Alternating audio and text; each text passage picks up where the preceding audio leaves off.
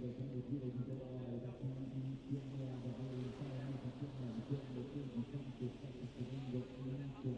Chiusura Rowling, come nel Plaza 2002, brasiliani tutti da vivere per l'esperienza di fare un'andatura sull'austriaco di super in grande sport di questa specialità del singolo per la prima e seconda posizione di prima vicenda in prima classifica Nuova Zelanda ed Austria. Gli altri sono ancora parlati, dovranno correre per recuperare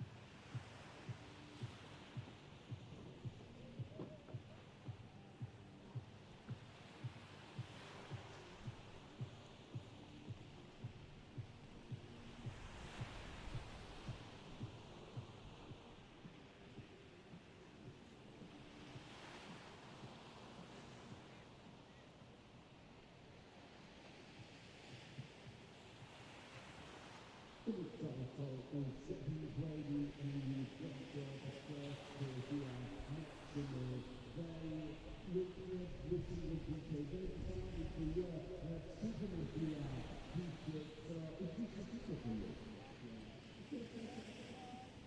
So what you're focusing on for this day? With you, maybe? How are you feeling?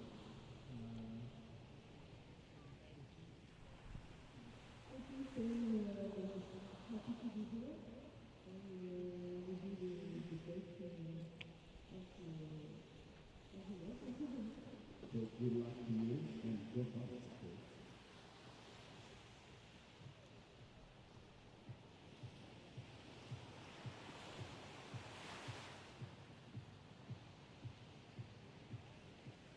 So I hope you spring break continues well in race of their own. As a rugby team, New Zealand last up one, EDL one in second, third place. Probably just finished the game now, a little bit ahead of where we are in the country, but and going to be coming across the finish line soon. Behind them, nicely spread out, nobody's giving a place away, fourth to sixth place, other than a major navigation error, but paying one up for a way from France too. So it looked to me that they were going to make up the top six votes and make it into the A final. It should be coming back in towards the finish line shortly. We're going to come back up the top and we're going to have it out.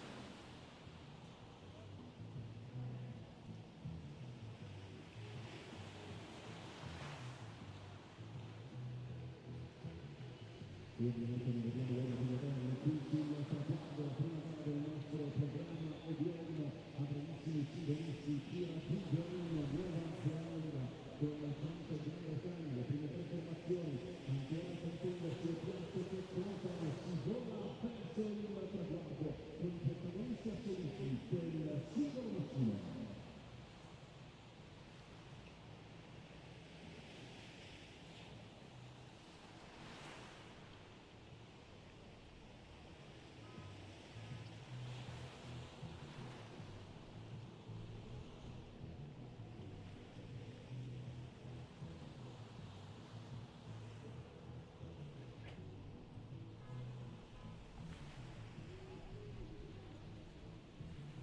And from the line here, the person for the fans and then solo, we can easily go New Zealand Fountain creating the first three goals crossing the line.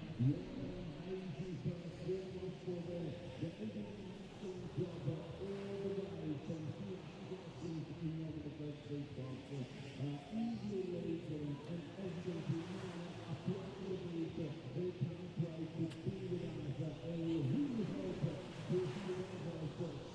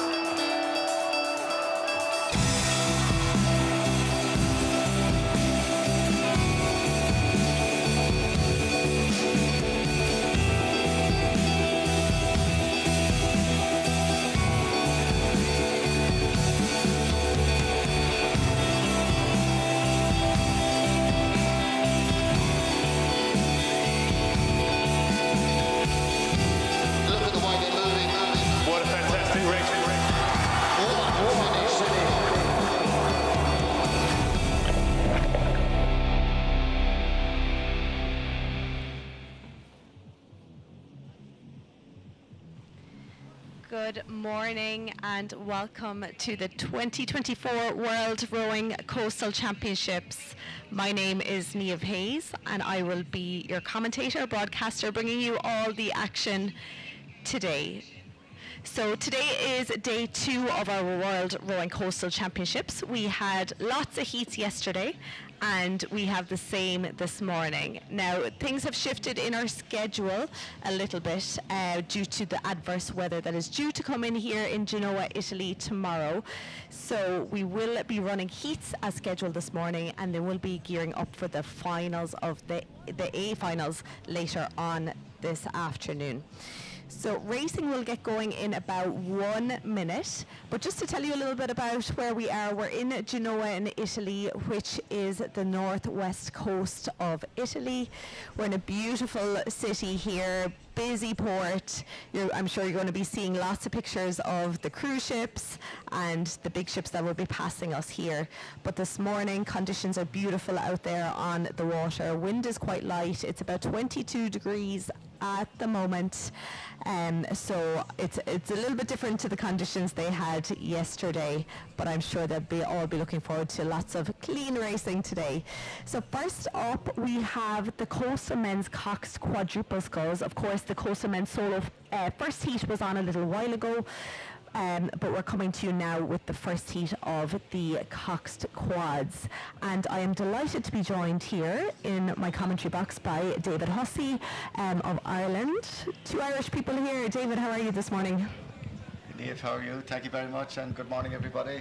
We're just watched the first heat of the men's solo there and we're in a fantastic position here, elevated. And the Cox Quad has just got underway in front of us here, the first heat of the Cox Quad.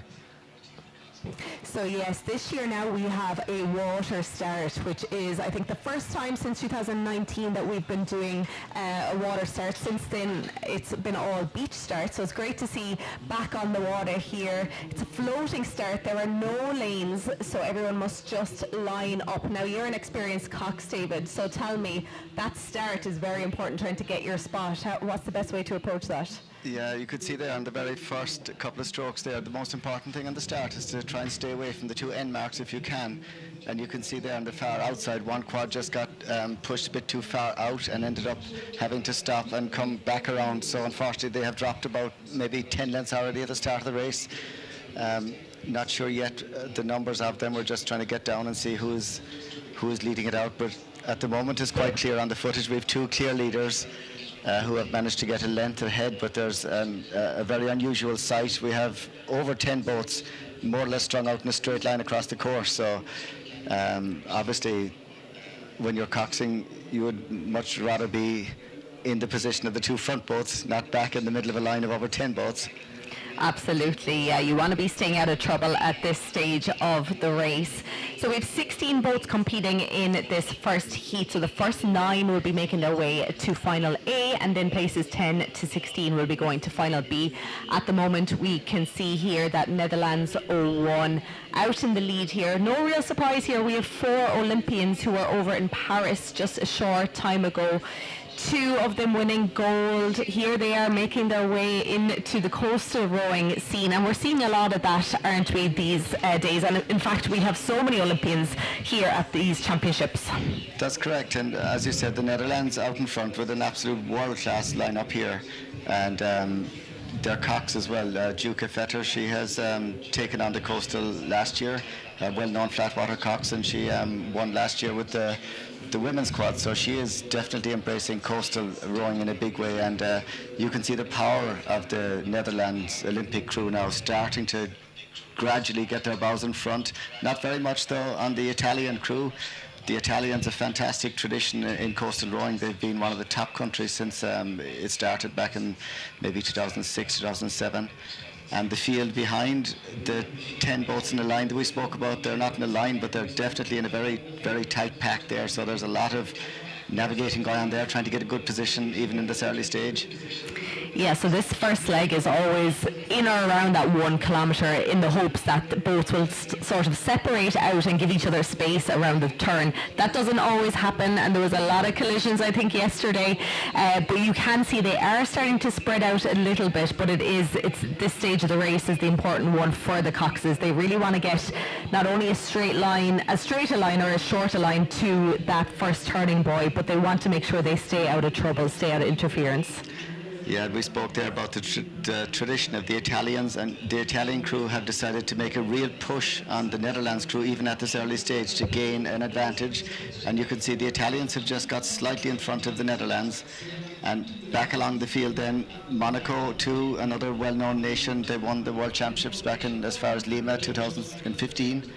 And the USA also have brought a very strong contingent to these championships, maybe up to 40 athletes. So there's some real quality up at the front of this heat already. It's hard to imagine it's only a heat. It looks like a final with the way these gentlemen are approaching it.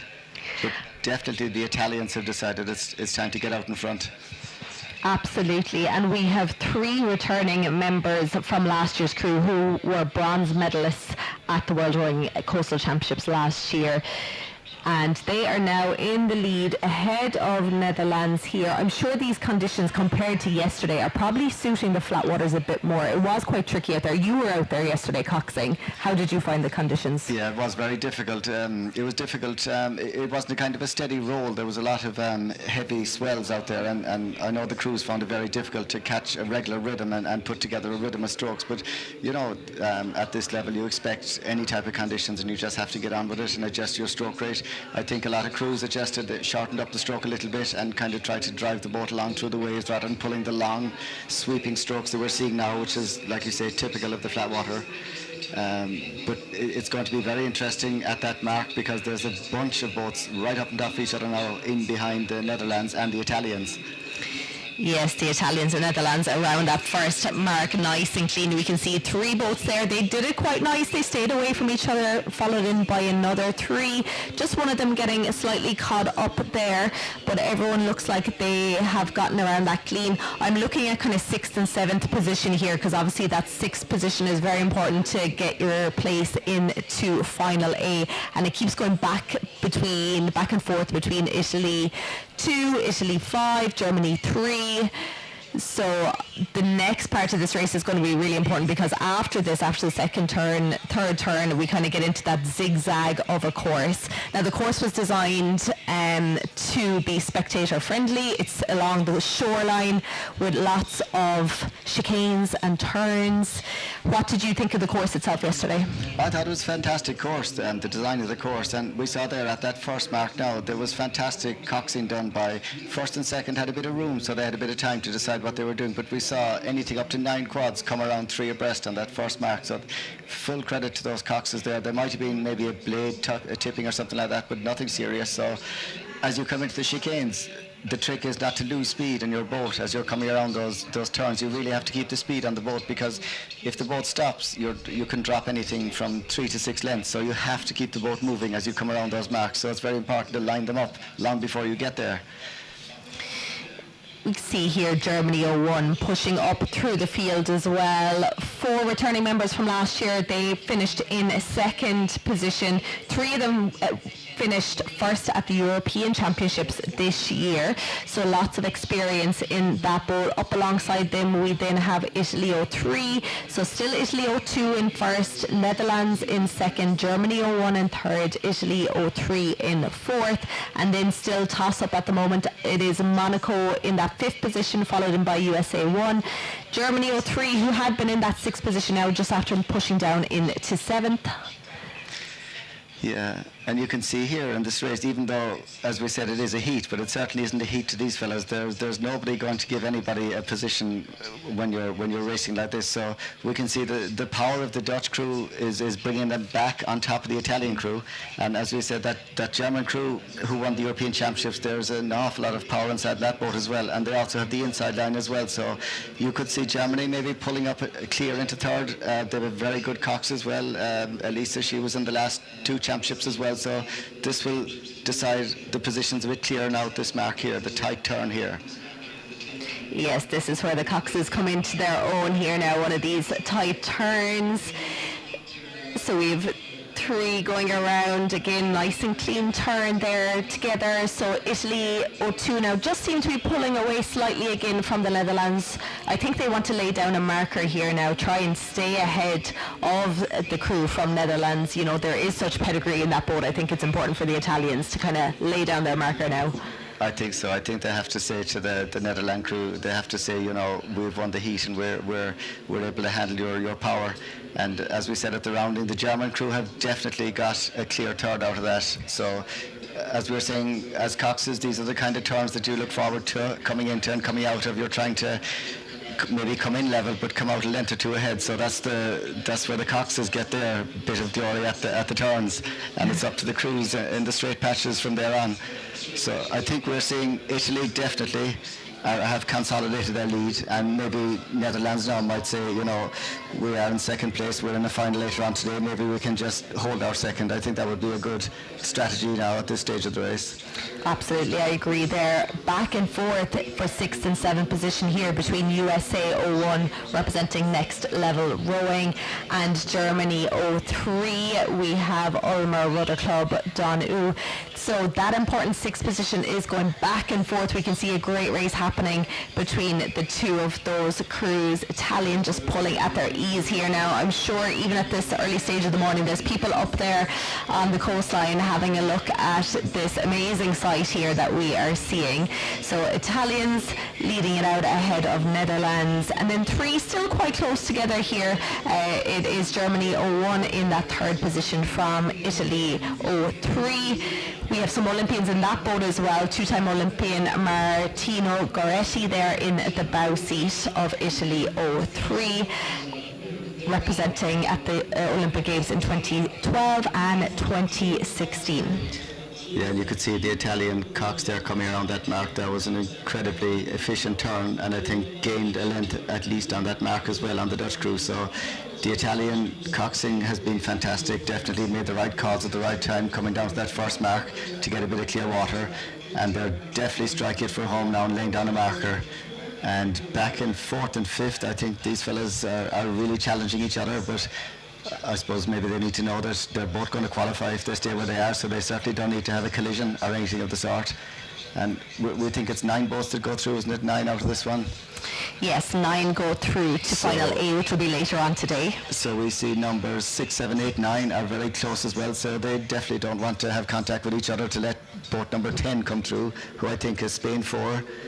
So it's important that they all realise the positions they're in at the moment. Now they're in the last, say, third of the race now, so it's hold your position, make sure you qualify and get ready for the final in the afternoon, rather than trying to, pull an overtaking manoeuvre which ends up getting stuck. We are seeing Ireland O2 there in that 11th position, Kilmac Simon Swimming and Rowing Club. You know those guys personally. They won the One Design, as we call it, in Ireland Senior Men's Championships just shortly ago. They're currently in that 11th spot. What are they going to have to do now to try and get into that qualifying spot for the A final? Yeah, this is a young crew. This is what you call a crew of the future now. You have two young lads just out of minors there, Aidan Crowley and Luke Nixon, and John Barry and Davin Jennings. They have a lot of experience in the double, and the Cox as well, Owen O'Neill. He's been at this for years. I think he's been rowing in the worlds himself for years and years. But what they really need to get back into this race is where the boats up front are starting to, possibly collide on the way into one of those roundings and take advantage of it. They're back a couple of lengths in 11th. I think they'd be quite happy with that, considering the quality of the heat they're in. I think this heat is a very fast heat. So, they may be able to take advantage if there's a collision between, say, 6, 7, 8, 9, as we were speaking about earlier.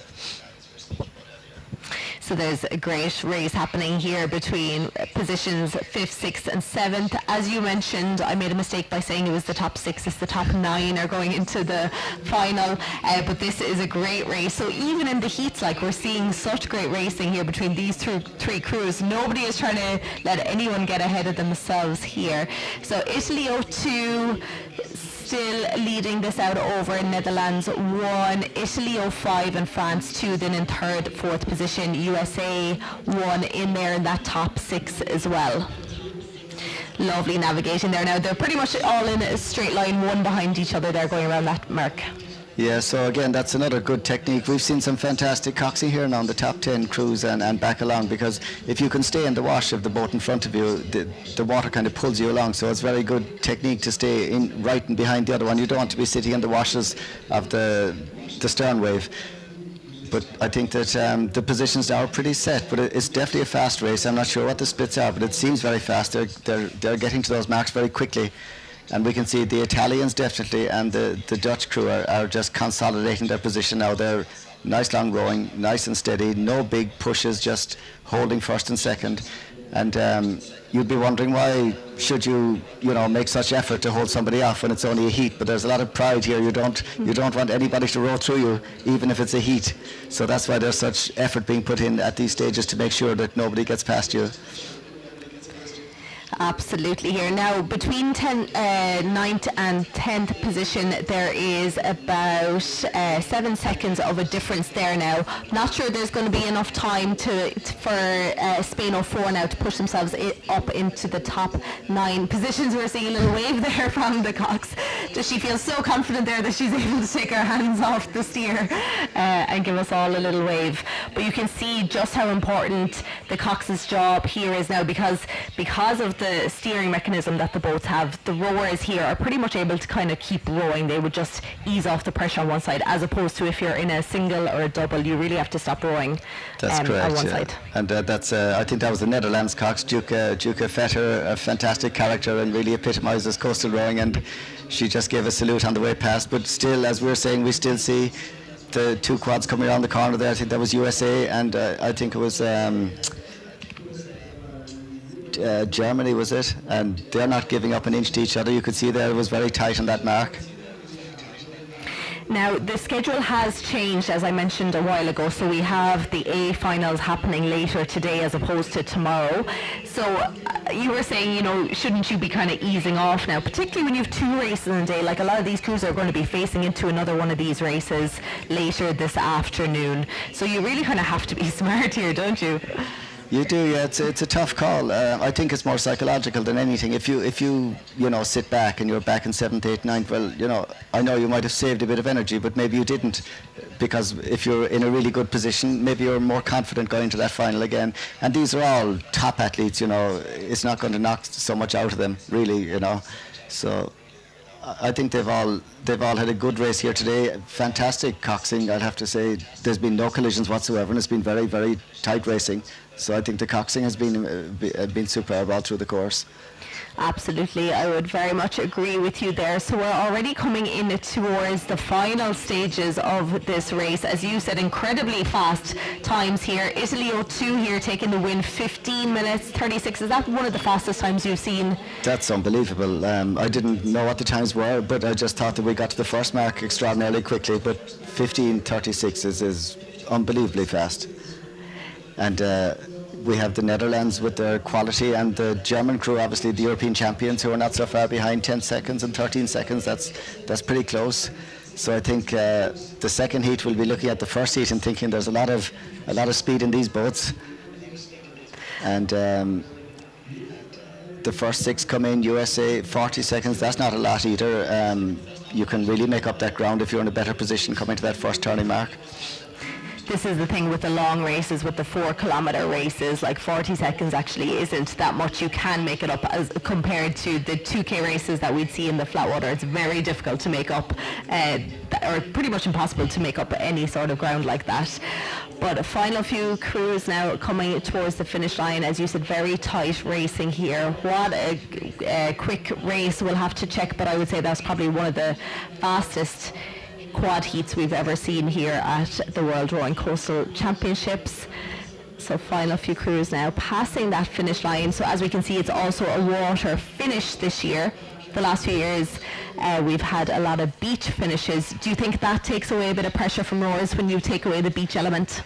I think the rowers are quite happy with the water finish, because when you're rowing and you're an athlete, you're completely focused on rowing, and it must be tough, definitely, when you're coming to the finish of the race thinking, I have to pull across my oars, and somehow now I have to run up the beach, which is alien to what I normally do. So I think the water finish, definitely they'll be happy with, but those times are phenomenal. So for example, 9th is Hungary, who make the A final. Their time would be, say, 16:30. That would be a winning time other years. So that's the speed that these boats are all travelling at. And even a very fast B final, we mentioned, I think Kilmac Simon are in the B final, but I would be more impressed with their time, more so than positions, because that's one of the fastest races I think we've ever seen at the World Championships. Yes, incredible racing. I'm sure the conditions have a lot to do with here this morning, as you can see from the pictures. Very calm here. Beautiful racing conditions here. So that was the Coastal Men's Cox Quadruple Sculls, the first heat of the day. Overall, David, were you impressed with this morning's racing? I think that was a fantastic race. Like we said, it looked like a final, so it was very entertaining, but that was a fantastic display of rowing and of coxing, and you could see there what it meant to the athletes to be part of that race. Conditions, like we said, there's a bit of a roll there, but nothing that's going to get in the way of the good long rowing that we've just seen there by these crews, and on the beach as well too. It's easy for these crews now to disembark as they come in after the race. Absolutely. Now, so that after that heat, the next one that we'll be moving on to shortly is the Coastal Mixed Double Sculls. There has been a slight delay on that one, so we'll be bringing you the action from that shortly. But well done there to the top 9 crews who made it into Final A. Everyone else will be racing in Final B. At the moment, that is scheduled for tomorrow, but a decision on those races will be made later on due due to the weather that is coming in. Now, David, you've been here for a good few days. You were out training there Wednesday, Thursday, and going by the photos, I wasn't here, going by the footage, it was quite rough. So do you think rowers will be glad to see these sort of conditions today, or would they have preferred more like yesterday and the day before for the finals? Yeah, I think, to be honest about it, I think it was a good call, definitely, to move the A finals to this afternoon.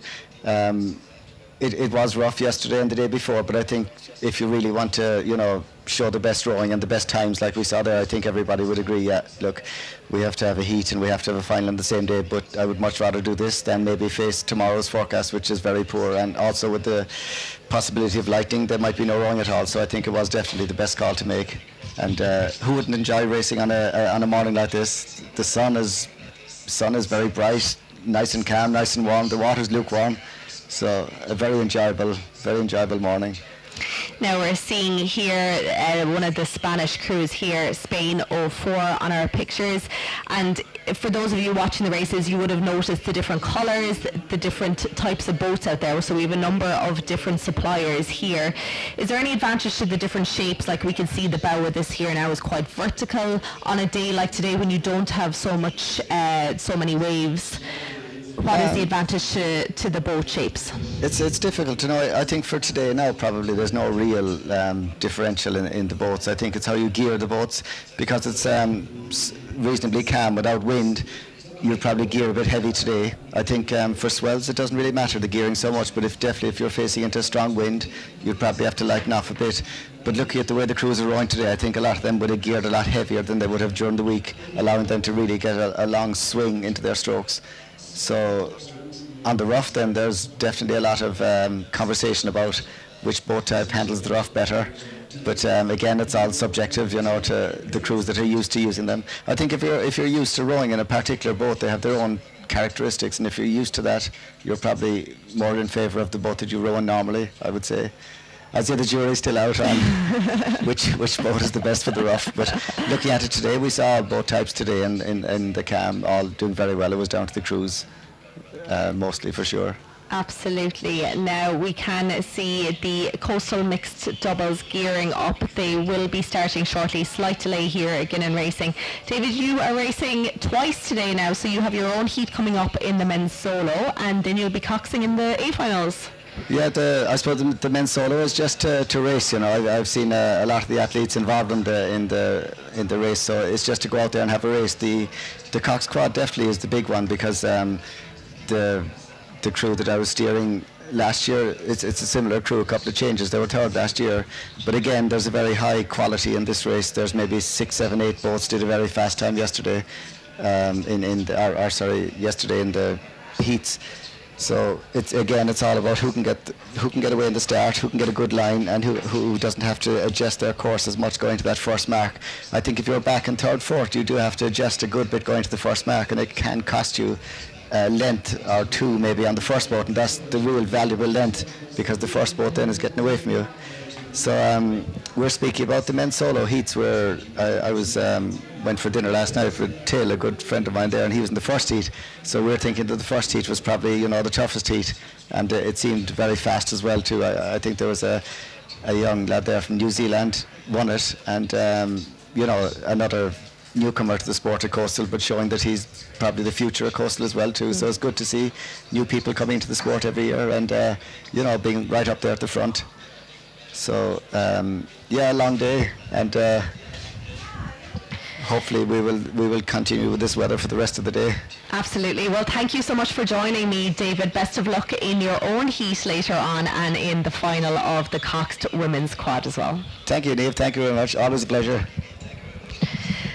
So next up on the schedule, we have the first heat of the coastal mixed double sculls. We can see them lining up here on the water.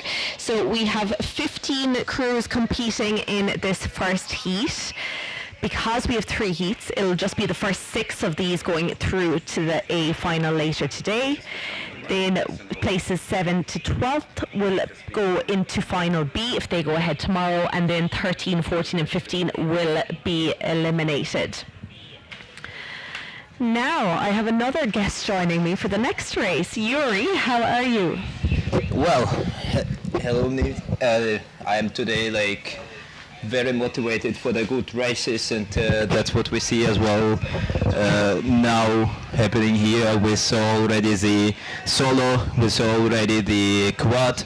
So as you see, the weather is just fantastic. It's a bit a shame that the waves are not that high, so there is a slight feeling that it's a bit too flat.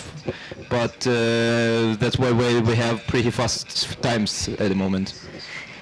Yes, so you were already out racing this morning in the men's solo, and I'm going to ask you about that in a second, but let's gear up here for the start of the first heat. Now, I'm not sure, we'll have to see if any boats were over that line. Of course, there is a penalty, a time penalty of 2 minutes if you start over the line. How did you find the water start? Because we're used to kind of beach starts the last few years. How did you find the water start this morning? Well, I would say that water start is pretty common, and the European Championships, they pretty often do the water start and not the beach start, so that is nothing new. And sometimes when the swell is just too strong, then it's understandable that it's better to do a water start, because you have much less potential collisions. But as you see that crews are trying to concentrate next to the buoys so not to get the penalty. By the way, it's very tricky to control that you're not over this line. I back to 2 years ago at the European Championships, I was thinking I'm about 5 meters behind, but after all I received a penalty, so I had to stay in the penalty box at the first of all at the finish. So you're kind of pushing all your race, and you're trying your best, and then you're just getting led to the penalty box, and yeah. That's somewhere you don't want to be. No. That's why it's just, I believe the best option how you can do a start is just without any collisions and not to have a false start. I think that is the best approach. So we're already 400 meters in here to the first leg of the coastal mixed double sculls, and with an early showing, it is the crew from Italy 01. So in this boat we have Niels Thor, who won a bronze medal at the World Rowing Championships just a few weeks ago and set a new world best time in the lightweight men's single. Here he is after moving over to coastal rowing, giving it a go. He is teaming up with Laura Mariano here. So they are currently leading it out ahead of, it's a toss-up between Spain 3 and France 2 at the moment. So nice quick start here. We're already halfway down towards that first turning marker. As we see here as well, a presence of the Polish crew, Zawojski Maciek and Zawojski Agnieszka, that Maciek was racing with me in the single later at 8 o'clock, and now he's already performing with his wife in the mixed double. So that is a very interesting draw, I would say, because he just came back, was pushing hard, I would say. I mean, he, of course, sparing some powers for the final and for the mixed double heat, but as we see that the opponents are very strong in this field, and we see how tight are the boats at the moment. Yes, it is still Italy 01 powering it out. Spain 03 then, Patrico Rogas Aznar and Amanda Gil Camacho. Fourth last year at the World Championships, so they just missed out on a podium position. So they are making a mark here now as well, trying to get into that leading pack.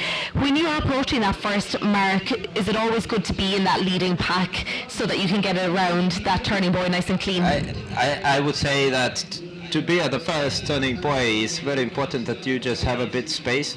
I personally made a bit of a mistake because I went too wide, and then you're just losing unnecessary meters and unnecessary time because the guys are just having a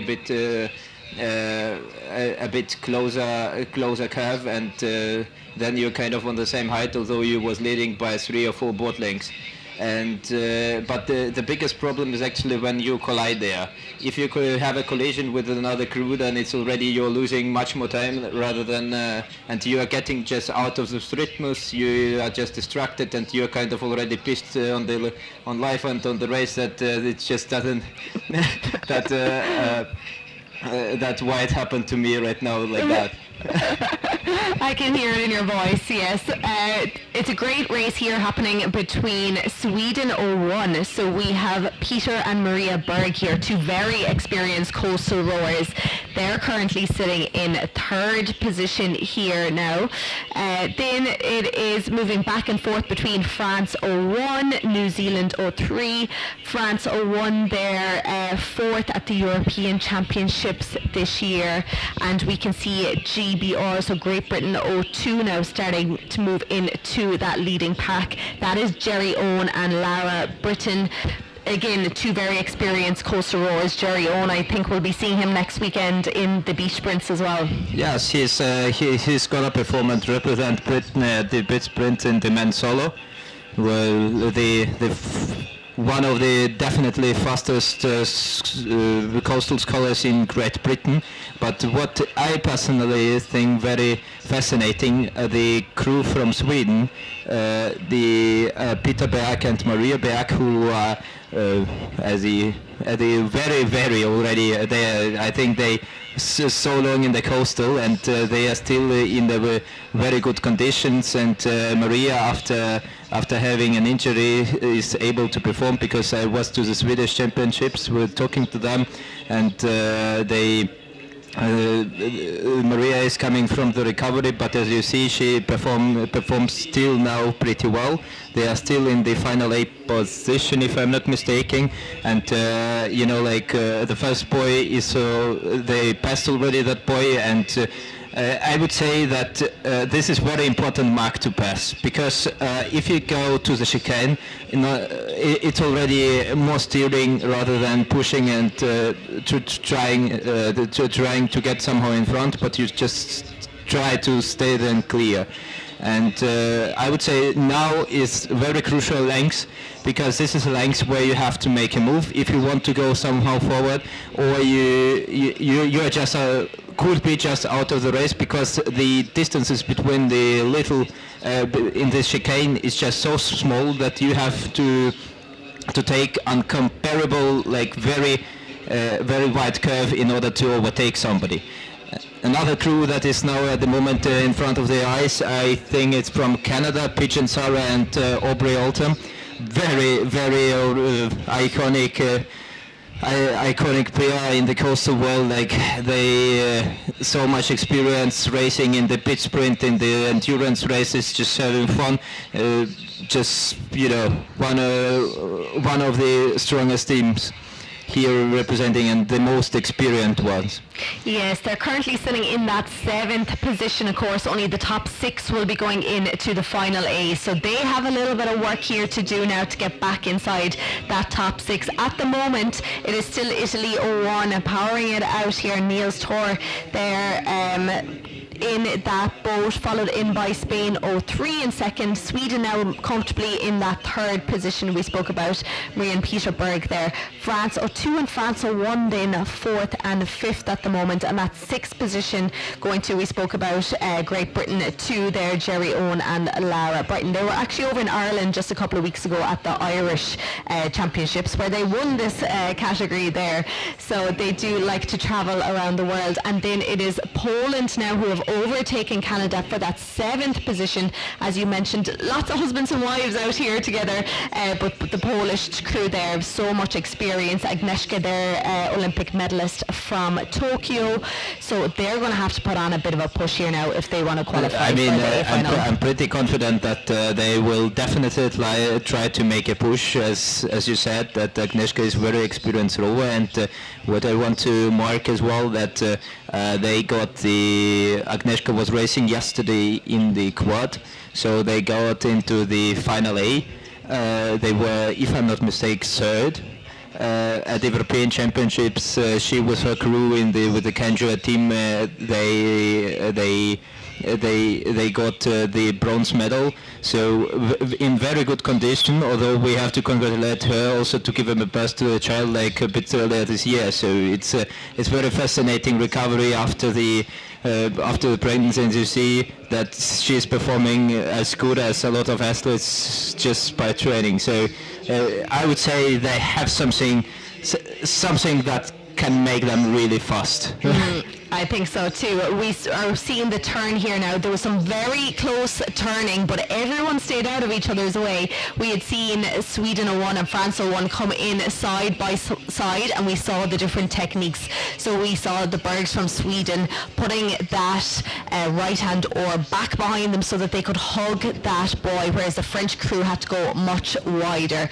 Now, Yuri, you are used to rowing the men's solo, but you've also done the mixed double numerous times at various championships. Yeah. Do you like rowing with someone else? What's the difference between that and the solo Well, boat? for me it's a bit more logistic question, because I kind of go around, talk to the people, and not really caring that much of the races. And I can imagine if I'm with a partner, then definitely my partner gonna say what is he doing, because we have races a bit later, and he's all the time standing talking to some random people or to his friends, whatever. And so I would say this is just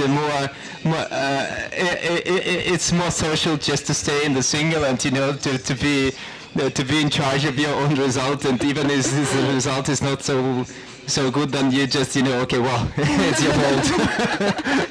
You've no one depending on you, basically. But it's like, it's not about even coordinating in the boat, but the whole logistic, the warm-up, when you arrive to the course. I mean, because I travel also by myself pretty a lot, I have like my own routine, and like my own times that only I understand, and like arriving, let's say 15 minutes before going on the water, and not just already being an hour before. It's you have to find a partner who can do exactly the same thing as you, so it's just a bit more complicated. So back to the action here now, and Italy 01 still powering it out now. 11 seconds of a lead here with 1,500 metres to go. It's really after opening up and spacing out here now. There's a bit of a close turn here, 3 boats going around together here now. Sweden 01, we have France 02, France 01, Great Britain 02 still in that all-important position. Poland 01 now coming in. They have about 10 seconds to make up here now if they're going to want to get into those top 6 positions. But it's interesting to see the different techniques around the turn. Some people just keep rowing and ease off the pressure on one side, whereas others put the blade in the water and put the handle behind them. What's your approach to the turns? Well, because I row just a bit more in the beach sprint, so I prefer just to break. But I can imagine that there are a lot of really elite endurance racers that manage just to go a bit better just by rowing with one oar. I personally think that it might be faster not to break. It might be faster. And that is something we see also the best crews, what they are doing. But after all, it's like how you feel yourself the most comfortable in the race, and how you feel the boat, and if let's say it just gives you a bit more security that you're gonna make then a better line for the boy, then just do it. Like there is no direct way to success. You can row as you wish. Yeah, I think it's important in this sport in particular. You have to be adaptable. You can't just go out there and say this is what's going to happen, because you don't know who you're going to meet at the turn. So you always have to be adaptable. But we're seeing here crews coming in towards the final stages of the race. Top 6 have not changed. The rest of the crews from 7 to 12 will be aiming for the B final, which are scheduled to take place tomorrow, and the final 3 places then will be eliminated. But at the moment it is still Italy 01 in the lead. I spoke about it with David in the last race. When you have that much of a lead, is it important to just do as little as possible to conserve your energy, or do you think they're still going to race right till the finish line? I think if you just if you're trained enough in general, you don't have to push like 100%, but if this stroke rate, let's say you feel comfortable with your partner, then just let it go. Just keep it moving, and it gives you also additional mental security for the final as well. And it doesn't have to be like very physical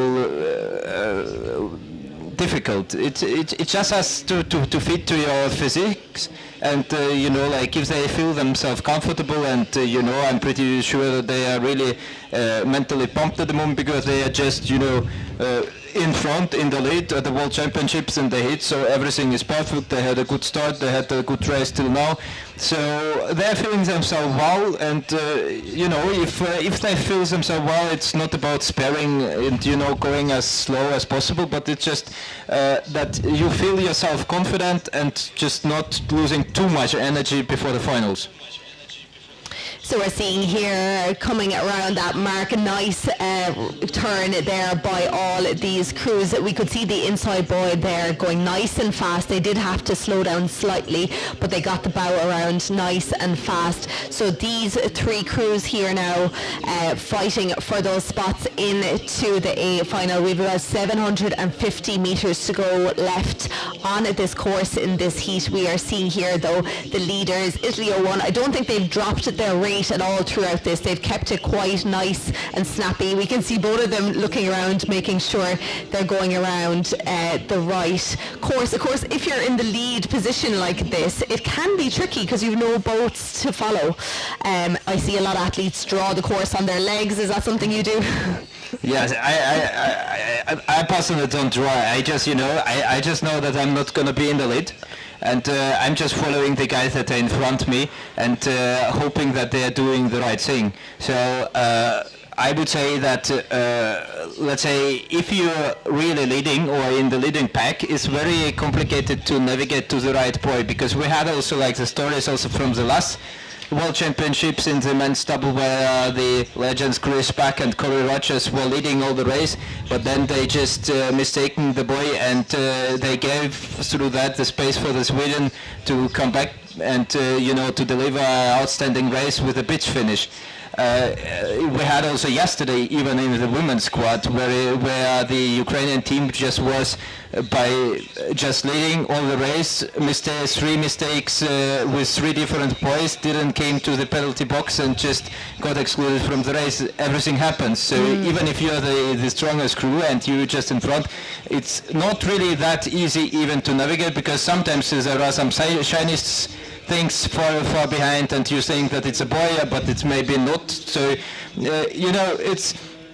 it's just challenging. Even to lead is pretty challenging, and if they just make a mistake and just mistaking one boy or miss out the boy, it can just cause them to go to the final A. So the most important, I think, for the leading crews is, of course, just be careful, just stay focused on your navigation, just keep the rhythms, and just enjoy the race. I think enjoying the race is very important, and how can you not enjoy it on a day like today here in Genoa? We're looking at the Spanish crew here, Patrico Rogas Aznar and Amanda Gil Camacho, just missing out on the podium last year, finishing fourth at the World Championships here now. So we're just coming into the final stages of the race here now. Italy 01, we have Spain 03, and then great race happening here. France 01, France 02, Great Britain, looks like Poland have moved themselves up as well. So we're looking here now. I'm not sure where the Italians I'm to be honest, it might be a mistaken GPS, because I think that the Italians were in front, no? They were absolutely in front. I'm not sure if they went wrong in those stages. We didn't have the pictures here, but it is showing that Spain 03 have won that, followed by Sweden 01, France 01, France 02, three boats crossing here together, Great Britain 02. And let's see who gets that all-important sixth position, but that was some really great racing here at the finish. It looks like Poland is going to make it. Yes, they're crossing the line in 6, so they... But where is Italy? That's what I'm saying, that So we'll just wait for confirmation on those positions, but we did see a really strong finish there from the Spanish crew. Spain, of course, have been very successful in this category over the years. Particularly Ander Martin has been involved. He's won many World Championships in this category.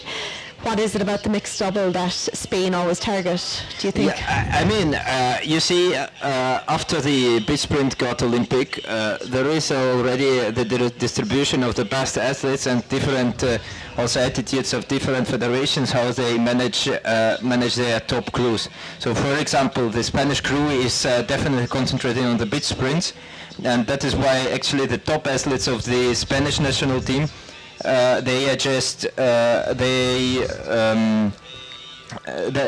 are not competing at the endurance race and saving their energy and preparing only for the beach sprints.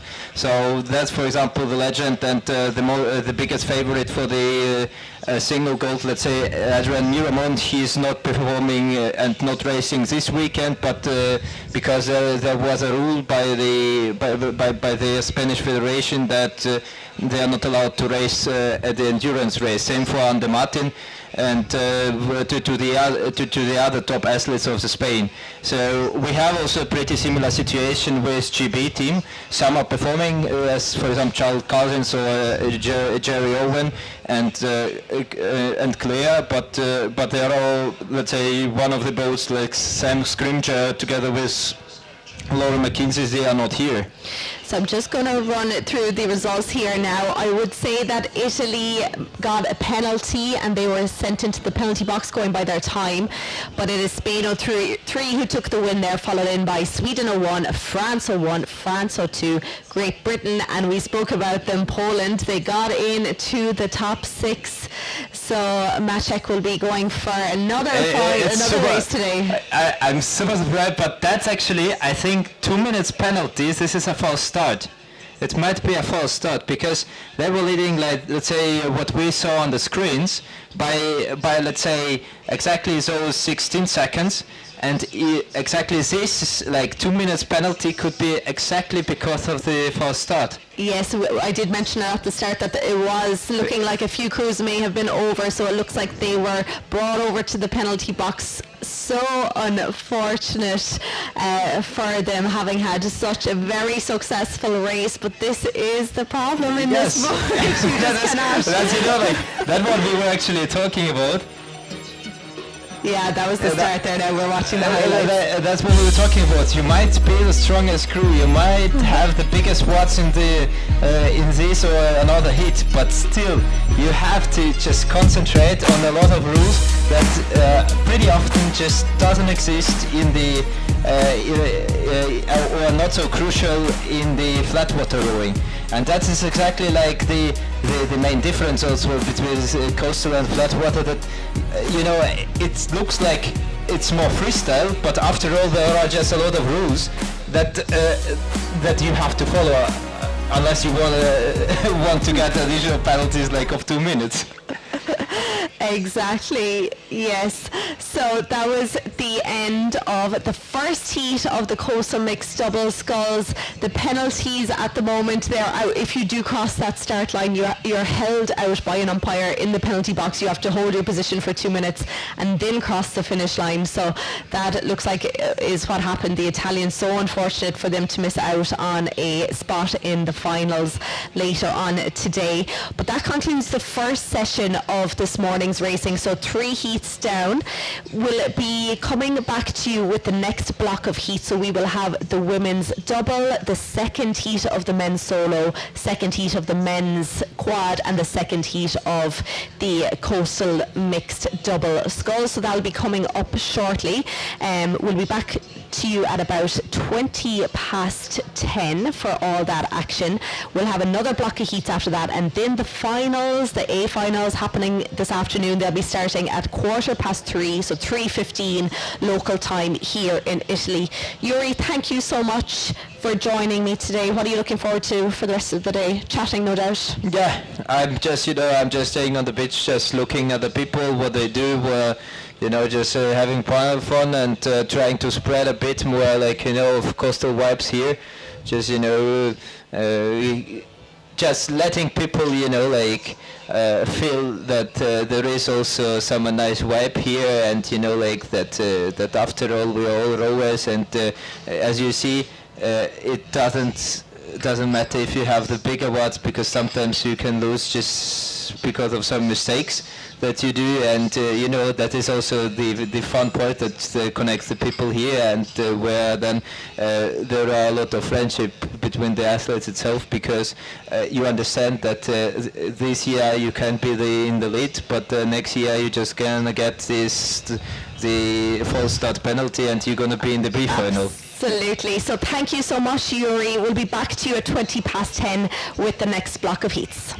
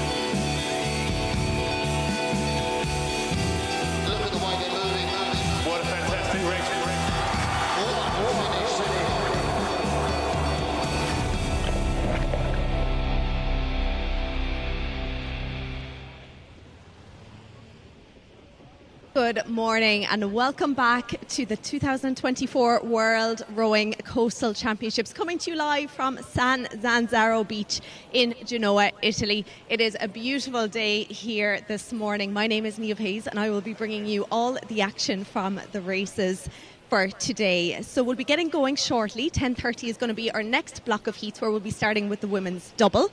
Then we'll have the remainder of the heats in the men's solo, the men's cox quad and the mixed doubles. And then we'll be moving on to the A finals later on this afternoon. Of course, there's been a change of schedule. We've moved the A finals forward from tomorrow because of adverse weather conditions. So we'll be bringing you those exciting races later on this afternoon. As you can see, the beach is packed here. Boats are getting ready, gearing up for the first few races. So I will be bringing you the action shortly.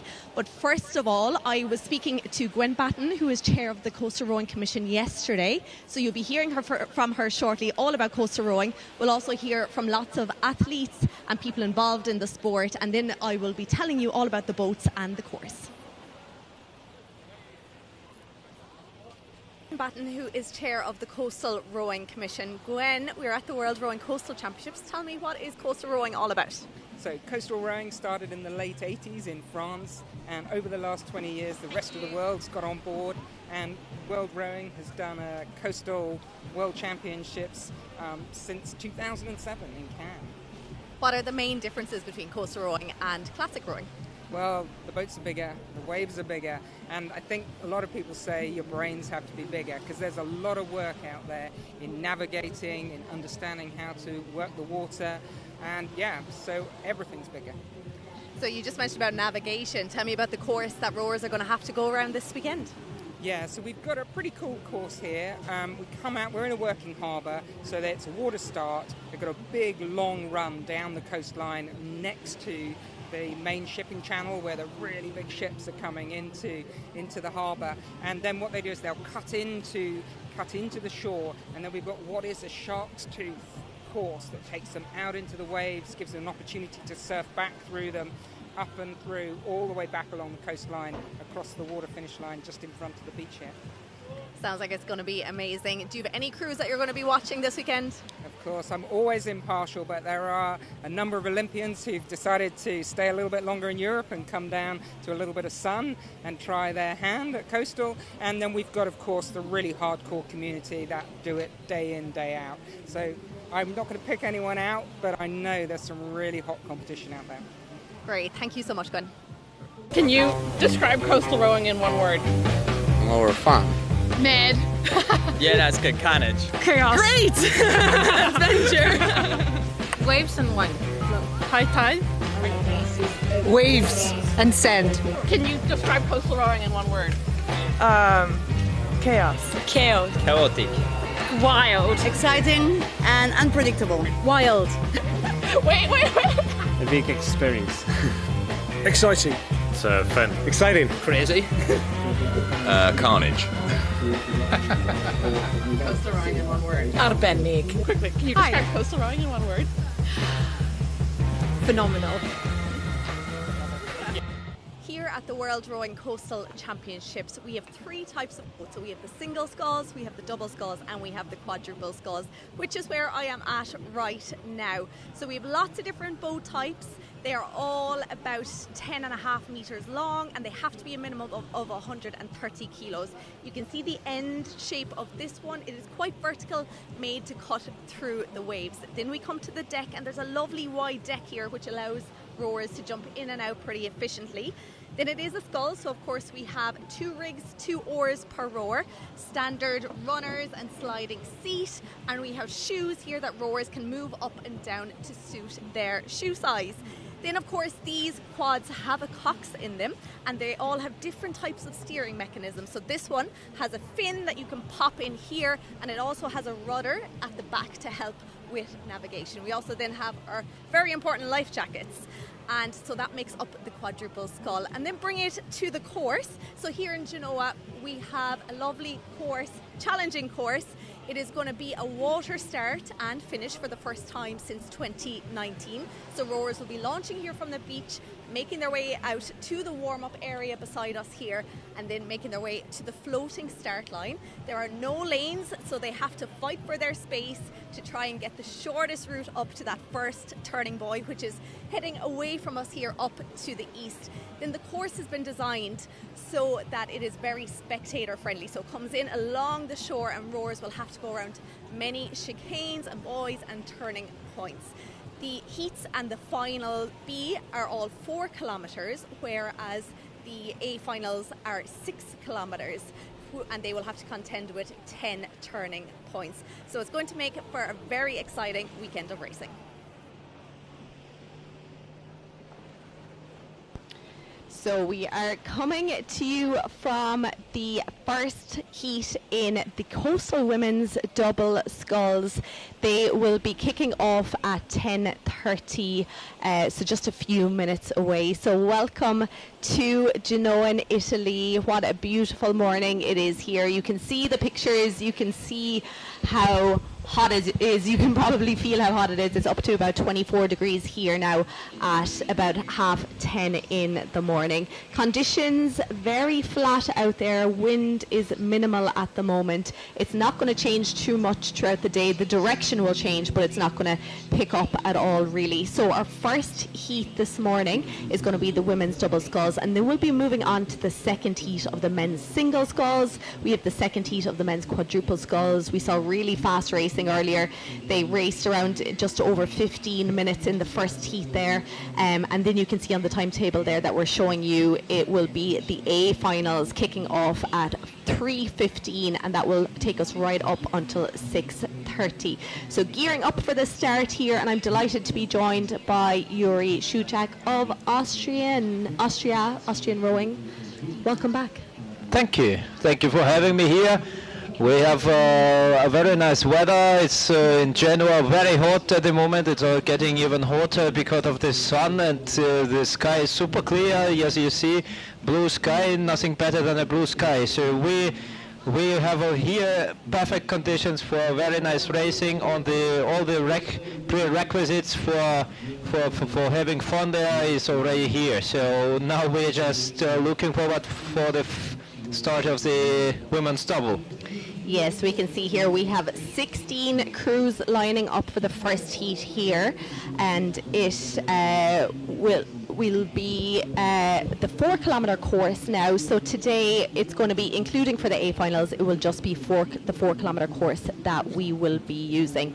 Now it is the first time that we're using a water start since 2019 back in Hong Kong, so boats are having to get used to that floating start again, and we saw just before the break how unfortunate it was when you cross that line too early and get that 2-minute penalty. Italy, who had been winning the mixed double heat, they were knocked down out of that A final position because they crossed the line too quick. So I can see them, they're all being quite reserved here, Yuri, as they line up for the start. They decided already to be a bit more careful. As we see already, all the boats are holding a bit behind. It also, with a water start, it's a bit more tricky how not to get too much water in the boat, because there are always like this little swell that is coming in, coming out, and you don't really want your boat in the first strokes to be super heavy, full with water, and that's why there is always a tactics that you just rotate a bit more the boat, a bit more right, but the main reason is just to keep it in motion so the water doesn't go inside the boat from the behind. Now, you were out already this morning, Yuri. Is there a good position to be in? Do you prefer to be on the outside lane or the inside? Of course, there's no set lane, so you can position yourself wherever you want. Is the middle the advantage, or is there any real advantage? I would say personally that where there are not so many people, it's actually the best, because this is the smallest probability that you're gonna crash. And now we have the start. Yes, we have at the start here. Looked like everyone was off clean. They all had enough space between each other here now. So there is a lot of experience in this field. I know one to watch here will be Netherlands 02. We have Caroline Florin, first at the Olympics in the women's single. She's made her way over to coastal rowing. She's already been in the quad here. I'm sure she'll be happy to see the conditions here today. Well, I'm pretty sure that those conditions are very good for her. She's a very good endurance athlete. I was talking to her. She likes actually the endurance trainings and as well. Like she had the power, she had the mass, so she had the watts. She gonna definitely perform very well, and she's rowing together with Marieke Keizer. She was former lightweight athlete, Holland athlete 2016. She was world champion in the under 23, if I'm not mistaken, lightweight single, and now she's trying her comeback in the rowing through coastal, and if I'm not mistaken, she's also going to be representing Holland in the pit sprints next week. Yes, we're seeing lots of rowers go through all the disciplines: flat water, coastal rowing, the beach sprints and indoors, of course. So in this heat we have 16 competing. The top 9 will be going into final 8. Places 10 to 16 will be heading to final B. At the moment it is 2 crews from Netherlands and 2 crews from Italy are up at the top of the field here. At the moment it is that crew from Hollandia Roy Club, Caroline Florin, Marek Keizer. They're in the lead. They're just ahead of Netherlands 03. Also from the same club, we have Lynn Van Aanholt and Claire de Kock. Then it is Italy 01 currently in 3rd position, Arroyo Spirito and Martina Fanfani. And then Netherlands 04. We have 3 Netherlands crews there in the top 4 at the moment. And then it keeps changing here. We have France 01, Ireland 01 and USA. I mean, the Dutch, they brought the top people to this event because just to see how gonna perform the top Olympic athletes in the coastal conditions, and as we see and as we saw even yesterday in the men's double, together with Finn Chlorine, the brother of the Caroline, they won their heat and they were pretty in front. So as we see that very strong crews here, very strong. Very strong. We saw a little bit of a wash there. I'd say that's probably the most excitement they're going to get in terms of conditions here over this race. Small bit bouncy, but it's nothing major. Of course, this is a very busy port. We have big cruise ships. We have a lot of sailing boats out there not on the course, but passing by. So it is inevitable that there will be a little bit of wash coming on to the course. But this is a massive lead already from Netherlands 03, who are now leading it out ahead of Netherlands 2. Italy 1 there, still pushing them, as are France 1.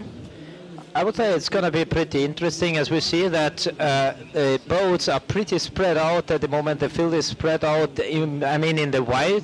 So how they going to actually arrive on the first buoy, because there is a slight feeling that some crews that are on the left, that they're going a bit too far inside, and the crews that is a bit more outside, they might have a bit too wide curve. But in the widest position, like on the right, we see the team from Austria with Chiara Kalama and Johanna Christoph.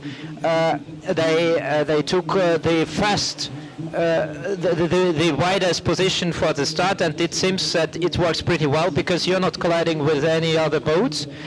Well, as you see, the motorboat waves are just getting a bit in the way, but they already steering in the right direction. And as we saw already, the fast buoy is already about like 400 meters in front, and all the crews are already starting to get even denser and denser in order to try to make it through the fast buoy.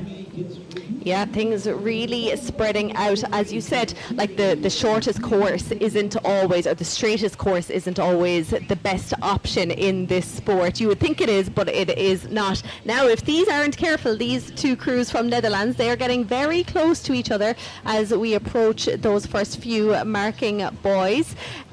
Do you think this is a strategy, or do you think one is trying to overtake the other? Well, sometimes you don't really want to to watch just too much behind, and sometimes it just happens that the boats are just getting a bit closer than they should. But those are both leading crews. It would be very pity if they're gonna crash into each other and through that take maybe each other's lead.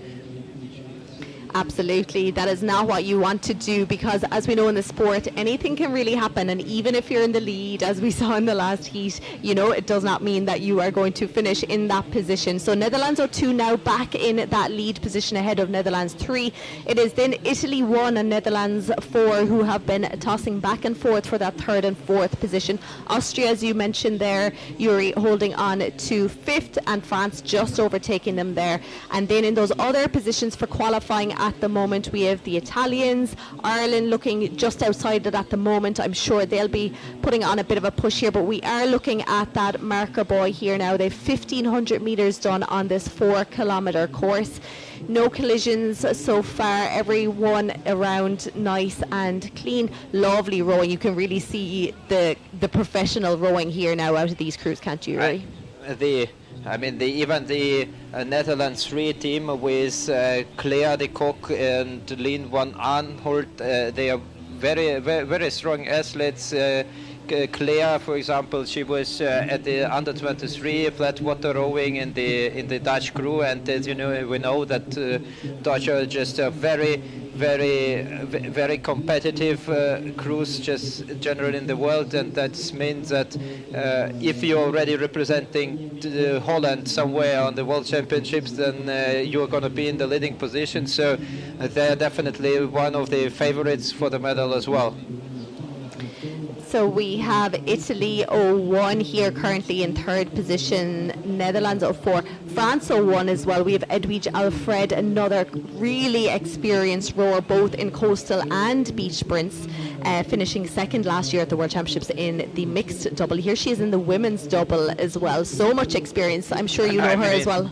Of course, Edwige Alfred, I would say that everybody who is competing at the coastal stage, they would know Edwige, because very experienced rower from France. So many medals at the world and the European stages, and she's just a legend. That's for sure.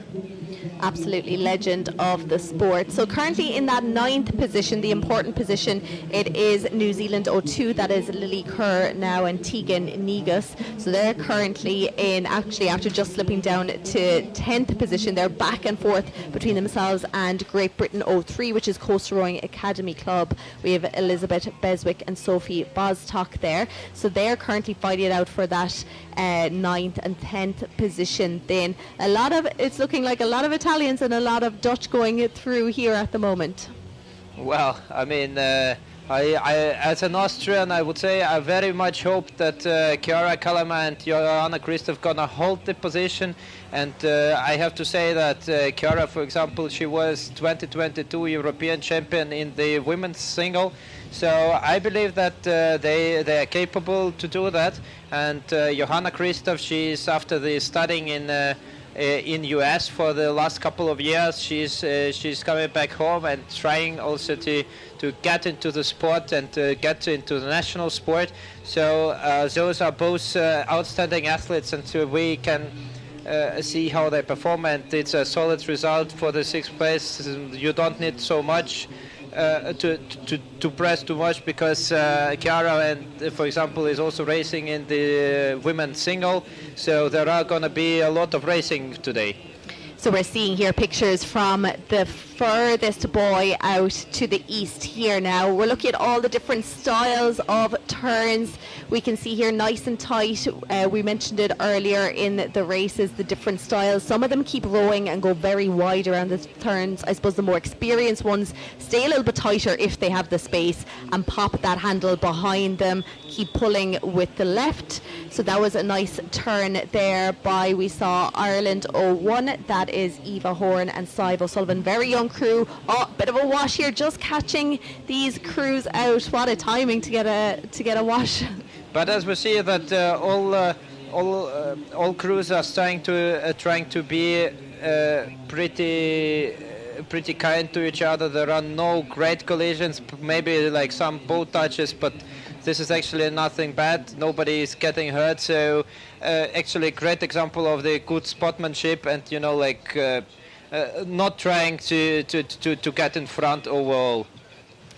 Absolutely, yes. We did see yesterday in some of the heats, conditions were very different, but there was quite a bit of interference going on. Quite a few crews excluded from finals because of causing interference. So I think people are just being a little bit safe today, making sure that they don't get any penalties and don't get excluded. I would personally say that today is just a bit different conditions. Today is a bit, easier to row, and it is definitely a completely different day in comparison to yesterday, because if you're already kind of playing with your nerves and you cannot really make it into the water, then you're getting a bit pissed, but still trying to get somehow in front, try to hold your position, and then if somebody comes closer, then the emotions are just hitting back, and sometimes it just happens that then the collisions happen, that there is interference, and sometimes even just random interference, so not really even on purpose. Yeah, so we saw lovely drone shots there of the final part of this race, the final kind of 1,500 meters or so, which is a complete zigzag of a course. So we were talking earlier, you said about the first two legs, because they're so kind of long and spread out, that's really where you want to get your racing done, because there's not too much space here to do a lot of overtaking. Definitely. I mean, as you see now that the crews are already going one after another, and you can imagine how much what you have to pull more if you want to get in front of the other boat. And at this stage where already everything kind of starts to hurt, and to find these watts to overtake, this is already very challenging. And the water conditions today are not so unexpectable as they were yesterday. So, for example, somebody loses an oar or somewhere just got drifted by the wave. Today is a bit more constant racing we're experiencing now, and that is why it's just there is less room for mistakes. There is, absolutely. So a few crews now going around. We can see Great Britain 03 there. That's Elizabeth and Sophie, we mentioned, from Coastal Rowing Academy Club. Currently in that 9th position, really important. They're battling it out with Great Britain 2, which is Coastal Barbarians, Norwich, Rachel Palmer and Amanda Benson Scalies. So still a bit up for grabs here at the moment. No change up the top. Still 3 Dutch crews there. Netherlands 2, Netherlands 3 and Netherlands 4. Italy 1, Italy 2 and Italy 4. And of course Austria still holding their own there, as well as France 1. And then it's between, it looks like, Great Britain 3, Great Britain 2 and Ireland 1 for those final qualifying spots. Well, I was also last week in Rotterdam racing together with Claire de Kock in the mixed double. So she's kind of new to the coastal, but she's trying her best. And as we see that she is already in the lead with the top level coastal crews, and she's pretty young and delivering already outstanding results just behind their colleagues from Dutch. So it's amazing performance we see from the Dutch crews. Incredible performance here. Really close racing here between Great Britain 3, Great Britain 2. Not much separating them. So as we come into the final stages of this race now, there is going to be a bit of a battle here for those final qualifying spots. Netherlands 2 there now. We can see them just skimming the water, trying to slow down the speed. And we're talking about the navigating of the course. It's quite a nice course to navigate, but when you're in the lead, it's always a bit scary, I think, because you're not sure, you have no boats to follow. But these 2 rowers here from Netherlands 2, looking like they're experts at it at this stage, and they're quite new to it. Well, that's something I wanted to say, just where there was a close-up. We see how often actually the bow seat has to turn around just to see the buoy, just to make maybe little adjustments to catch the buoy, because it's very, very difficult if you miss the buoy and then to go one way around or to go back. That is why we see that the bow seat is maybe every 3, every 5 strokes are trying to adjust their line, or just to see if the line is actually still good or not. So we're seeing the finish line here. We're seeing the beach coming into view here now, coming up to the final few turning markers here. Netherlands 2, and as you mentioned, looking over the shoulder both sides to make sure they're right on course. Netherlands 3 in second position, Italy 1 in third, Netherlands 4 in fourth. Then we have France 1, Austria 2, and then still going to be a battle right till the end here as they come into the final 700 metres or so of this course. I feel like this is going to be another fast time. We saw the men's quads earlier finishing in about 15 and a half minutes. It looks like this is going to be another fast time as well. I mean, don't forget that this is maybe one of the strongest teams that we have here in Genoa representing Holland team. So with a very top athlete, with a lot of watts, with a lot of power, so you know, why not to expect that they're gonna be super fast? Absolutely. Now, of course, when they're so used to flat water, I'm sure they woke up this morning, looked out their windows, and they were very happy to see the flat water here. Definitely. Do you think the more experienced coastal rowers are a bit disappointed that it's not as I'm tough pretty as sure, the last few days? You know, even me, I was kind of a bit sad looking out and going to the course as I saw the sea. It was just super flat, and I knew that the bigger one's gonna win at this race today. And you know, like for the smaller guys, for more agile, it's a bit disappointing to see that kind of the sea. And but as we see now, that there is not only comes to the watts, because the most experienced crews like France 1 with Edwick, they're just performing same well. So yes, what comes to the, let's say, leading positions, there is a difference. But after all, like making to the final, it's like making. It doesn't matter if you have the biggest watts or you are the most experienced. You're gonna, like, if you're capable to row in the sea, in this boat, to move this boat, you're gonna do it anyways. Absolutely. Looking at Netherlands 02 here now, again still leading it out. I'm sure those that'll be racing in the second heat later on will be taking a close look at these times here now, trying to see if Netherlands 02 will be the fastest crew out of all these heats or not, but looking so solid here, doing a lot of looking around, as you mentioned, just to make sure they are right on course here. Still Netherlands 3 in second position, and it is still Great Britain 03. Sorry, as I say that, it's going back and forth between 02 and 03 there for that final qualifying spot. But well, we saw just now how clean rowing looks like for Caroline Florin and Marika Kaiser. Very nice hang in the catch. So just keeping it relaxed, just moving the boat forward directly to the finish line. Absolutely, and it is a water finish as well. We've been seeing beach finishes the last few years, but it is a floating water finish again this year. So there we have Netherlands 02 finishing in a time of 18:08.05. Quite a bit between them and the second place crew. That is going to be Netherlands 03, and then quite a few boats here now coming in close together. I would say that's gonna be very interesting to look the finals later today, because I'm pretty sure that the Dutch crew number 3 gonna trying to make their move. I think starting from the start and trying not to get Caroline and Marika just go too far away. They found already like these strategies, and I think that they could perform even better later. But very solid performance from the Dutch crew number 2 with Marika Kaiser and Caroline Florin, just showing that they are dominant and they are right to pretend for the medals later this day.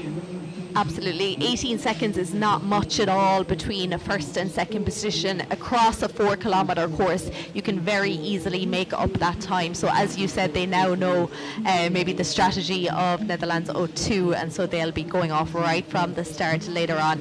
Other crews then in qualifying spots, we have Italy 01 in third position, Netherlands 04. So they have 3 crews in those final spots. Then France 01 in fifth position, Austria 02 in 6th, Italy 02 in 7th, and final few qualifying spots up for grabs here now. I can see Ireland coming into view here now, but it is Italy 02, Italy 04, and it is Great Britain 02, so Coastal Barbarians Norwich, who got the better of Great Britain 03 there. So they're your top 9 heading for the A final. We congratulate all the crews that made it to the A final and to the B final. There are going to be very tight racing, I believe, in the finals. And here are the overview over the results. So, yeah, very great. tight races. Very tight races. So 3 crews from Netherlands, 3 crews from Italy. We have France 01, Austria 02, and Great Britain 02. Do you think the Austrians will be happy with that performance?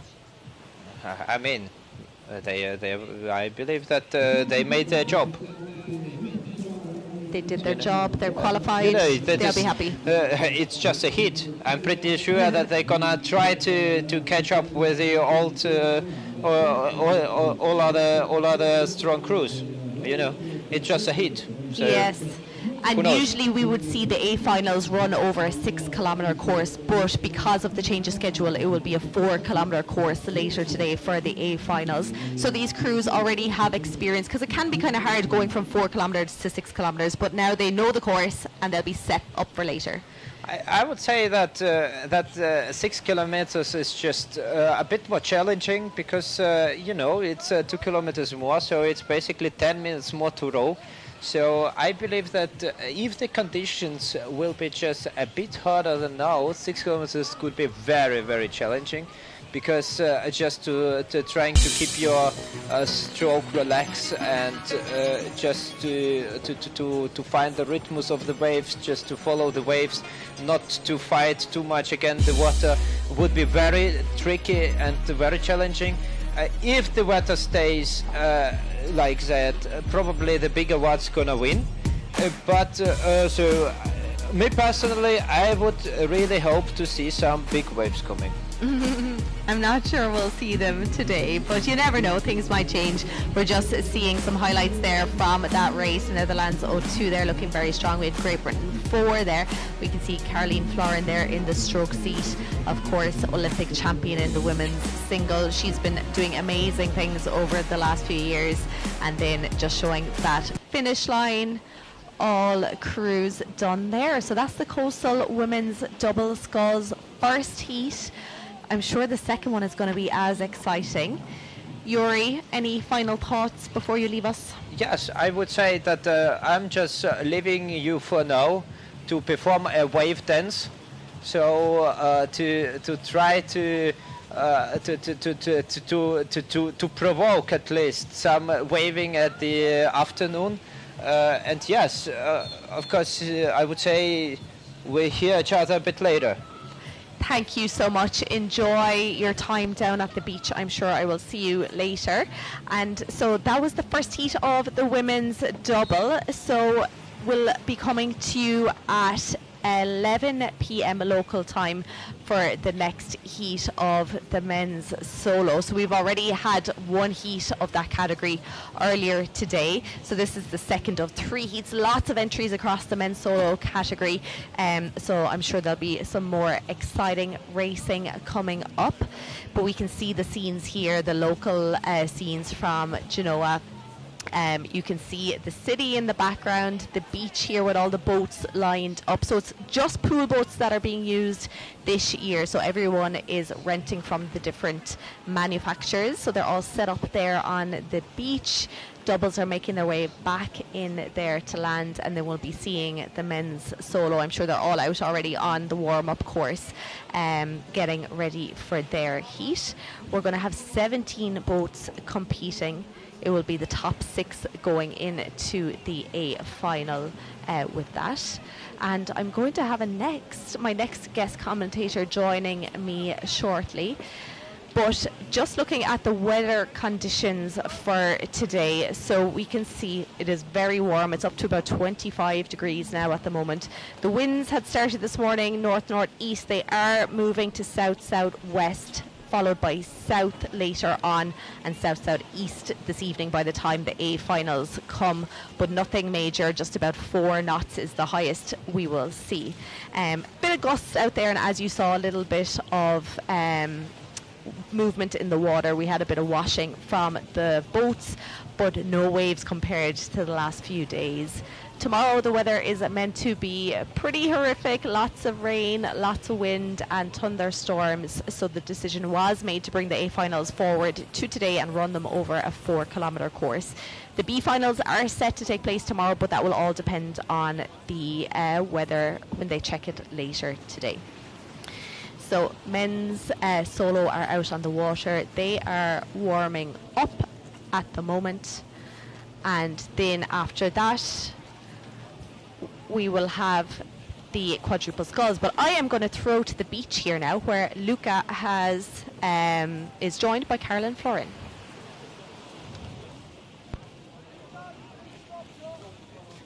Well, we've got a hero here from Paris to Genoa. That amazing cold in all of our memories. And now here in Genoa racing the double. How was your race today? Well, it was very good. We tried to keep it fresh, to keep the rhythm up, because the boats are quite heavy, so try to make it as light as possible, and yeah, it was quite easy. What was the big difference between, the single and now the double, moving into the coastal? Was it a big challenge for you to change? No, it's also a rowing boat. I have 2 oars in the seat. It's almost the same, just it's a bit bigger boat, and conditions are perfect today. It's so beautiful here in Genova, and I'm really enjoying it. So you manage a great start, and that is one of the most challenging parts. So how did you manage the start? Well, with Marieke we say try to get fast from the start. So yeah, and we managed that. And then it's nice to be first at the first buoy, and from there try to keep the rhythm with the turns, and yeah, it went pretty smoothly. I'm looking forward to the finals. So the water is really flat, but is there any currents or wind? Yeah, I felt some current. Also at the start we were all drawn a bit to the buoy in the sea. So there is some current, but Marieke did a very good job in the steering and keeping the boat in control, so I was never worried. Well done to you, and we can't wait to see you racing in the A final today.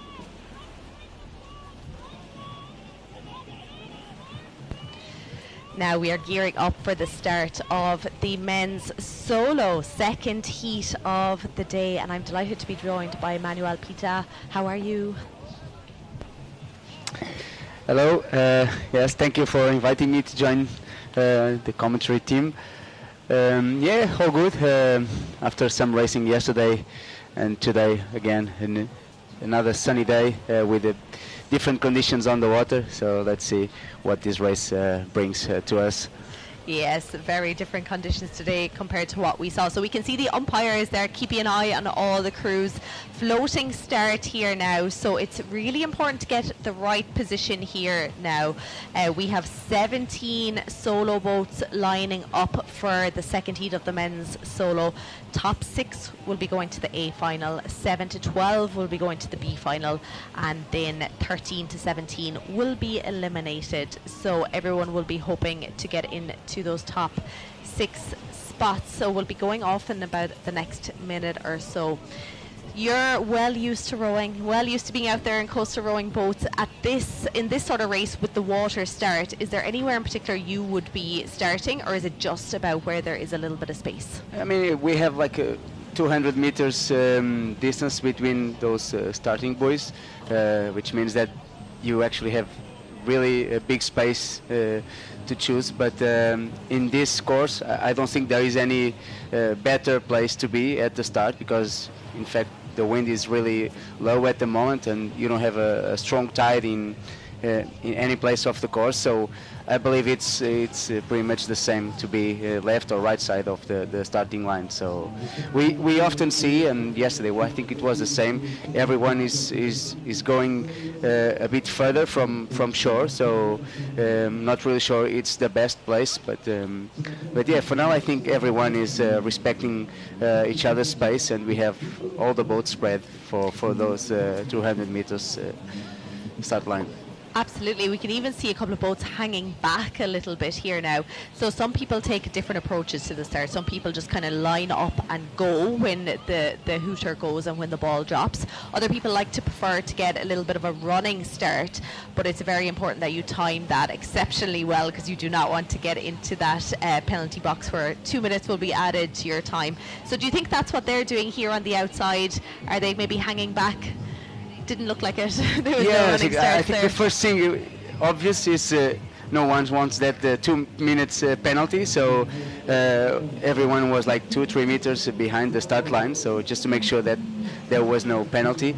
And yeah, I believe that it was a standing start for everyone, so it's always risky to do a running start, because you need your timing to be perfect with the umpire's clock. So, but yeah, I think a good clean start from everyone. I believe we have like 6-7 favorite athletes in this race. Some strong names, some of them from flat water coming to the coastal. Some very experienced athletes in coastal and beach sprint. So and yeah, we can see now 5 boats jumping into the front of the race. It's always important to have your space, especially on these first strokes, and that's what we have. I think it's Lithuania. Galizanskis is now in front. He's starting to be an experienced coastal rower. A few medals in beach sprints already, and now trying his chance on the endurance format. Yes, absolutely. And right up alongside him, we have Gabriele Laconsole of Italy. 2. He was 5th last year, just missing out on the podium at the World Championships. 2nd at the Europeans this year, so lots of experience there. So he'll be looking for one of those top spots. But also representing Italy, we have David Mumolo there, Italy 01. He raced in Paris as a reserve. He was unlucky to miss out on a spot on the team, but he did race there as a reserve. So he is here trying his hand at coastal rowing. So Italy 2, Italy 1, they're your top 2 at the moment. Then it is Lithuania, Spain 1 here as well. And then we know Jo Lakarinen of Finland, a very experienced coastal rower, flat water rower, indoor rower. He does it all. Yeah, we now have probably the top 6 is our for me the top guys in this heat. So we have now the Italian just in front. Italy won. David Momolo, he missed on the qualification in the men's single for Paris by 1 spot. He was third in Lucelle in the final qualification regatta, and he had the chance to race the men's pairs race in Paris. He is now in front with his colleague from Cernovio, Gabriele Consoli, silver medal in Gdansk 2 months ago. So he is one of the top guys in this men's solo race. But now it's all about David Momolo just going ahead by, let's say, 1 or 2 lengths, just in control of this men's race. Also, and I for Finland. Joel is also a silver medalist in Gdansk in the mixed double. He raced yesterday in the men's double. He qualified for the final. He is also racing the mixed double later today. So it's a full day of racing for him with a new schedule. But for now, he's just in that top 6 position to qualify for another A final. I think that's all you can do. There's no point in looking ahead too far, particularly for someone like that who has a lot of races, a lot of different categories. It's just about concentrating on one at a time, and here he is in 3rd position at the moment. Lithuania then back in 4th. In Spain 01, Victor Alberto Ferrer Bermudez there of Spain 1 in 5th position. And then it is going between Spain 3 and Azerbaijan there for that 6th spot. Spain 3, Mark Franquet Montfort, 4th last year, just missing out on that podium. So I'm sure he'll be definitely hoping for an A final spot. He finished 8th at the Europeans. Were you at the Europeans this year? Yeah, I was at Europeans. I was racing the men's double. Unfortunately, I had a crash right at the start with a Spanish crew, and yeah, we were dead last at the start. But yeah, in the end, we managed to overtake 8 crews and finish near the top 10. But yeah, here we see Marc Franquet is a very good athlete, former national team member for flat water. Many years racing the lightweight 4, and he's actually European champion in La Seine-sur-Mer last year in the men's solo, and also he's a silver medalist from this year Europeans in the clubs race. So because we have Europeans are now different from worlds, you can race for the national team, the endurance race, and you can also race the clubs race. So and he's racing both, but yeah, he took like a silver medal from this year, and he's also always a great athlete to be fighting for those medals, and I believe this is not it won't be different this year. Absolutely, we're just seeing them come up to that first turn here now, so almost 1,300 metres off the start line here. So still Italy 0-1, David Mumolo there in first place. Jolna Karinen has moved himself up there as well, up alongside Italy 0-2, Gabriel Lonconsol. So they're around that first turn. It's not too much of a turn here now, it's just really a marker to kind of separate out people. It's the next one that'll be coming up is where we'll see the fancy turns out of everyone. But here, second and third position, they seem to be opening up a bit of distance. I'm not sure if Joel went a little bit wrong there. He seemed to be heading out a bit wide, but he does have David Mumolo there ahead of him to look. So you were out earlier, or sorry, you were out yesterday racing. How did that race go for you? Well, yeah, in fact, I was out 2 times yesterday early in the morning. Because we had no chance to do our training Thursday. So yeah, we were out in the morning. It was okay. The swell was a really nice long swell, which is good for the athletes because it's easy to understand how the water is coming, so you can adapt yourself better to the waves. But during our race, yeah, the wind was picking up, and yeah, it was a bit of a mess on the water, so there was no really like a real wave, so waves coming from everywhere, but yeah, some very close racing, of course, especially in the men's double. With the number of entries we have, we knew that it was going to be tough to make the final. Yeah, we managed to get to the final. So yeah, now we are racing today again. I hope that the waves are a bit bigger because yeah, we are not the strongest athletes, but we are very used to sea conditions. As you might remember from Oasis 2021, that's a real coastal conditions, and that's where we spend most of our time doing our training. So we're looking forward for those conditions today. Yeah, I think a few people will be disappointed with the flat water here today. Some people would have been looking for conditions that we've seen in Hong Kong, in Portugal, and Wales. We've had a lot of conditions over the years. Yeah, it's quite interesting to see how different athletes perform with different conditions, and even the same athletes. Of course, with the conditions we have now, we believe that like the strongest athletes and the less experienced with the sea, they better chance to perform well because there's no need to worry about the stroke and the technique with the waves. So and we saw, like, for example, the Dutch. I think they are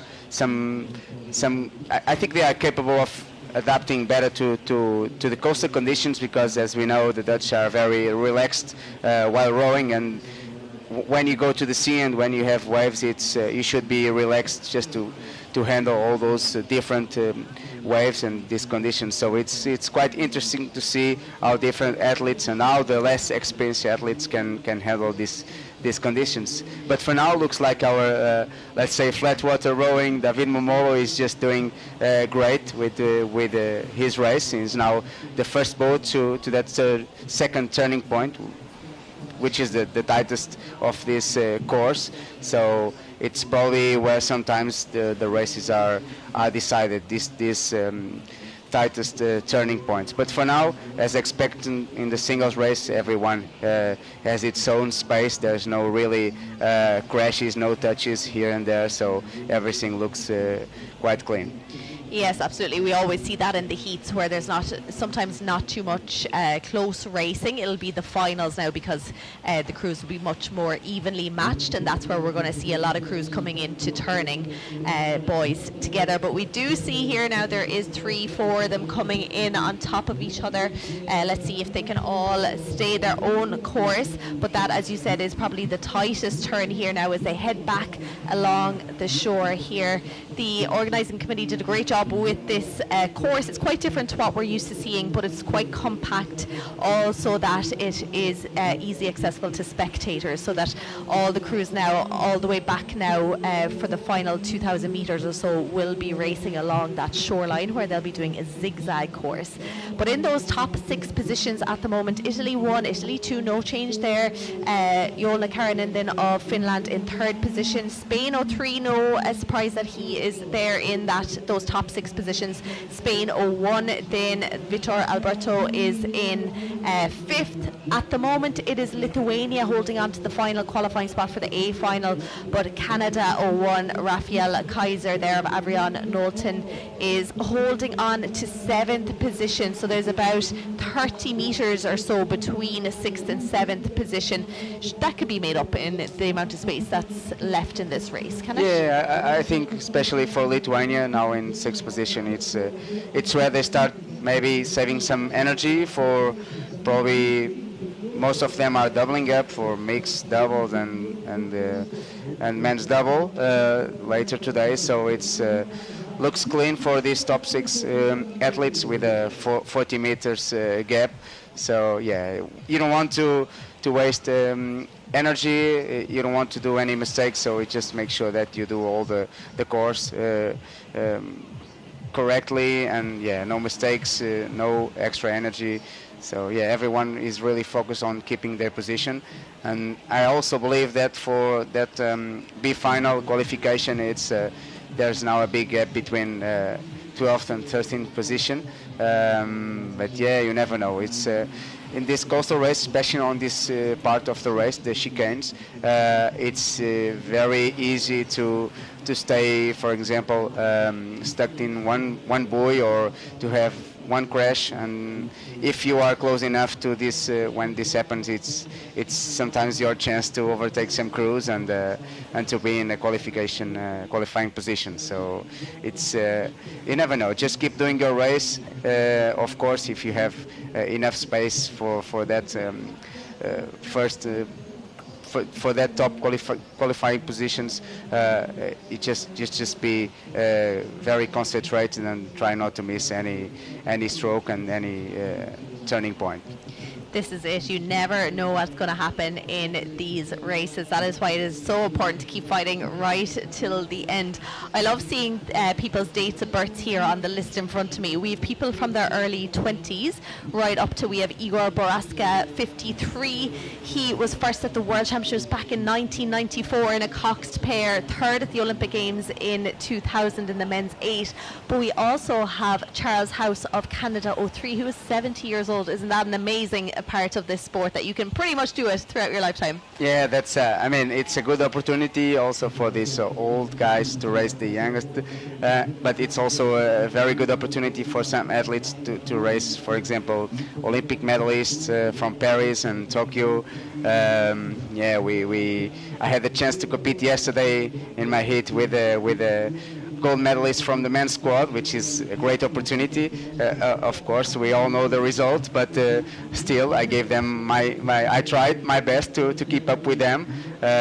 They were the winners of my heat. I was 5th, and I have the chance to race against them today as well, and joining by a few other strong crews. But yeah, we have like almost 50 years difference in this heat from the oldest to the youngest.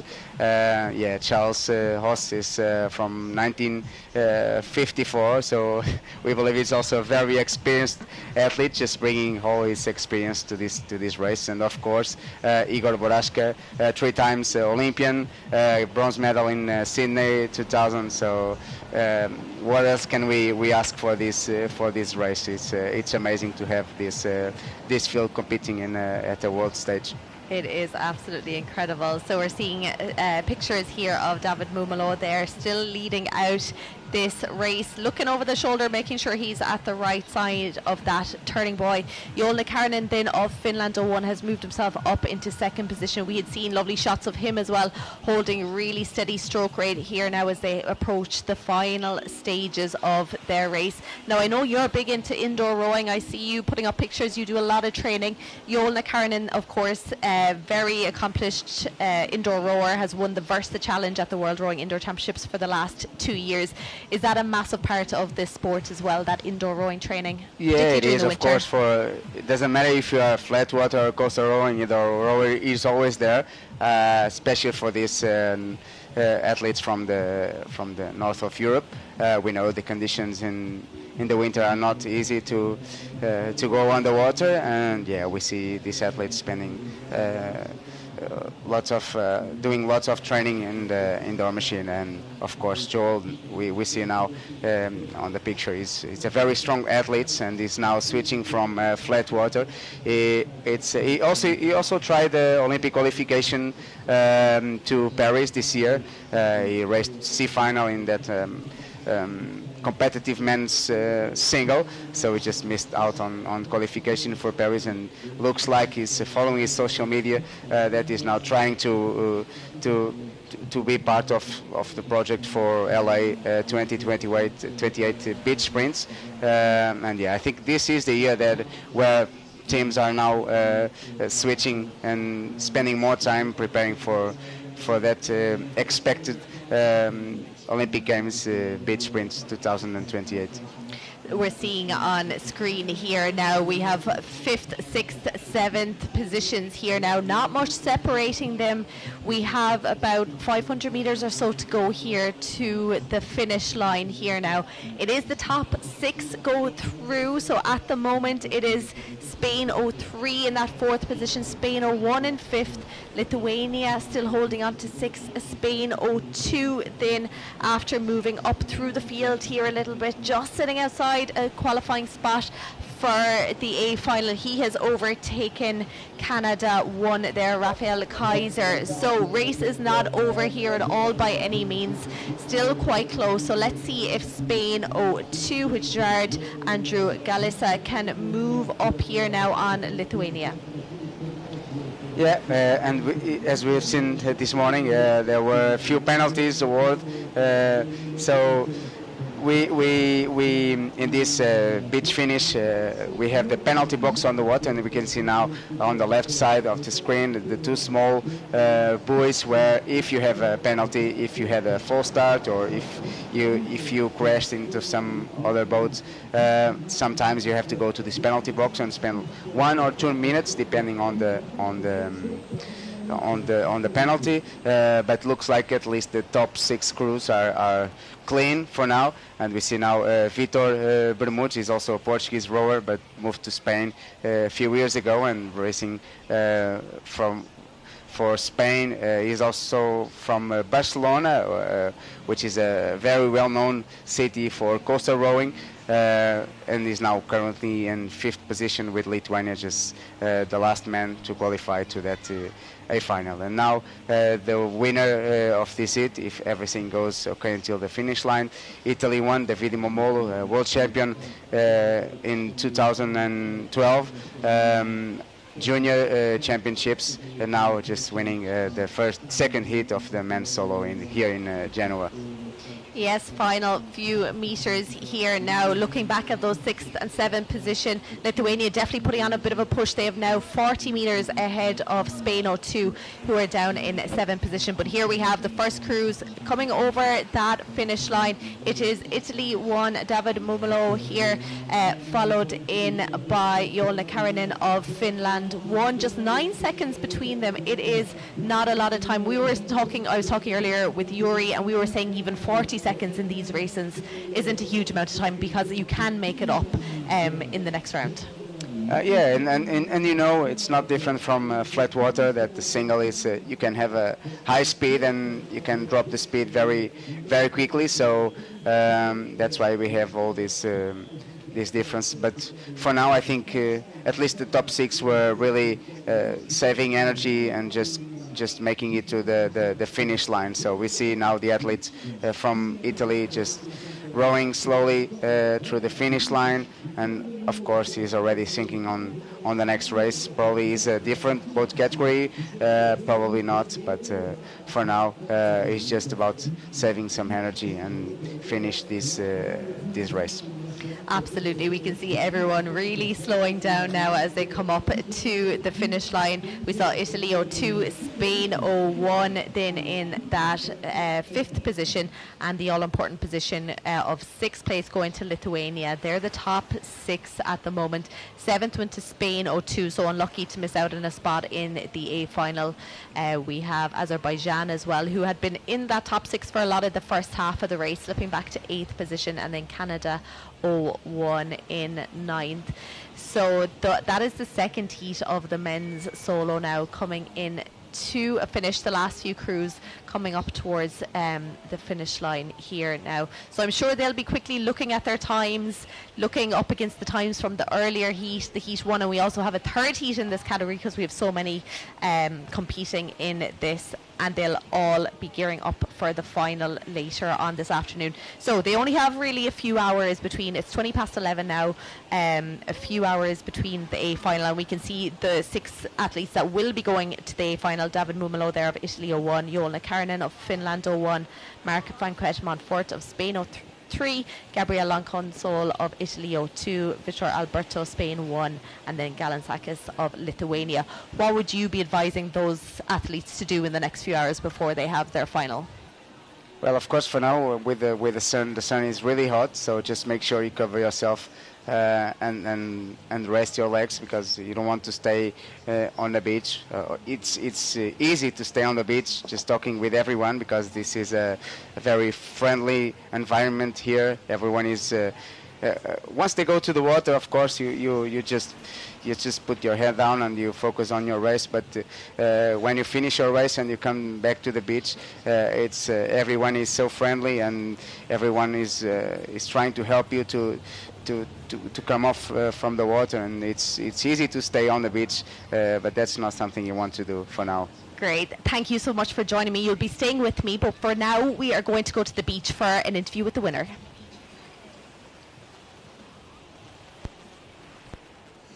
Davide Mumolo from Italy, Davide Mumolo from Genoa. Davide Mumolo, an Olympian from Genoa, just won his heat. How was it, Davide? I felt good. It was good to race here with my home crowd cheering for me.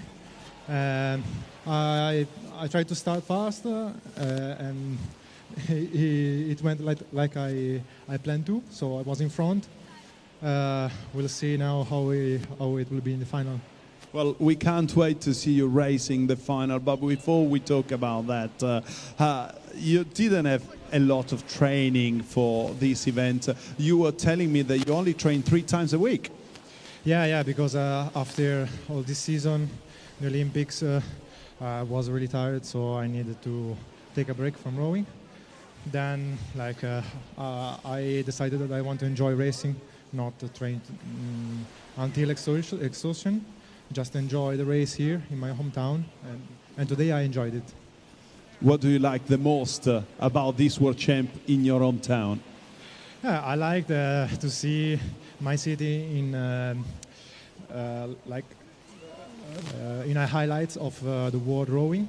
So I think that the last World Rowing Championship here was the under 23 in 2002, if I remember correctly.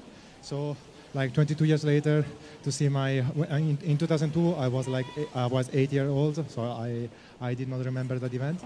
But now to see my seat again in the highlights of World Rowing 22 years later, it makes me really proud. Thank you very much, Davide.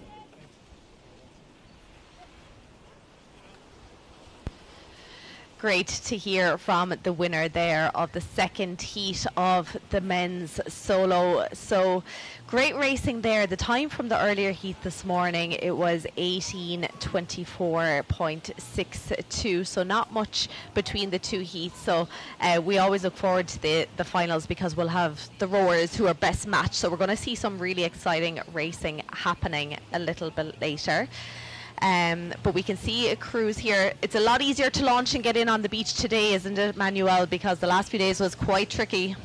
Yeah, it is. It is sometimes hard because there are a few rocks on the beach, and of course the waves are much lower today, as we can see during the races. I just hope that.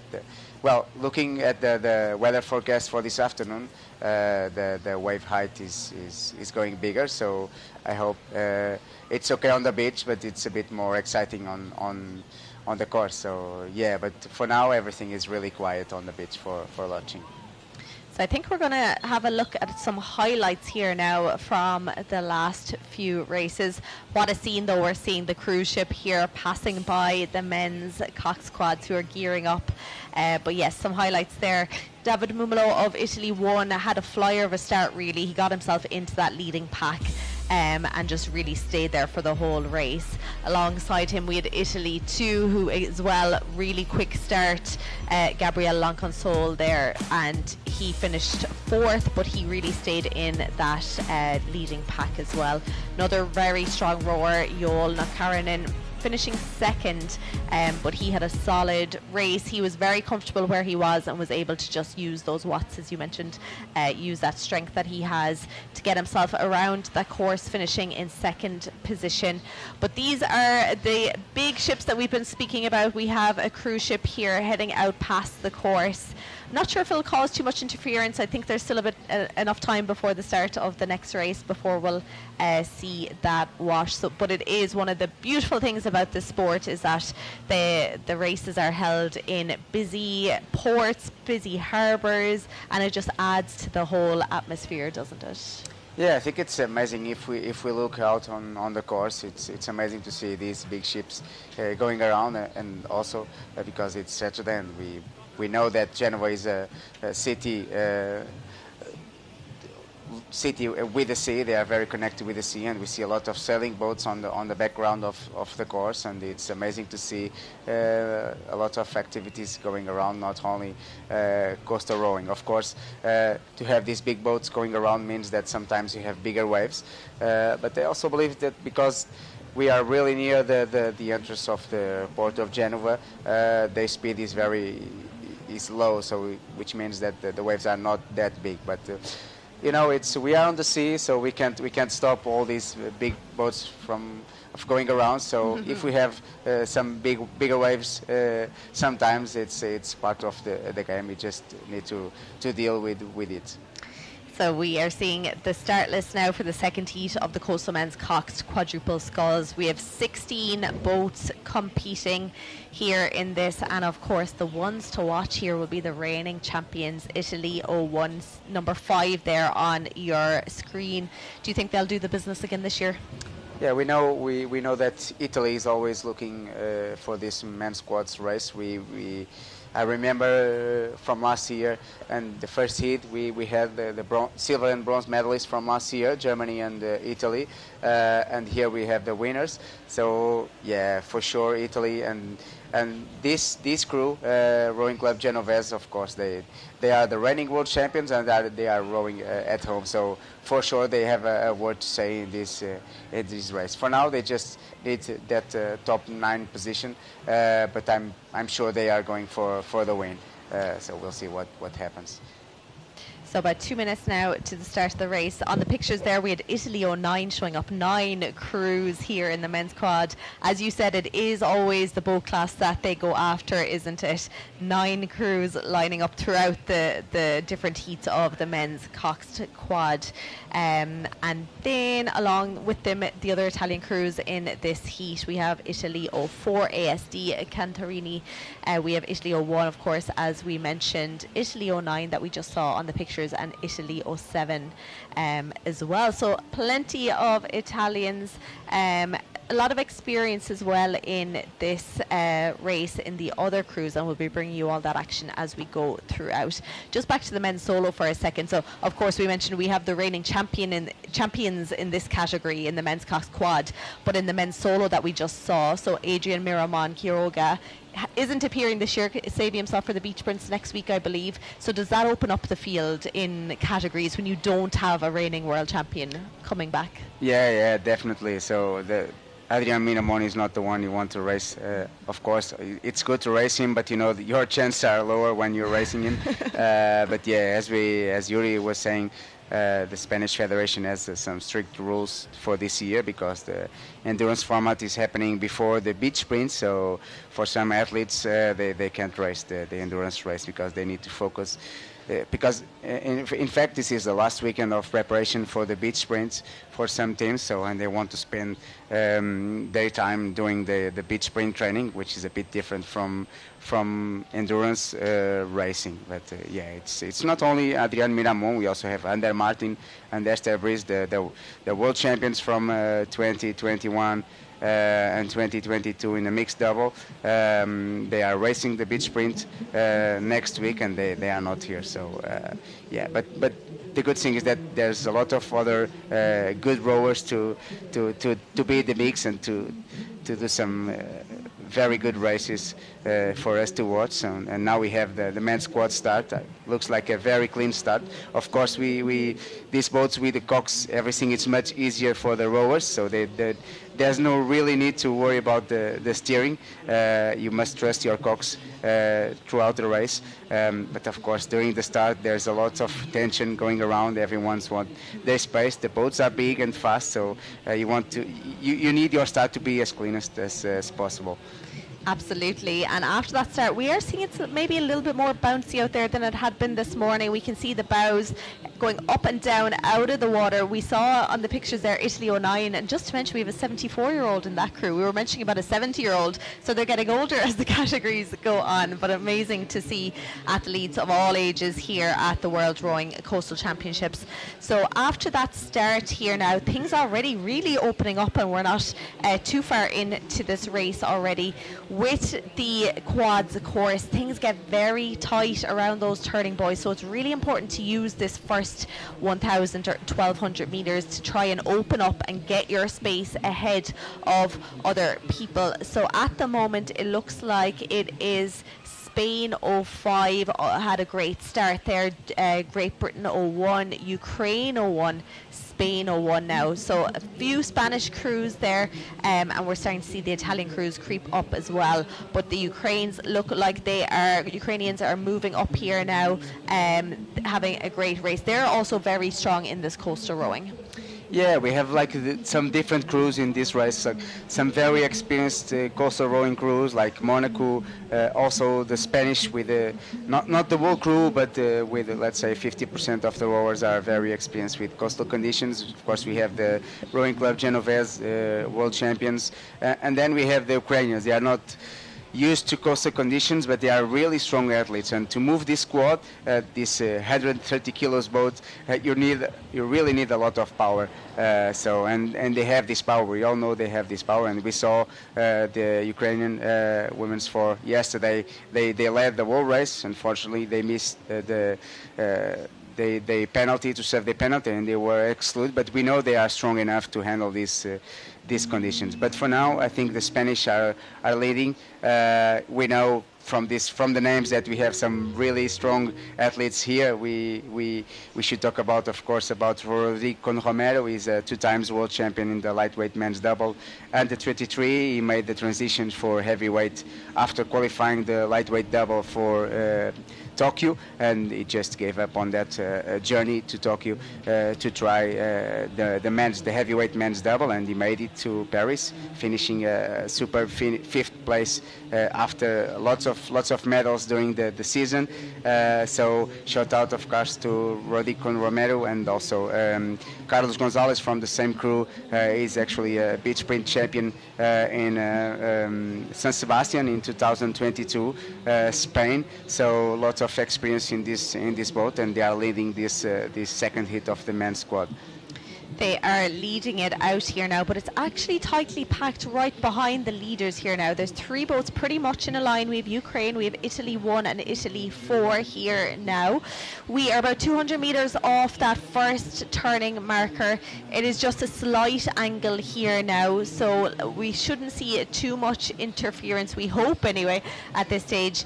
But Ukraine now starting to power it out, starting to open up. I think this is a really important part of the race, when the cocks might tell the crew to let's put on the pressure here, let's try and get into that lead position so that we're not involved in any kind of clashes, because that will just cost you a lot of time. Yeah, that's right. Even if it's only like 1,000 meters, more or less, it's sometimes you can lose your race by staying there together with other boats. And this first turning point is the one you want to be in front, especially in this quads racing, because the boats are so big. It's not that easy to release if you are together with other boats and all the oars connected. So, and for now, looks like Spain is doing that first position to the first mark. It's not a sharp turn, which is good, and means that if you go a bit wider, it's not too bad. And you can see here Spain just going in first position, with Italy, I think, in second position inside between the boats and the buoy.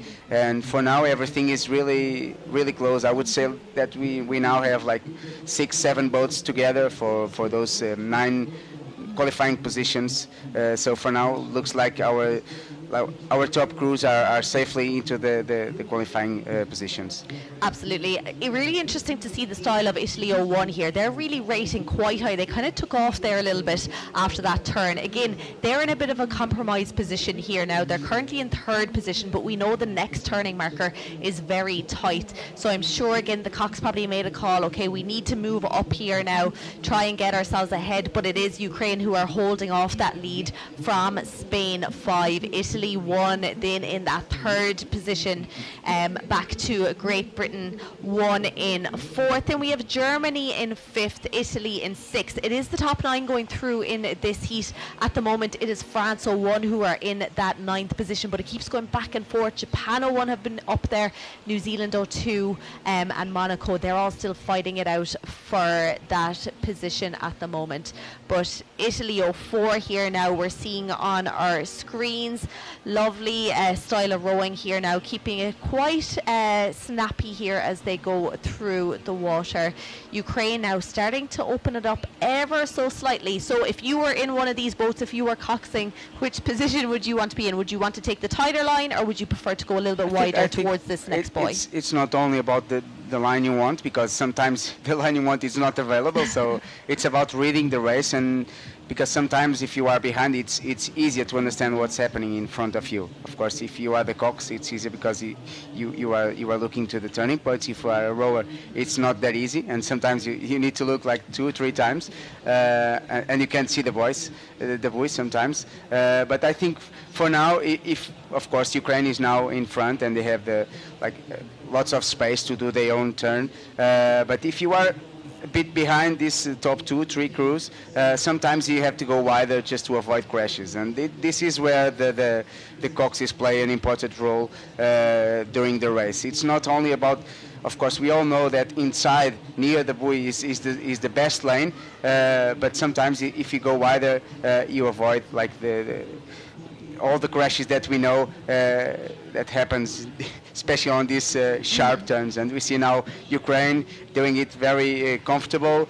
No need to rush in this situation, just make it clean. And now we have 3, 4 boats side by side. Let's see if we have some surprises. And yes, we have Club Genoa now. They are together with, I think, the Spanish boat, but looks like it was not too bad. And here, of course, it's just you need fair play. You don't need to spend too much time fighting against other crews. Just release your boat from the others and just start again. And I think everything is now okay after this sharp turn. Yeah, for anyone who has ever been caught up in a bit of a crash or a clash, you don't want to just try and keep rowing out of it. You're better off nearly stopping and getting the boats away from each other, because it can cost you minutes and minutes if you get stuck on each other. After that turn, it is Ukraine who are still leading it out, have a nice lead now over Spain 05, but things have changed after that marker.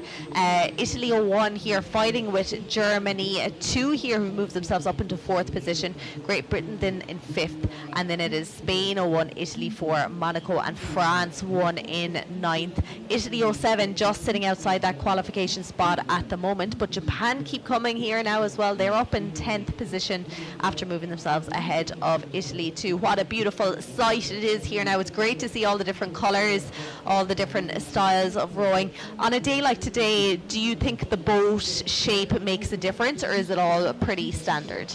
I think it's, well, I didn't try all of the boats, so I can't say that I prefer one or this one or that one for different conditions. But, for example, we have now Ukraine leading this race, and we had Genoa with the Italian crew winning first race. So it really depends. If you spend your time practicing with one boat, you can take the advantage of it. If you are new to one boat, maybe sometimes it's a bit more difficult. And of course the steering, it's not the same in different boats, and it's of course important that the coxes are used to the boat they are steering. But for now, yeah, we see lots of changes, not on the top 3 crews, but like from 4th to 6th, 7th, they are changing positions all the time, and now we have a few buoys to go around. We start now on the chicane, so this is where it gets interesting, at least from my seat. If you are in the water, I'm sure it's not, it's a bit different, but I believe that the top 9 crews are now easily going to that A final. Yes, I think so. We can see crews starting to come in towards each other here now as they head up towards the next chicane, the next turning buoy here now. As you said, this is where things get interesting, particularly with these big boats. So Ukraine very much in the lead here. They have about 1,250 meters to go on this 4-kilometer course. They'll be looking to hold on to that dominance that they're holding on to now. Spain 05 then in 2nd position. Reigning champions Italy 01 right up alongside them in 3rd position, and then it keeps changing. It is Germany 02 currently in 4th from Great Britain 01. Still France 01 holding on to the final qualification spot for the A final. Japan 01 looks like they just back quite a bit here now. There's actually quite a bit of a distance between 9th and 10th position. There is over 100 meters here now between 9th and 10th, but again great scenes here now of the leading crews as they head down towards the final 1 kilometre. So all about just holding your own now at this point. Top 9 boats really have a big distance here. So do you think the coxes will be making a call now to just hold steady and not do anything crazy at this point? Yeah, I think now with that 100 meters gap from 9th to 10th, it's now about to start reading the race and just make sure that you are within that 9 places that are going to the A final. And because if you do any wrong things, you can lose your position. And if you know, as we said, like everything can happen, and just make sure you have your position and try to keep it to the end. There's no need to be faster, though. The good thing here is that because we have the water start, you don't get lanes. There's no lane selection for the A final. So this means that if you are the winner or you are 9th, it doesn't matter, because you can choose where to start this afternoon. So there's no really need to get the best ranking. And as we see now, a crash between Monaco and I think Italy, no, the Spanish, yeah, the club from Seville. If you stay there longer, there's a chance for some boats to come and to overtake you. So that's something you don't want to happen. There's no need for that at this stage of the race. We are I would say like 600 meters away from the finish. So yeah, and we see here the Spanish boat, and you can see there's an overtake from the 9th crew. So for now, I think they are safe because they are like so we're taking a look at slow motion here now. Yeah. I think it was pretty much, it was just a wave caught the boat at the wrong time and just pushed them on. There was enough space between them if they gotten around clear, but there was a little bit of a wash came in and just yeah, that's right. I think top. Conditions are now getting, if I'm allowed to say, getting better for coastal rowing. And of course, you can't predict some conditions and some waves, of course, from the boats that are around, and the swell is starting to show up. So yeah, that's something you don't want to happen when you are in a qualifying position. And we can see that the gap is a bit shorter now for Monaco. They are the last place to qualify for the final. So I'm sure they are thinking about the rest of the race. They just want to do it to the finish line. Absolutely. They still, I think, have about 90 meters of a lead here now. So I think they're pretty safe. But Japan, no doubt, would have seen that happening and will be starting to put on a bit of a push. But looking at Ukraine here now, it's interesting to see all four of them looking over their shoulders here now. Usually that's the cox's job. Do you think that's something that they shouldn't be doing? Do you have an opinion on that? Yeah, of course. There's it's a nice course, so if you keep looking around, it's a nice city to see from the sea. So maybe they are just enjoying the view. But of course, you want your head inside the boat. It's the cox's job to make sure they are focused on their race. So we know that sometimes if you look out of the boat, you can miss a few strokes. So it's also something you don't want to happen at this stage. And for now, and we saw like a wider, but looks like we have a penalty here. Someone is gone into the penalty box, and I think probably Spain or Monaco. We can actually see who's going to that penalty box, maybe Spain. Let's see if that 1 minute penalty, if they can stay within the 9 qualifying positions, but for now looks like we have one boat going for that penalty. That is such a hard place to be here now. So we're seeing that boat, they literally just have to sit there for the time penalty. So if it's an interference, so it is Germany 02, we think. Yeah, looking at the speed, probably it's Germany. So yeah, let's see if they can, if Japan is not close enough to overtake them. Of course, if you have to stop this heavy boat, to start again is not that easy. It's like you have to start again like you did at the start of the race. So they must be prepared for that when it comes to restart. Here we have the first cruise finishing here now. So Ukraine won here, leading it out. Yuri Ikonov there in the bow seat, finishing 4th last year at the World Rowing Coastal Championships, missing out on a medal. So he's back here now with a new crew. They led it out pretty much from start to finish. They had a nice few battles with Spain at the start, but Spain 05 then finishing in 2nd position. Reigning champions Italy in 3rd. Do you think they'll be happy with that? Do you think they were probably being a bit conservative today, the reigning champions? Oh yeah, definitely. Like they are racing, I think 5-6 hours later today, so there's no need to spend extra energy and to show all your potential. So just keep hiding your game and play all the cards in the afternoon. Absolutely. Then we had Great Britain 01 in 4th position, Italy 04 in 5th position. So we're just waiting for the final 4 crews now to come up to the finish line to get their spots in the A final. There it is, Germany 02 made it out of the penalty box with enough time, finishing in 6th position. So it looks like they would have got a 1 minute penalty there, probably for interference. Then Spain 01 then in 7th position. So I don't think Japan had enough space there to make up the ground to get themselves into the top 9. Yeah, there's still Monaco to come. So yeah, to be honest, I'm not sure who was the going to the penalty box. Maybe Monaco, because they were right in the mix with Spain and in Germany.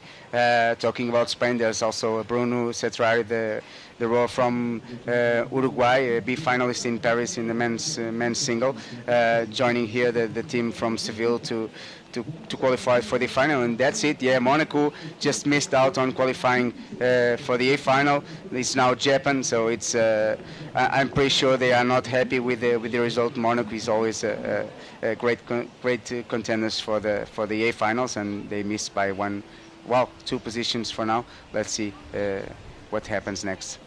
It's amazing because we were speaking all along that Japan didn't have enough room to get into the top 9 spots. They were about 100 meters back and nearly 200 at one stage. There was a lot of water between them and the top 9 crews, but you just do not know what's going to happen out there. And unfortunately then for Monaco, getting themselves into the penalty box and missing out on a position just by 3 seconds, less than 3 seconds in the end. I'm sure they are not happy with the ending results, but as we said, just make sure you are close enough to take advantage, and you never know if today is your lucky day, but anyway, be there and grab the chance. Absolutely. So going by the times there, the winner is Ukraine, 15:59.23. From the heat earlier, the winning time was 15:36.01. So the first heat definitely was a little bit faster, but conditions had changed. I would think it was a lot, not very challenging, but it was definitely, there was a bit more of a wash, bit more of a swell out there for this one. So it'll be a great battle later on now between these quads. I think you look like you're about to run. Are you? Are you running? Yeah. It's time to prepare for my race. I'm racing at 3:45, so yeah, we can see now by our window that also the wind is picking up. So I'm sure that conditions for the afternoon will be spicy. So we may expect some very nice races. Of course, A finals are always exciting, and if the conditions are there, it's. You should expect like a very good afternoon of racing and A finals.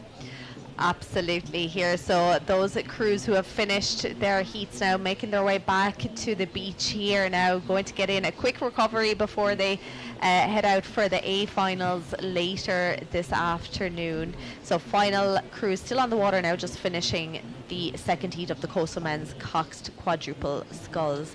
About 10 minutes to go then, and we'll have the next of the heats. But for now, I think they're going to be pretty happy here, the crew from Japan, sneaking in, getting that final qualifying spot. Yeah, it's amazing. Japan is, they've been part of the coastal rowing with big teams coming everywhere. Like I remember them in Oeiras with a lot of athletes, and each year they keep coming. So it's great for them to be in the final with this men's squad, and I'm sure they are looking forward to race more A finals. I remember a women's solo yesterday who also qualified for the A final. So for now, I know that they have 2 boats racing A finals today, so they must be pretty happy with these results.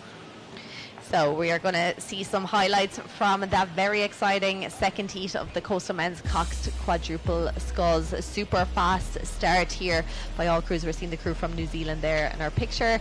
Lovely side of the ships in the background. It was quite tight up at the start. Ukraine and Spain 5 moved away from the pack. Italy 1 hung on to about 3rd position, but it was quite tight all the way up to that first marker. Second turn then quite tight as always, but no crashes. Very experienced coxing out here today, and it was really after that second turn that conditions started to pick up a little bit, and we can see here things getting a little bit messy on the water.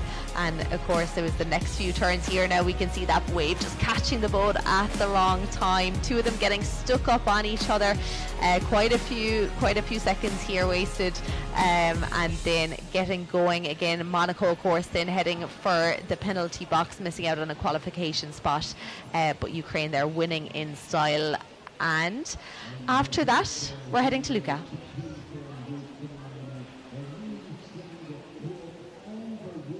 Have you been training hard and a lot to prepare this quad?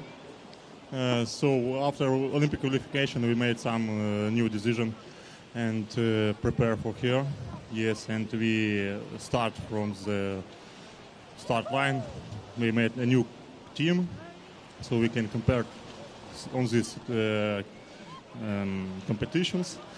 And we wish for our opportunities, wish for our everybody athletes good luck on these starts, and wanted to win. Yes. Well, so we want to see you winning then, if you want to win. But of course, will be a really tough final. Water conditions out there, how was it? Really flat? Very was tight situation because it's very flat water today, and everybody is wanted to win, and everybody competitive as much as he can. So we will see at the final. It will be more competitive teams, and it will be more tight start for us and for everybody. Yeah, conditions are going to change this afternoon. So are you going to change your strategy maybe? I think not, because everything was fine. Everything was fine in the head. Yes. Congratulations, and we can't wait to see you racing the A final today.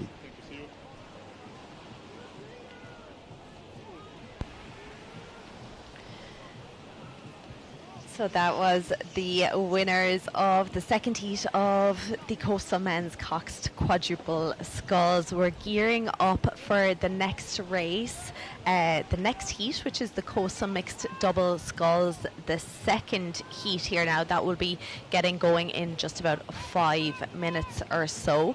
So crews have launched from the beach. They're able to get out on the water about half an hour before their race time, and then they must stay behind the start line, which is also, the finish line is right next to the start line, so they have to stay out of the way of the incoming traffic, and so they make their way to the right as they're looking out to the water, and then there's a nice little course that they can go around to warm up and get used to the conditions. So you can see here the beautiful clear skies, bit of clouds coming in, but it's still about 25-26 degrees, so very hot out there today. Little bit windier than it was, nothing major yet, but we did see how the conditions played out in the last race and affected a couple of crews, but I'm sure it'll make for some exciting racing coming up.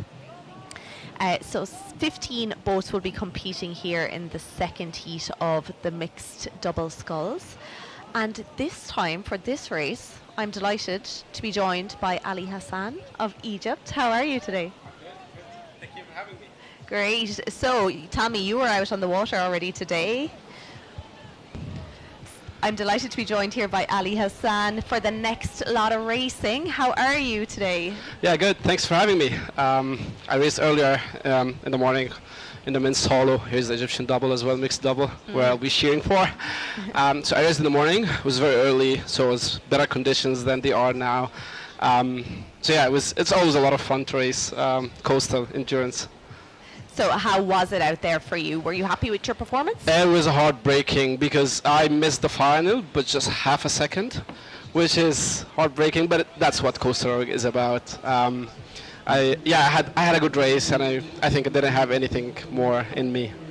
Yeah, glad to be always here and race. Well, you're still smiling. That's always a good sign. Exactly. That's a great sign. So yeah, you're going to have to tell me a little bit about the Egyptian crew shortly, but just to let everyone know, so 15 boats competing in the second heat of the Coastal Mixed Double Sculls. We saw the first heat a little earlier on, so the first crew's already going into the A final later on.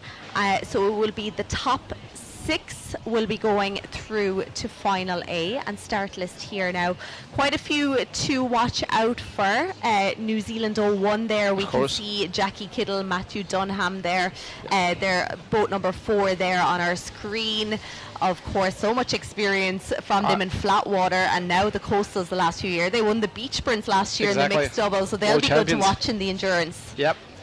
They're also they're all-rounded athletes. They can do beach sprints, and they also can do endurance. I think Matthew Dunham is such a phenomenal athlete, and also Jackie. So you gotta watch out for them, Egypt. And I think we have some other favorites in the race. We have also New Zealand, other boat from New Zealand, with Joe Sullivan, Olympic champion. And yeah, it's always like endurance. You never know who's gonna beat you. Sometimes endurance or coastal rowing experienced athletes can be as fast as, or even faster than flat rowing world champions or Olympic champions. So that's the fun part of it. You never know who you're going to beat or who's going to take you over. Yeah, it's amazing because obviously this is a club event and a lot of rowers come out here, representing their club, and then they come up against national athletes, and who have been competing on the international scene. They're Olympians, so there's not too many sports that you can do that. Exactly, absolutely. Like where you get, because in some countries the standard is too high, so some athletes don't get the chance to race and represent their countries. But then comes the chance with coastal rowing where you can represent your club, your country, and just show what you're capable of. Now another one to watch will be Great Britain 01. We have Charles Cousins and Claire Jameson, third last year at the World Championships. Charles won this category at the European Championships earlier this year. He is teaming up with Claire Jameson. Again, lots of experience, and I know they travel all around the world. A lot of people do that now, competing at the different events that go on around the world. Exactly. Charles is a very strong guy, and he was in the same heat with me earlier in the men's solo. He came in second, I guess. He's really, really fast and strong, so that's someone we're going to watch for also in this race. Now we can see conditions are picking up a little bit of a swell there, lots of washes going on. How did you find it this morning? Was it much flatter than this? Would you prefer these sort of conditions? Well, I prefer these conditions. There was less of a swell in this morning during my race, but now it's picking up, as you said. Well, I think that's like coastal rowing is like these conditions, like flat. If you're racing the flat conditions, then this is not what you come for. This is not what you expect. We expect the excitement and the clashes and everything that happens during the coastal rowing endurance or long distance race. I think these conditions are for more the technical people who know how to move a coastal rowing boat, which is fair for everyone. Again, you have to be aware of the conditions and how to make it play in your favor. Absolutely. So we're about just a few seconds, I would say, away from the start of this race. So floating start, here they go. They're all lined up nicely, bit tight over on the far side or the shore side, but everyone else off to a clean start. We can see New Zealand in the middle there, off to a flyer of a start. Great Britain here, and then we're seeing the crew from Egypt. So tell me a little bit about them. Omar El-Komari and Hannah Sobki, they are fresh out of the junior. First year in the senior, they're racing also the mixed double and the beach sprints. Last year, Omar got a bronze medal in the junior men's single, men's solo, and Hannah was in the B final. Unluckily, she got fourth place, which is very good for Egypt. We're building a base of athletes. There's also a lot of coastal rowing athletes back in my country who are really fast and really good. So they're racing today in the mixed double, and also, as I said, racing next week, which is the main focus, I would say. That's what we've been practicing for, which is the beach sprints next weekend. But still, they're getting to race endurance. This is the first endurance race to get some experience and just get familiar with the boat. Amazing. Yeah, I think it's so good to get the experience, and they'll know the area, they'll know what the water is like next weekend. I know it's very different racing, but you're comfortable when you're here for a little bit of time and you get to spend time in the city and get used to conditions and the heat. All those things make a difference. Absolutely. So New Zealand leading it out here at the moment. No surprises really there at the moment. It is New Zealand 01, so Matthew Dunham and Jackie Kittle. Right behind them then it is Great Britain 01, Charles Cousins and Claire Jameson. They were the two crews we called out there at the start, and you had mentioned about Joe Sullivan as well. He's teamed up with Kirsten Frood there of New Zealand Rowing. They're New Zealand 02, Austria 1, then currently in fourth position, followed in by Ukraine 1 and New Zealand 4. So we have three New Zealand crews here at the moment.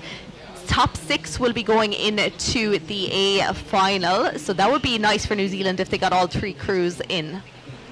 Yeah, absolutely. It's always a race to the first turning point because it's the flat, straight line to the first buoy, and then once you turn around and start doing the slalom with the turning points, it's always I always say, I told my crew or the double that they're racing that if you make it past the turning point one in the first six places, you're very less likely to get passed by anyone else. But we'll see. It's always fun and exciting to see how boats manage turning points and the slalom. Absolutely, it really is. And we saw there in the last race, there was just a wave caught out one of the crews, unfortunately, and there was a bit of an interference going on, and they lost a lot of ground. So really, there is so much to contend with here in these 4 kilometre races. So New Zealand 1 still holding on to the lead, but New Zealand 2 now after moving up into second position. So that's Joseph Sullivan's crew there.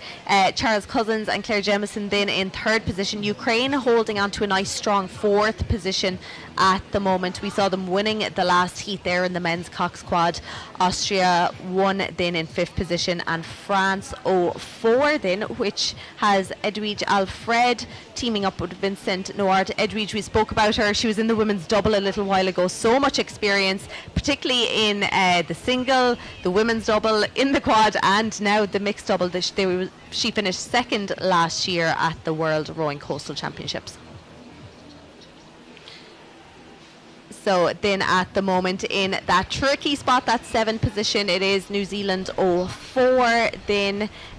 So that crew there just outside qualifying spot at the moment. But as they head out towards that first marker buoy, definitely things picking up, but it looks like the boats are kind of going directly into the swell now at the moment. But I'm sure once they turn this first one and head back towards the shore a little bit, it'll be more of a sideways swell. So do you have a preference? If it is quite tricky conditions out there, do you prefer the big waves, the sideways swell? Do you have a preference? Well, sorry. It's all challenging with the side waves or the swell when it's coming from the side. To keep the boat straight and also if you're pointing towards the first turning point, you got to be smart because the swell is going to keep you further out of it. So you just kind of make it smart as possible to spend less distance towards the turning point 1.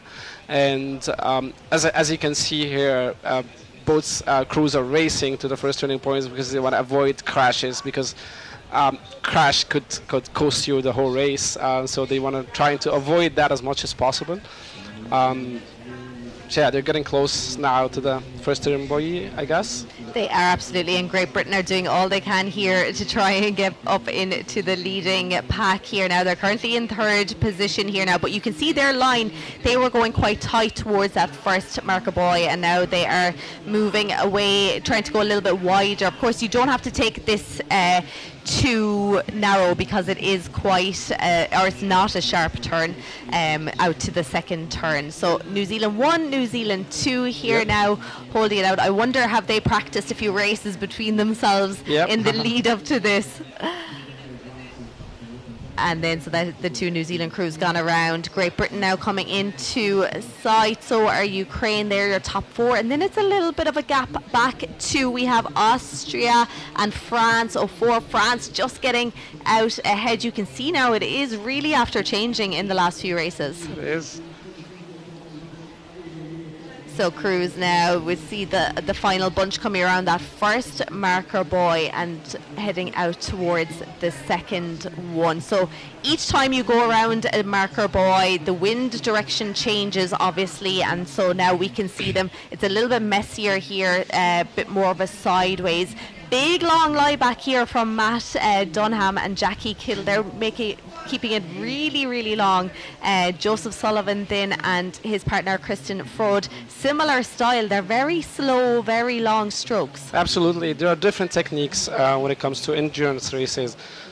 Some people prefer long strokes, leaning back, keeping it clean. Some other crews prefer shorter strokes and just tapping in the boat. So it comes to what makes your boat go faster and just stick to it. And as you said, like, we saw some different techniques, even though they're the same country. But yeah, we're seeing that the race is not heating up now. They're getting head-to-head towards the turning point 2. So we'll see who gets through. Yeah, and in fact New Zealand 02 have moved themselves into the lead in the run-up to this second marker buoy. The worst possible thing that could happen now is that the 2 New Zealand crews have a crash or a collision at that turning buoy. That is what they want to avoid at all costs. But yes, New Zealand 02 just slightly in the lead here now, ahead of New Zealand 01. Then it is Great Britain 01, Charles and Claire still in that 3rd position, followed by Ukraine. And the 4 of these boats really have a big big gap now, almost 70 metres back to 5th position, and then Austria in 6th. So big difference here between a lot of these crews, but now you can even see there the way the boats are disappearing on the pictures here, just how much of a swell that was not here in the earlier races. So it's definitely making for some interesting races out here. So this is going to be the important turn now that they're coming up to. It's going to be important to get there first, and New Zealand 2 are doing all they can now to stay in that lead ahead of New Zealand 1. So if you had clear water going into that second marker buoy, which is quite sharp, would you be taking a wide route or keep it narrow? Well, it's very tricky because I always say that the second turning point is the trickiest part of the race, because also the turn is quite sharper. So I prefer to take it wider because also the swell is pushing you towards the buoy. So we see here, I'm sure there's a little bit of communication happening between the two New Zealand boats, because you see one took it wide and one took it narrow, and that's what always happened during the race. We communicate because you don't want to lose, you don't want to crash, so we always say, all right, let's avoid crashing, I'll take it wide, you take it narrow. And I'm sure they're the same country, they're doing some bit of communication. Yeah, and it worked out nicely there now, so both crews got around. Jackie and Matthew had a really nice turn there, stayed right on top of the buoy and moved themselves back up alongside New Zealand 02. Great Britain then snuck in the inside of Ukraine, so they're still in 3rd, followed in by Ukraine in 4th. So this is the interesting part here now. So they have another bit of a leg, and then we're going to be coming into that zigzag position, which is where we saw the collision in the last race. Just a few boats coming in on top of each other with the wind direction. But really, really spaced out now at the moment. No change at the top. 2 New Zealand crews, Great Britain in 3rd, Ukraine in 4th. Now you have come from flat water rowing. And you also do a lot of indoor rowing. Absolutely. How is it transitioning between the different disciplines? Well, we'll try to balance the 3 disciplines throughout the year. So we start out the year doing a lot of ergs, and then in the winter we do the long miles in the flat water boats, and then as summer comes close, we start to get in some coastal rowing boats or practice like in competitions. So yeah, it's always fun transitioning. It keeps training fun. I like coastal rowing. I like the fun part of it, where the boat is a little bit wider than the flat water boat. You got to play with the conditions, but also like flat water is the classic rowing that we all do. So I also love it. And you've really been instrumental in bringing coastal rowing to Egypt, haven't you? So you've been competing at the World since, was it Portugal was your first one? Absolutely. In Wales, I paved the way for Egyptians for coastal rowing. I started in Wales in Portugal. I got 5th place in beach sprints. And then people got inspired and started doing more of coastal rowing. And then we built the team. We moved to next year to Wales, Saundersfoot. And then last year in Barletta, we got a bronze medal, which was beautiful and great achievement for Egypt rowing. So we're trying to build on that. Coastal rowing is still a new sport, so we're trying to catch the momentum and be still on top while we move towards the Olympic Games. We're all happy that it's now included in the Olympic Games, so now it's getting serious. Like I was telling people, there's always last couple of years, there was fun on the beach. Now it's getting serious. National rowing teams are getting more funds into it, so we're going to see some rough competitions probably this weekend and also next weekend. Absolutely, and that is so evident in the fact that we have so many big names coming over. Absolutely. This year is probably the first time we have so many Olympians. We always have a few, but there is so many this year now, which is great to see, and it really will develop the sport. But we're seeing here the 2 New Zealand crews now still battling it out. Still New Zealand 2 in the lead from New Zealand 1. I'm sure there's a lot of camaraderie, but also it would be nice to beat your fellow rowers. I was going to say, they're trying not to crash, but still I see there's some competition going on there. Like they're very competitive. So yeah, they're not. I see Matthew Dunham is not letting Joe Sullivan go away with the lead. He's trying to keep pushing. Yes, you can see Matthew and Jackie there have picked up their rate a little bit. They're still doing that big long lie back, but they are motoring now and moving themselves back up alongside New Zealand 0-2. So this is a great race between the two New Zealand crews. Great Britain then still holding their own in third position. They've pulled away now from Ukraine 1, who are in fourth position. And we're seeing Austria now. They're currently in sixth position. So top six will be going into the A final. So this is an important place to be. At the moment, they have a little bit of a gap opened up here over Spain 1. They have about 50 metres opened up between themselves and seventh position Spain 1. So all they need to do now is stay in control of what they're doing. But this is a great race happening here between New Zealand 2 and New Zealand 1. Looks like Matthew and Jackie have dropped down the rate slightly here again, whereas Joseph and Kristen there have held it steady. Again, big, long, slow strokes. They are going for the power route here now with every single stroke. So we're into the final 1 kilometre now of this race.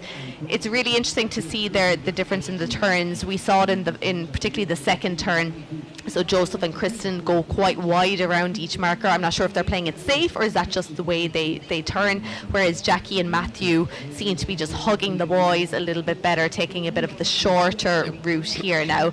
But great race here happening between the two of them. Great Britain then, Charles and Claire currently in second. Claire looking over her shoulder there. They're in a nice position here now as well. We can see Charles making sure they're on course now as well. Exactly. And the two New Zealand boats as well. They're looking for each other. They're like, all right, let's not crash. I'll follow you. Absolutely, it's so important. And I think we will see a sprint to the line between the two boats once they finish the last buoy of slalom, and then they go straight line to the finish. I think there will be a nice sprint over there going. I think so. Now, I'm not sure if it's smart to do it when you have an A final to contend with staying on the same day. Hours, But knowing Jackie and Matthew, having interviewed them last year, the Beach Prince, they just love the fun of it, and I think they'll really be going for just to try and beat New Zealand 2 here now. But New Zealand 2 holding them off here now, about half a boat length between themselves and New Zealand 1. Then quite a bit back, about 5 boat lengths back to Great Britain 01. Charles and Claire, I'm sure they know they're pretty safe here now as well. Ukraine still holding that fourth position.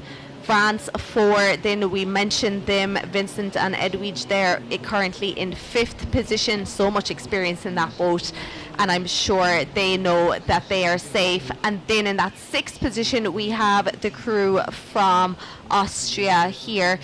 So Austrian rowing team, we have Henriette Ringleb and Lucas Asanovic. They were 11th at the European Championships earlier this year. Here they are in the top 6 in the heat at the World Championships, so I'm sure they'll be happy with that. Again, they're after opening up a big gap now. They have about 70 metres between themselves and Spain 1, who are in 7th position and looking like they'll be out of contention for qualification.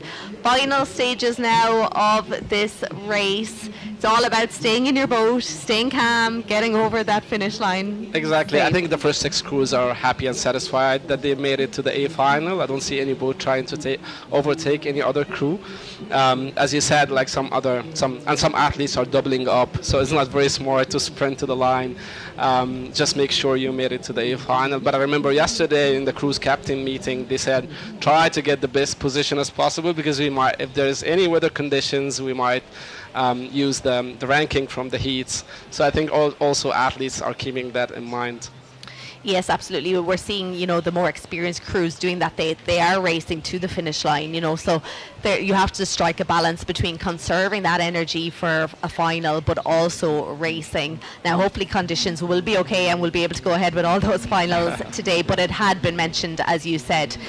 So athletes, who are experienced and who take it seriously, I guess, are going to race till the finish. And that's exactly what these New Zealand crews are doing. So New Zealand 2 here. Joseph Sullivan, Kristen Frode pulling away now after opening up a bit of a gap. They're into their final 150 metres. Oh, just getting caught up. There was a bit of a swell, caught them on the side there. Maybe caught a little bit of a crab here. So you have to make sure that you just stay clean right till the very last stroke, don't you? Yeah, it's part of the race. It's part of coastal rowing. You might catch the wave on the wrong direction. So you got a place. I see now they're doing some corrections towards the finish line. I think they're safe. They have enough margin to make it to the finish line first. I think so, absolutely. Going by the times of the first heat, the winners, which were Spain 03, it was 17:41.5. Similar time, very similar time, but I would say the conditions of this heat definitely were a bit more trickier. So I'd imagine this was probably a slower heat in terms of the conditions. Yeah, absolutely. But they out of the two heats so far, they're the fastest. Yeah.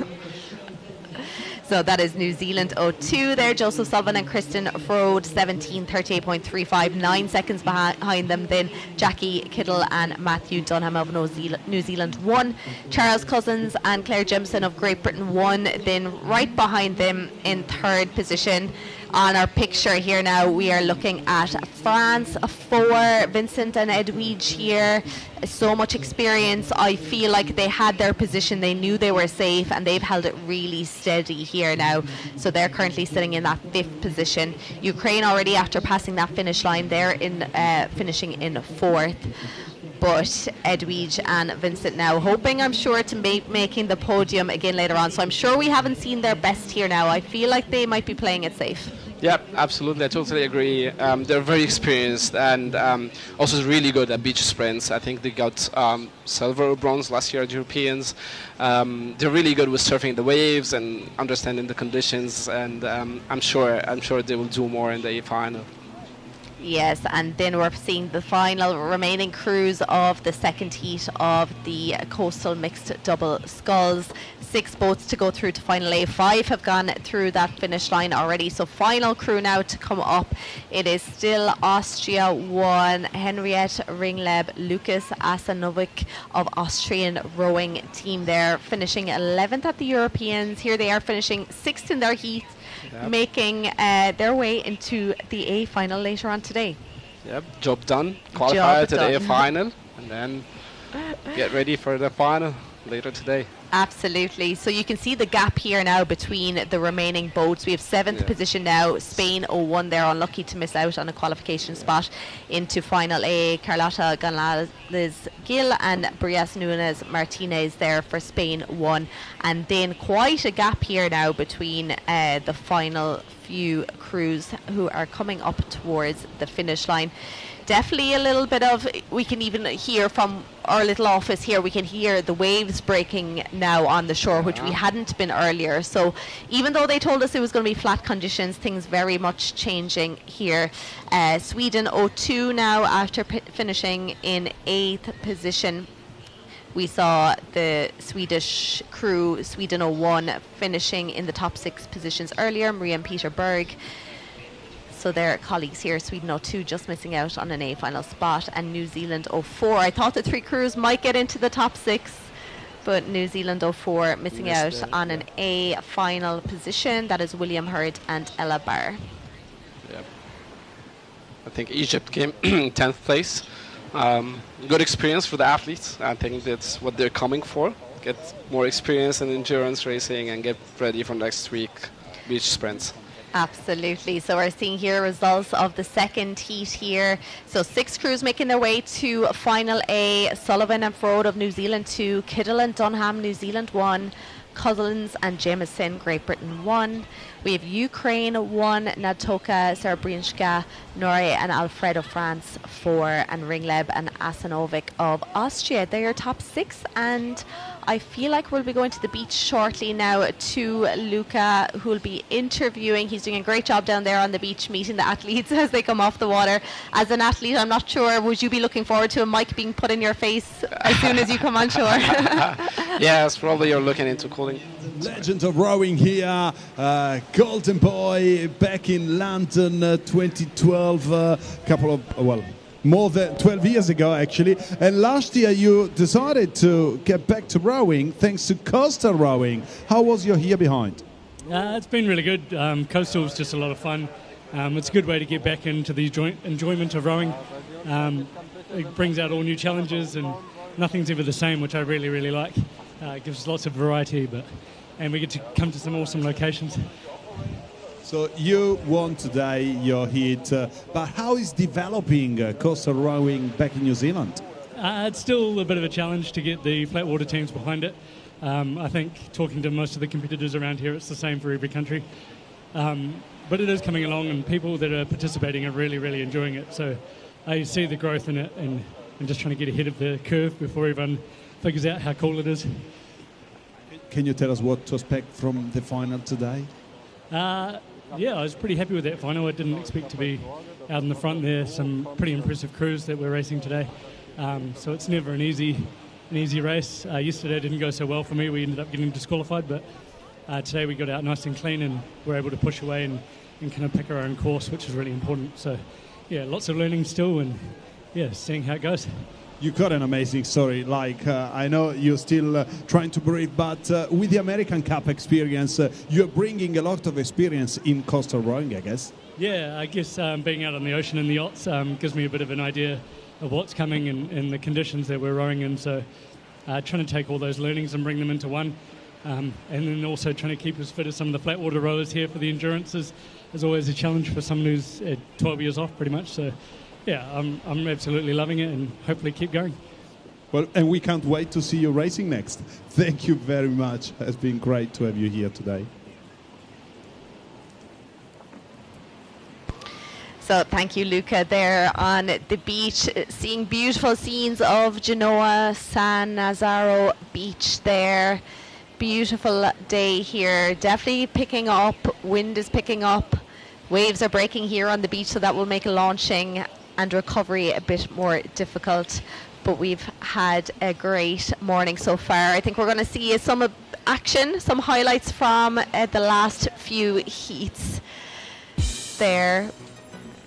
So you can see scenes of the beach. We had the doubles, started off with the women's doubles in this block of heats. Some great racing. It was still quite calm at that stage. Then we had the mixed doubles. Lovely turns here by all crews. Nice bit of space between them. We didn't see too much trouble, too many collisions here. Ukraine and Great Britain there had a great race in the mixed doubles. Great Britain finishing third, Ukraine fourth. Nice tight turns there. And you can see just how the water is getting a little bit bouncier and throwing the bows around the place a little bit. This was the great battle happening between the two New Zealand crews. Joseph and Kristen getting the better of Jackie and Matthew there in that heat. So that'll make for a great final later on. Austria then getting that final qualifying spot. And we can see the boats in the background there, making this a tricky course with lots of waves and lots of washes from those turns. And France there, France 04, getting that fifth qualifying spot in the mixed doubles. So that ends this block of heats. We will be back at 1:10 local time. We will be starting with the second heat of the women's double sculls. We'll have the third heat of the coastal men's solo and the third heat of the mixed double sculls. And after that, very exciting afternoon ahead. We'll be moving on to the A finals. So thank you for joining us. Be sure to join us again at 1:10 and I will chat to you soon.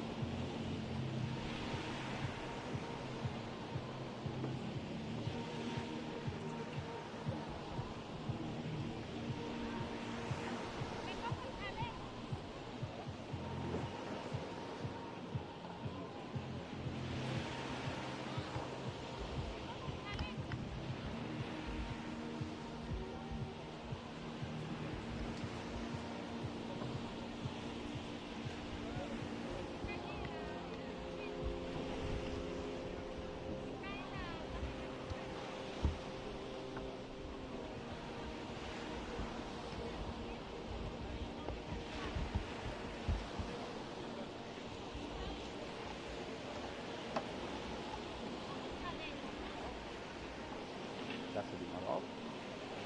Ja? Ja.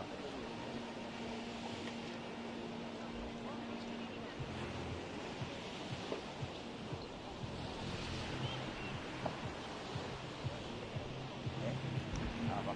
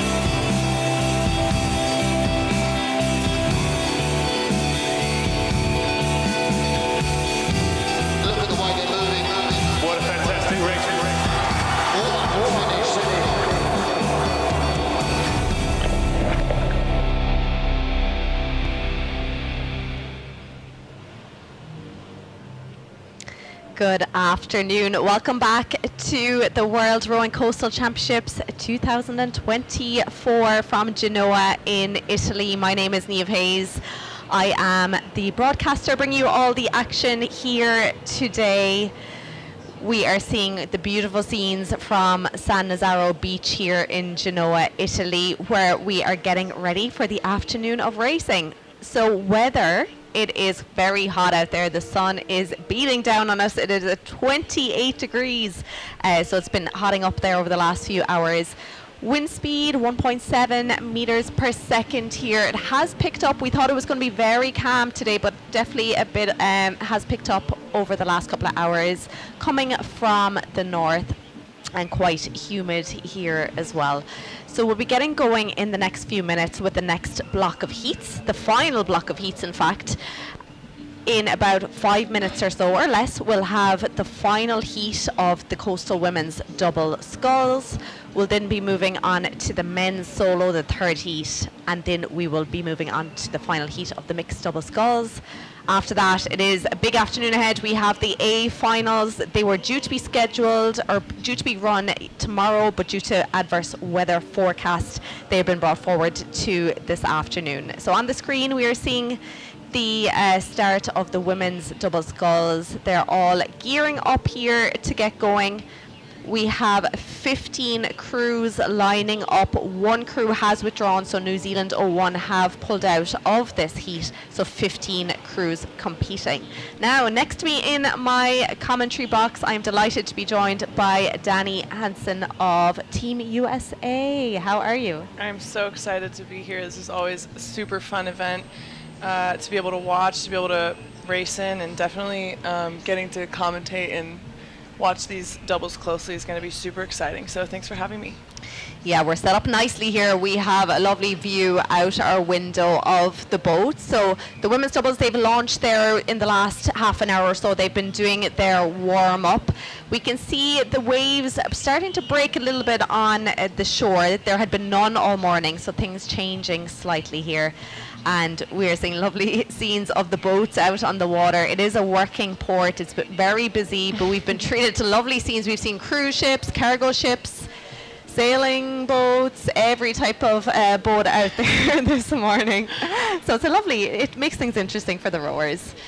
So Danny, is there anyone you're looking forward to seeing in this race? Of course I'm biased. I'm super excited to watch my teammates, Christine Cavallo and Annalise Hall, as well as we have Brooke Downs and Coral Kasdan.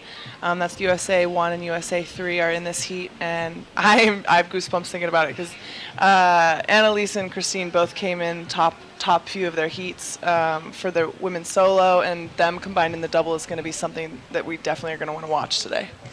Yeah, so they probably would have thought that they had a bit more time between their races, thinking that their A final was going to be tomorrow. It's been moved to this afternoon now.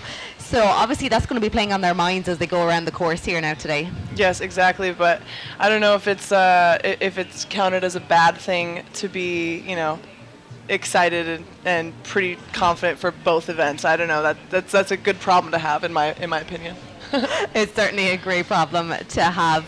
So we're seeing the start line here, seeing the boats gearing up. We're just about a minute or so away from the start line. So it's the first time that we've had a water start, a floating start, since 2019 in Hong Kong. Mm-hmm. It has been beach starts the last few years. So this itself, the floating start, brings some challenges. You want to get a good position. You want to make space around yourself so that you're not involved in any collisions.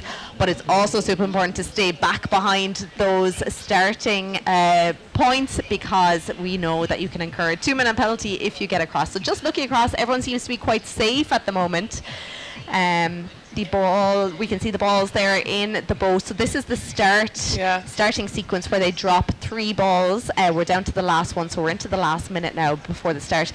How are rowers feeling at this point in the race? Yeah, at this point, really what you want to do is make sure that you're really getting close to that start line. We have probably about 40 seconds before that last ball drops. As soon as that last ball drops, you want to be having your bow crossing the start line into the race. And on this course specifically, it's really, really important to have a very, very good start, because getting to that first buoy first is going to give you a huge advantage. So there it goes right there. And you can see the rowers kicking off pretty hard here. It's basically, people are going to be treating this as a race to that first buoy. It's going to be really important to get there first. Absolutely, yeah. And I think, it was mentioned at the crew captains meetings that you do have to race these as if they're finals, just in case, weather conditions come in and they are, the positions are treated as your final position. So I think everyone that goes out there in the heat really wants to do their best. So really good start here. We're already seeing things opening up after that. Mm-hmm. Those first 4 boats there really were up at the line, ready to go, and they're after shooting out. So as you said, the leading pack here is so important on the way out out to that first turning buoy, because you don't want to get caught up in kind of the messy water from those boats in front of you. Exactly. And also you never really know what's going to happen. At the beginning of this course, things are usually a little bit flatter, a little less wavy, and then once you get toward that first buoy, you're going to start to see water kind of chop up a little bit more. And you can see everyone's spread apart now, but as they get close to that buoy, all the boats will converge in together, and that's when you really want to make sure you're at the start of the pack. Otherwise, you're going to get, you have a higher likelihood of getting kind of caught up on another boat, which is not ideal. Not ideal for sure. So 15 boats competing in this heat. So New Zealand withdrew from it.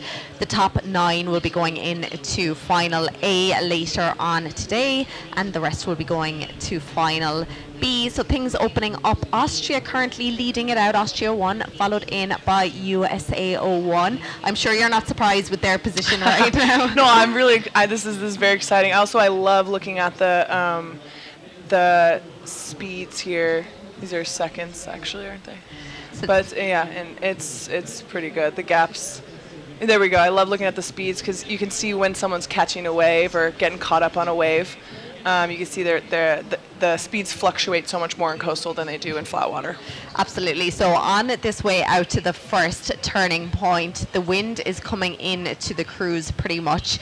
So you can see there was one of the drone shots there showed a little wave breaking over the bow of one of the boats. So this is what they're going to have to contend with heading up to this the first turning point. So out in the lead, we have the Lobnig sisters from Austrian rowing team, Katharina and Magdalena. No real surprise there that they're leading this out. Finished second position in this category last year, and they both raced in the singles already. But look at this, from the Netherlands moving up there into the top 3, just pushing USA back into third, and as I said, that USA back in second. So I think it's going to be a great battle between these crews. They do look good. Netherlands does look good. They're locked in. But yeah, Christine and Cavallo, I know them personally, and Christine and Annalise, I know them personally, and they're definitely going to give people a run for their money. For sure. And then at third position that we mentioned, Netherlands 1. So Yannick van der Meulen and Karen Roberts, reigning champions from last year. They're so strong in this category. We're not seeing them in the quad this year. Usually they row the quad as well, but we have seen Yannick van der Meulen. She was in the solo yesterday and in the women's double. So they're going to be definitely ones to watch in this. So top 3 at the moment.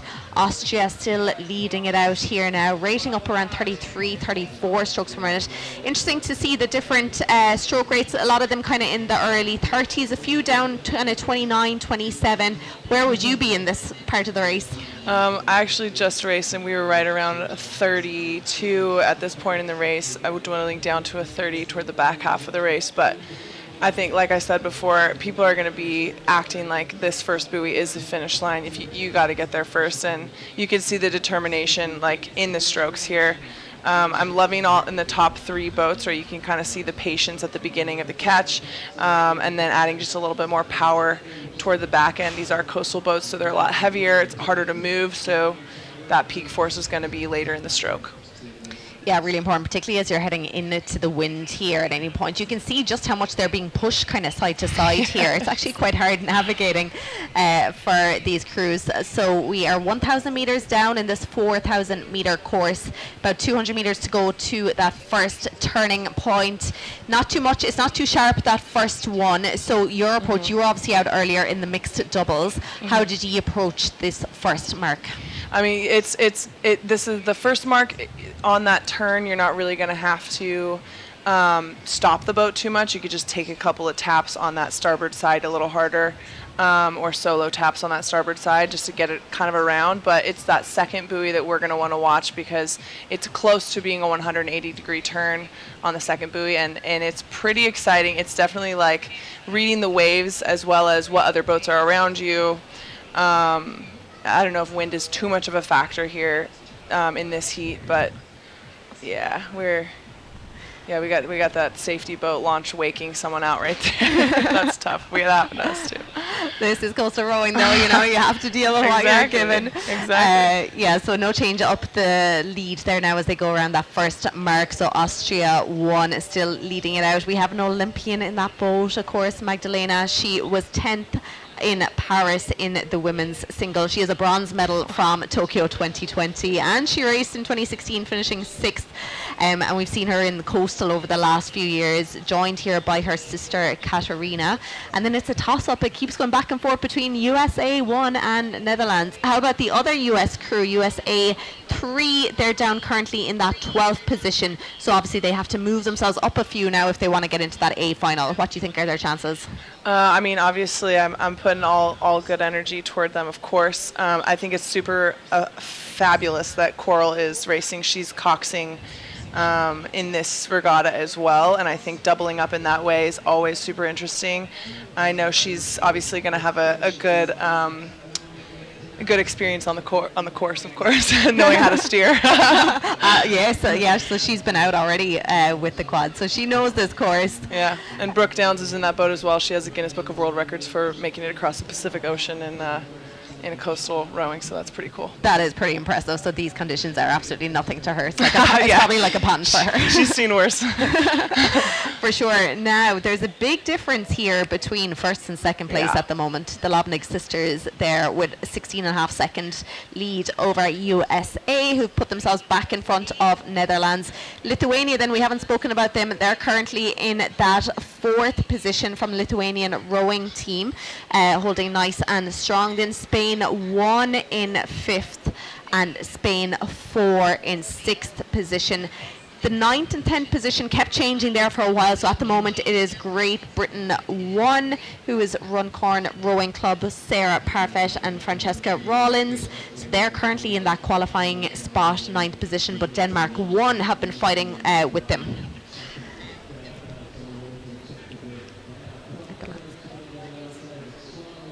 So crews now heading down towards the halfway mark, so they have 1,800 meters done. Looking at the speeds there, you were mentioning about how the speeds kind of change all the time depending on what position of the wave they're on, but the Austrian speed there, they're getting over 15 kilometers an hour there, dropping that back down to 12. It's really interesting to see it changing. Yeah, well, when you do see a wave out there, you do want to catch it, surf it a little bit, and it looks like they're taking full advantage of that. Knowing the ocean is just as much as a strategy as having a straight course, as keeping that rate high. So I think the more, I guess, marine skills you have, the better chance you have at making sure you're taking advantage of those waves and the speed that they can give you for free. Absolutely, that makes all the difference in this sport. It's not just about getting around a 4-kilometer course. It's about what direction the wave is coming, where is the tide, is there any currents or channels under you, and how can you use those to your advantage. Particularly the waves, they're really, really important to be able to make use of them. So we're seeing here USA 1, Netherlands 1 and Lithuania 1 here in our picture. There is a little bit of a gap, so about 20 meters between USA and Netherlands, then another 20 meters back to Lithuania, but the Austrians here in the lead on that sharp second turning point there. They did that really well. Yeah, that was really quick. You'll see this as well. Annalise and Christine have already taken this buoy a couple of times already, and yep, that's pretty good. Netherlands is looking really tight. Netherlands is staying really tight to that buoy. That's going to be good for them. Nice job. This is really clean. It is really clean. I think they have enough space. Now, having said that, there's a few crews coming in together, but look, it looks like they've made a call, and one's staying narrow, one is going wide to avoid those collisions. It's way better to give yourself that space rather than trying to take a tight turn and getting caught up, because you can get stuck there. We see crews stuck there for 10, 20, 30, 40 seconds easily. And it's not, remember, we're trying to get that bow around this buoy. If you hit the buoy, that's legal. If your oars smack the buoy, that's legal. But keeping that bow on the correct side of that buoy is going to be important if you don't want a little time delay.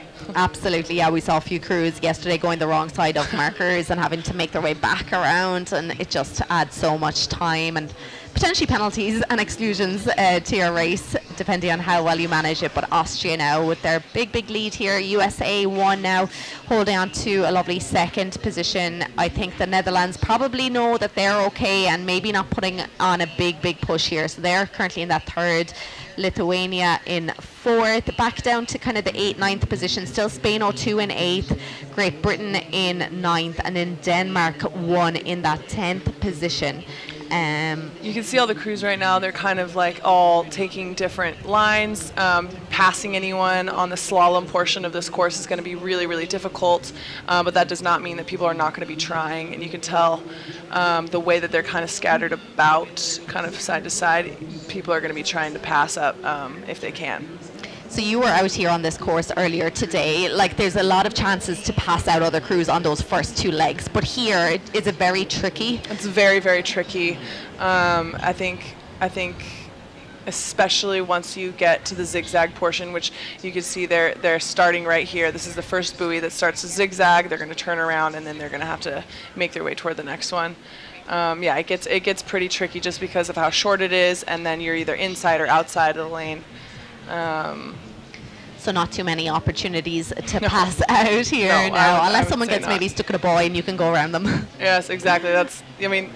We saw yesterday in racing as well, people catching crabs in the last 150 meters of the race. So you got to keep it pushing no matter what's going on, because you don't know what's happening with the crews ahead of you. Yeah, so there we see USA gone around that mark. Now Netherlands really staying really tight to each of those marks. Yes. You can see the experience from the crew there, Yannick and Karin, reigning world champions. They know how to row these coastal courses. Yes, for sure.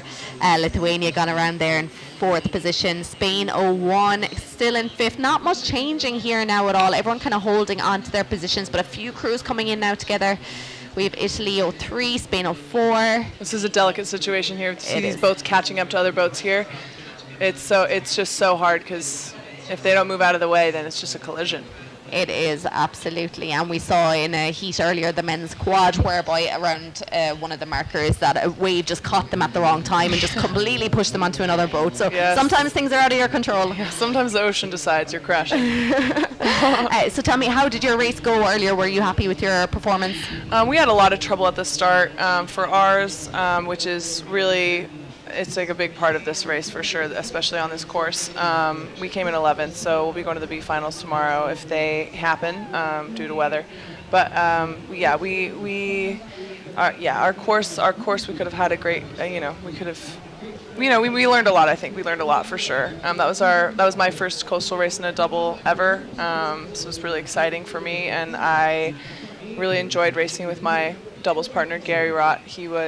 He's a lot more experienced, and it was definitely really fun. So proud to have gotten it done for sure.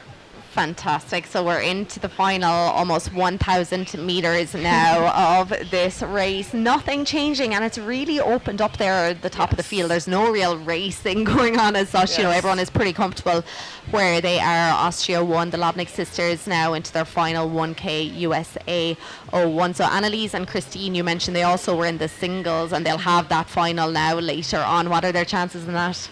Annalise came in second in the heat. I think Christine was in the top few as well, and I think that if you're in the top 3 of any heat, I think it's a good indicator that you're probably going to do well.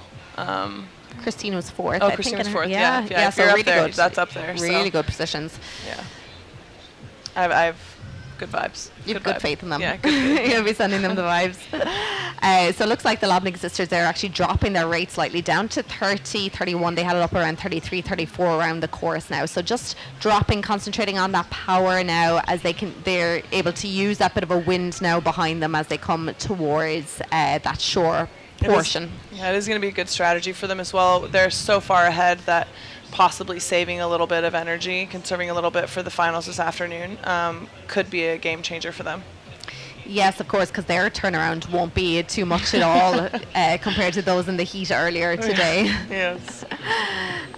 So final few markers now for these crews. We can see Austria 1 there into their final 750 meters, just powering it out. USA 1, I think feeling really comfortable as well at this stage. And now we are looking at 8th, 9th and 10th here at the moment. They're all going around. This is the important race that is happening. Yes. For that final qualifying spot, only top 9 going in to the A final.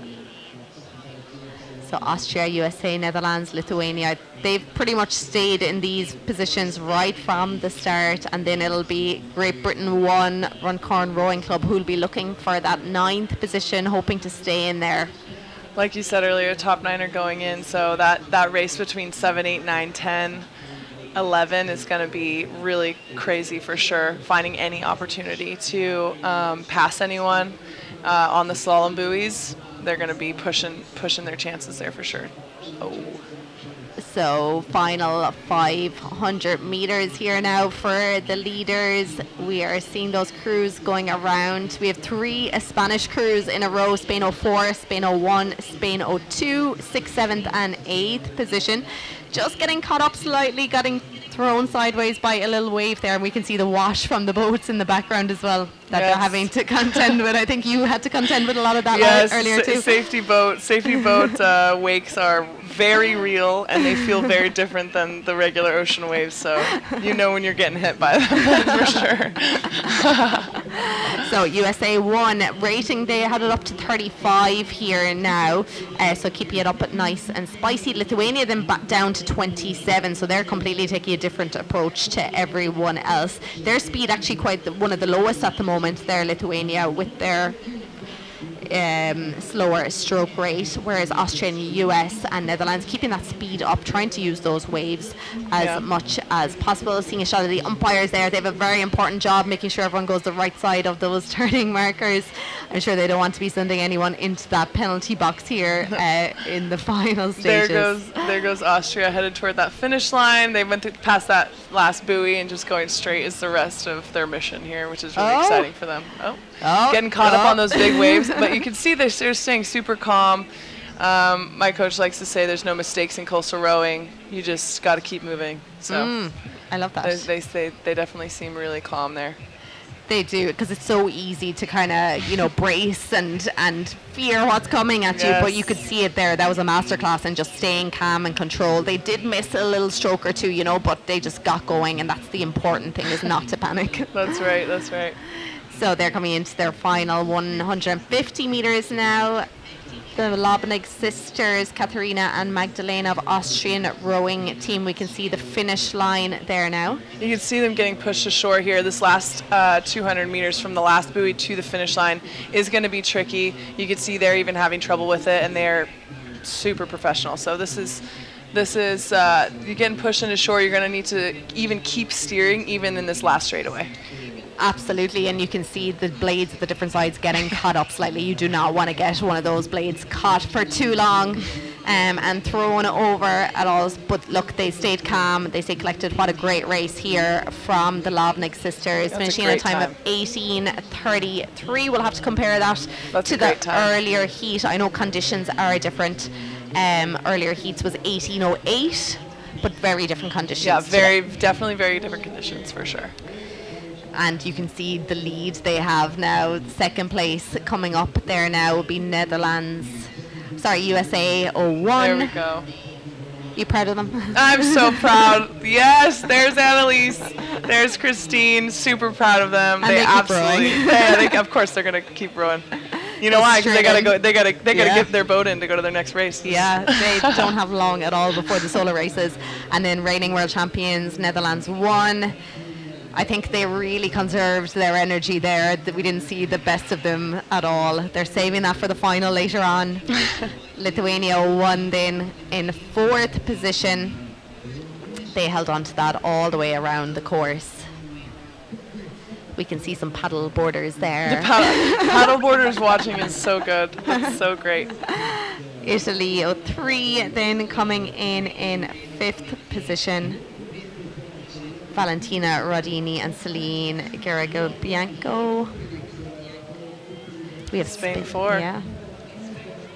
It's pretty good. They're all, I think, take it easy. Bar these two, I think, are racing over on the far side. Oh, who's coming in the last 8th and 9th? That was close. That was close. So GB Great won Britain and moved Spain themselves two. back up to 8th. They were 9th for a lot of that race. You know what? They must have passed on the slalom. That's impressive. That's hard to do. And then Spain 02 taking that final qualifying spot. So a minute and a half between the winners there and 9th position. Not uncommon to see that sort of time difference between the first place and the 9th place. So now they have an important few hours ahead of them. What would your advice be to them coming off the water now and recovering? I mean, recovery is your number one best friend at this point. Just making sure that you're doing everything you can to get your water, get some food, get out of the sun, especially get out of the sun. I mean, hopping into the ocean to get a little refresh is not bad either. Yeah, you can see a few swimmers in there. Yeah, this water's really nice here. So results. They're already coming in. Seeing that first place coming in before the race is over is just amazing. Amazing, yes. The Lovnik sisters, Magdalena and Katarina, there. First place in the second heat of the women's double sculls. Annalise Halden and Christine Cavallo of USA 01 in second position. Karen Roberts and Yannick van der Meulen of Netherlands 1 in third position. We have Lithuania 01, Italy 03, Spain 04, Spain 01, Great Britain 01 and Spain 02 all making their way to the A final later on today. Good job to Spain. Exactly, 3 crews. 3 crews into the A finals. Amazing. So just seeing the beautiful scenes. I think it's about 29 degrees or so here now at the moment, so very hot. We see a lot of crews now in a lot of nations, and you probably were one of them that go to somewhere very hot in the preparation for this to kind of acclimatise. So were you part of the group that was travelling around Europe there the last few weeks? I was not, but a lot of my teammates were in Spain and then in Italy, and that I think it definitely helped a lot, for sure. Yeah, it is definitely a little bit hot here, but it's kind of perfect. I mean, there's really no complaints. It's very beautiful here. It is very beautiful. It's nice for us not rowing. Well, me anyway. I wasn't rowing. I'm just looking. I'm just looking today, so it's fine. It's not too hot here at all. So next up we will be moving on to the men's solo, the third heat coming up. But I believe we are going to Luca on the beach for an interview with the Lobnik sisters.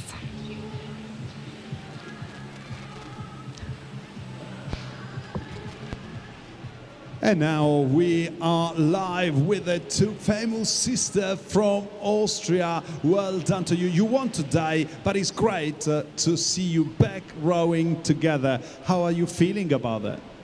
Oh, we are so excited that we can race together again in the double and that we are here at the Coastal World Champs. We love the atmosphere and the lovely people are the coastal scene is just amazing. And we had a great first race and the duty is done and we hope we can copy it in the final A.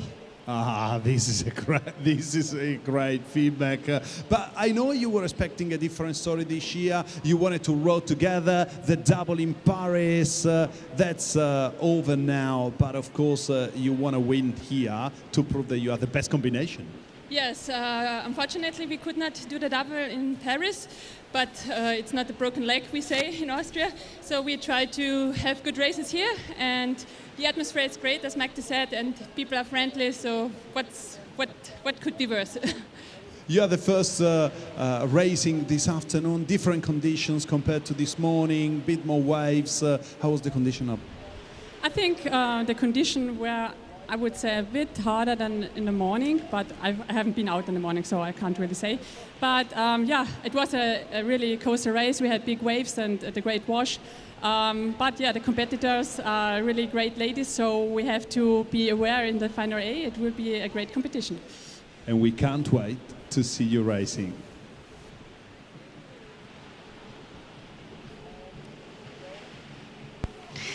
So well done there to the Lobnig sisters, making their way to the final later on today. Seeing lovely scenes of the beach here now. It's a busy beach. Lots going on here now as people gear up for, we have 2 more heats to go, and then we're moving on to the all-important finals where the medals will be given out. We are going to be going to some highlights in a second now from the last race. Some really good racing happening. nice shots there of Gorgeous. the fireworks. The water here is so blue, it's amazing. It is amazing. So yes, the women's double there now. Lobnick sisters really let it out from the very start with a nice rate. Of course, this is fast forwarded, so they weren't going Could you imagine? That had to be in the 50s. They had loads of space around that sharp turn there as well. Netherlands and USA had a great battle at the start, but USA just really held their own in second position, so that'll be a really great race to see them. First of all in the singles and then in the double later on. Got a bit close here between two crews, but slight collision perhaps. yeah, no major collisions here. Expert steering there, expert turning. We mentioned about these. Yeah, a little bit of a water. collision here. And those safety boats. And that last getting nice and straightaway, close. them getting pushed to shore. Yes, this is a really interesting one. So you'll really see the difference between experienced rowers and those who are quite new to it, because you really need to allow for all those sorts of things. You mentioned like they're being really pushed to shore there on that final leg. So that could be the difference between, you know, doing that straight line in a couple of minutes or doing it, you know, adding 30 seconds to yourself very easily. Exactly. So we're seeing pictures of the Coastal Men's Solo, third heat, final heat of this category. We have 17 rowers competing. Top 6 will be going to the A final, 7 to 12 to the B final tomorrow if they go ahead, and then the rest will be eliminated. Now, some big names in here. We're seeing Christopher back there. He's going to be one to watch. Keelan Mannix from Ireland. I'm seeing David Hussey there. He joined me here earlier in the commentary box. We Be love great to David. see him competing himself in the solo. Anyone you're looking forward to seeing? Well, of course, we're rooting for the USA. I'm biased. I'm from the USA as well. But David Hussey, I have a soft spot for David Hussey, as does everyone at this event. So really excited to see him. He's a coxswain as well, racing in the men's solo. That's very exciting. It is. Now, we've seen the first 2 heats of this category already today. There was some pretty quick times. We're seeing quick times in every category, really. The conditions are just allowing for it. So in Italy, or in the second heat, Italy 01, David Mumolo won that in 18:26.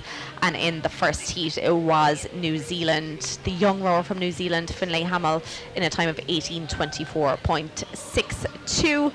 Now, conditions are a lot different to those heats earlier today. It always looks pretty calm when you're looking at the pictures like this, Yes. But when you're out there, it's a different story. It does it's not a little bit feel bouncy. calm. There's no way they're feeling very calm Not at out all. there right now. But the more relaxed you can be, especially in your upper body in these kind of waves, the better of a chance you're going to have. Yes. So we're looking at the starting boat here now. So for anyone who's unfamiliar with the starting sequence, you can see 2 red and white balls there.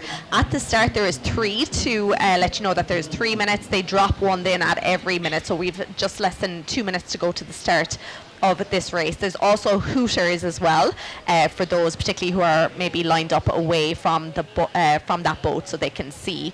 What do you rely on at the start? Is it more looking at the balls or is it the hooter?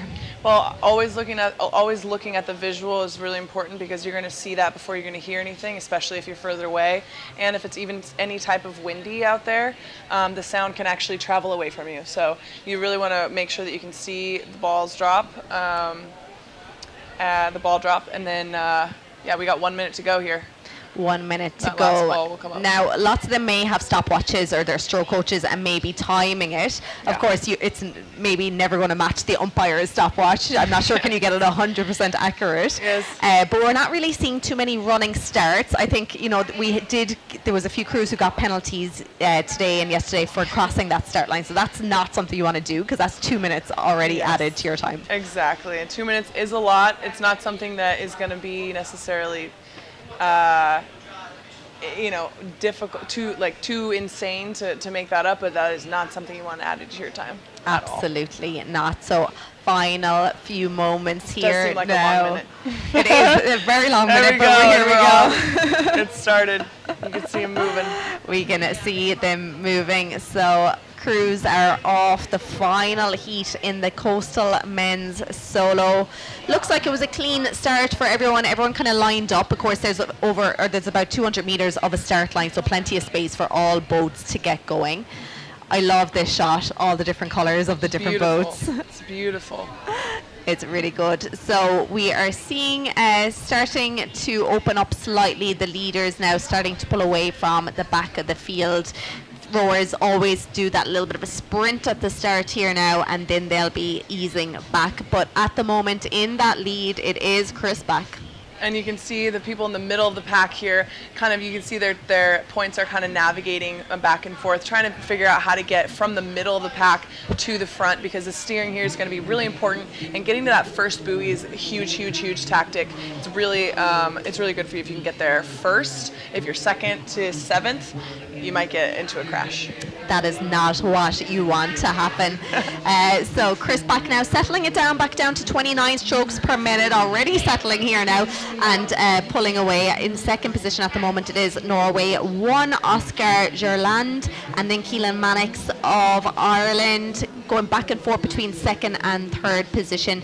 We've Ukraine in fourth, so only 6 positions now up for the final later on today. You can just see how bouncy it is there now, because Chris's boat keeps disappearing on us. Actually, I love this angle because it's a little bit more accurate from a viewing standpoint as to what the water will probably feel like. So, and you can see Chris Bach is super experienced. He lives in a coastal boat, and you can see even he right now is missing a few little bits of water with his oars. So you know it's pretty hard conditions out there.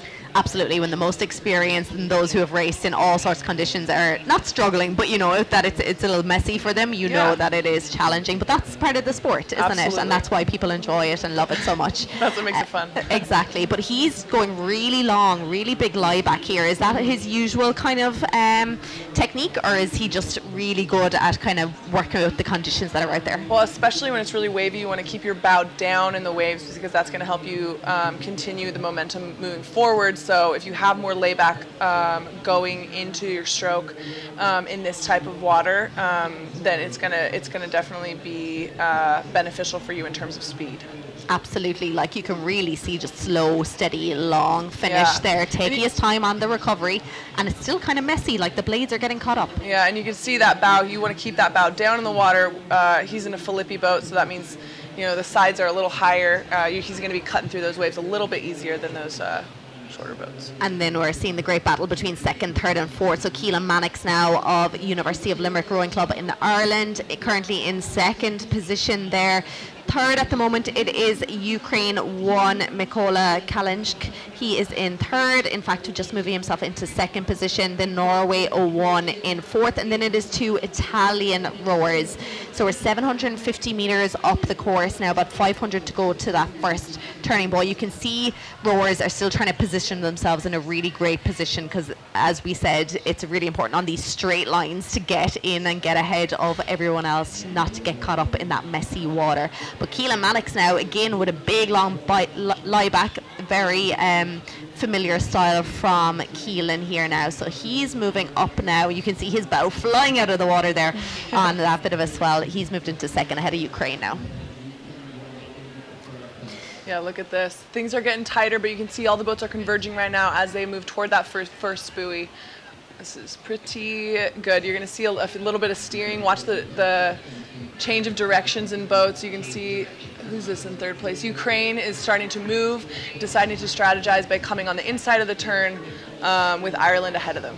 Yes, Ireland, Keelan Mannix there seemed to go a little bit wide. I'm not sure if that was on purpose or not, and pushing Ukraine on the inside. Maybe Keelan is being a bit smart with his navigation here now. We can see, or we saw in the last heat, how boats were being pushed onto the shore. So Keelan is probably taking a bit of a wider angle here now.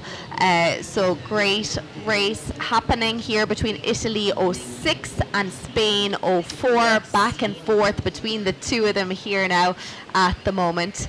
So Spain 04, that is Sergei Palenis Galvin, and then we have a couple of Italian rowers. Italy 06 is Francesco Verdam Russo. So great race happening between them, and so those top 6 spots, like you really want to try and aim to get in it at this stage of the race. As we were saying, you don't really want to be fighting for it around that chicane towards the end of that race. No, definitely not. And you can see even even the middle of this pack right here, they're a little spread apart, so we're going to see them start converging as well, and they're technically all parallel with in the same line as each other, so that's going to be very interesting for sure. Absolutely. So Christopher, I call him Christopher, you call him Chris. He was second last year at the World Championships. He was beaten by Adrian Miramon Quiroga, who of course is not here because he's saving himself for the beach sprints next week. So I'm sure he was glad to see Adrian's name not on the list. But I imagine Chris is the type of rower that would have liked to have seen him and would have liked to have challenged him. I mean, you never know what's going on in anybody's head, but I mean, obviously, with that kind of a confidence boost, you can see he looks very unstoppable right here. He's really crushing it. These big swells, this small chop, a little bit of a side wind, and he's going to be taking this turn first, which is a huge advantage for him. Super exciting. And then these next Ukraine, Norway, and Ireland coming up on this buoy, all very similar at the same time.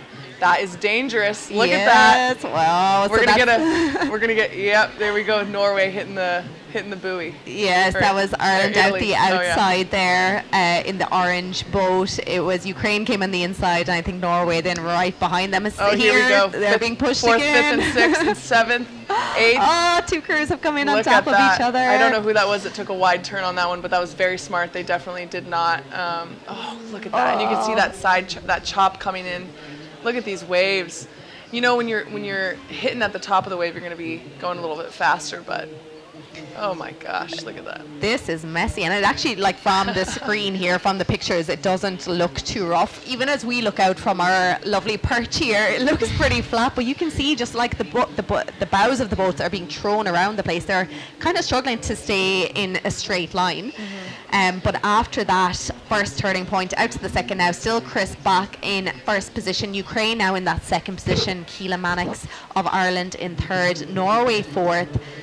Spain in fifth, that's Spain 04, and Italy 04 in sixth. At the moment, Great Britain 03, that is Joshua Watkins Jersey Rowing Club just outside the qualification spot. But anything can happen here, Danny, can't it? Anything. And this right here, this is the last leg. Moving to the second buoy, this is the last leg of the race where we really are going to see very much passing. So I think, who is that? They're gaining speed right here. I think is that Ireland? Ukraine. Ireland is gaining speed. So we're going to see some more passing on this leg, and then once they get around this buoy, which is about a 180-degree turn, the boats are going to slow down moving around that turn, of course. There's Spain 4 right there in fifth place. Once we get around this buoy, it's going to be so much more challenging to have any passing happen. So this is really, people must be taking this part of the race very seriously if they want to get up there. Absolutely, and it's at this point you need to make a decision. What line am I going to take into that turning point? We can see the battle between Ukraine and Ireland. Keelan from Ireland seems to be going to the wider line, Ukraine on the inside line, and this is the one that's really going to make a difference. You want to stay away from each other, which they are right now. We're seeing the space between them. Yeah. Norway seems to be taking quite a tight turn now, so it's going to... It's really just a difference in strategy, because you'd think that taking a tighter turn is going to benefit you, but also maybe taking a wider turn to avoid any crashing is going to end up being what's fastest. You never really know until you literally arrive at the buoy, and that's why coastal is so... It's like intuitive. You got to make those calls right away, and so more experienced rowers who've been in these situations more often are usually going to be able to make those calls in a quicker amount of time. Yeah, this is really interesting from Norway now. So they've moved themselves. They had been in the tighter line. So they're the red boat on the right-hand side of our screen as we're looking at it. So they're moving out in between Ireland and Ukraine. We can see Chris still out in front for USA, but then Ukraine are the inside line, Ireland the outside line, Norway right in the middle. So I think there's a bit of space between them. Looks like they will be safe, but let's see what happens. So Chris is in and out. Oh, Norway's starting to go out a little bit more, which is very interesting. Yeah, Ukraine have pushed out a little bit as well, gone quite wide. Ireland have had to stay wide. I would say Norway's line, if no one else were around, was really, really nice. And Keelan look at that. Of Ireland there. Look at that. Look at that. Barely missing. Who was that? That was Ireland and Norway. Ireland barely actually missed Spain's boat with their oar there. That was wild. So he was the widest, and he ended up finishing the narrowest. So that was an interesting strategy from Keelan. He kind of slowed down the speed there a little bit to try and sneak in the inside, which he did.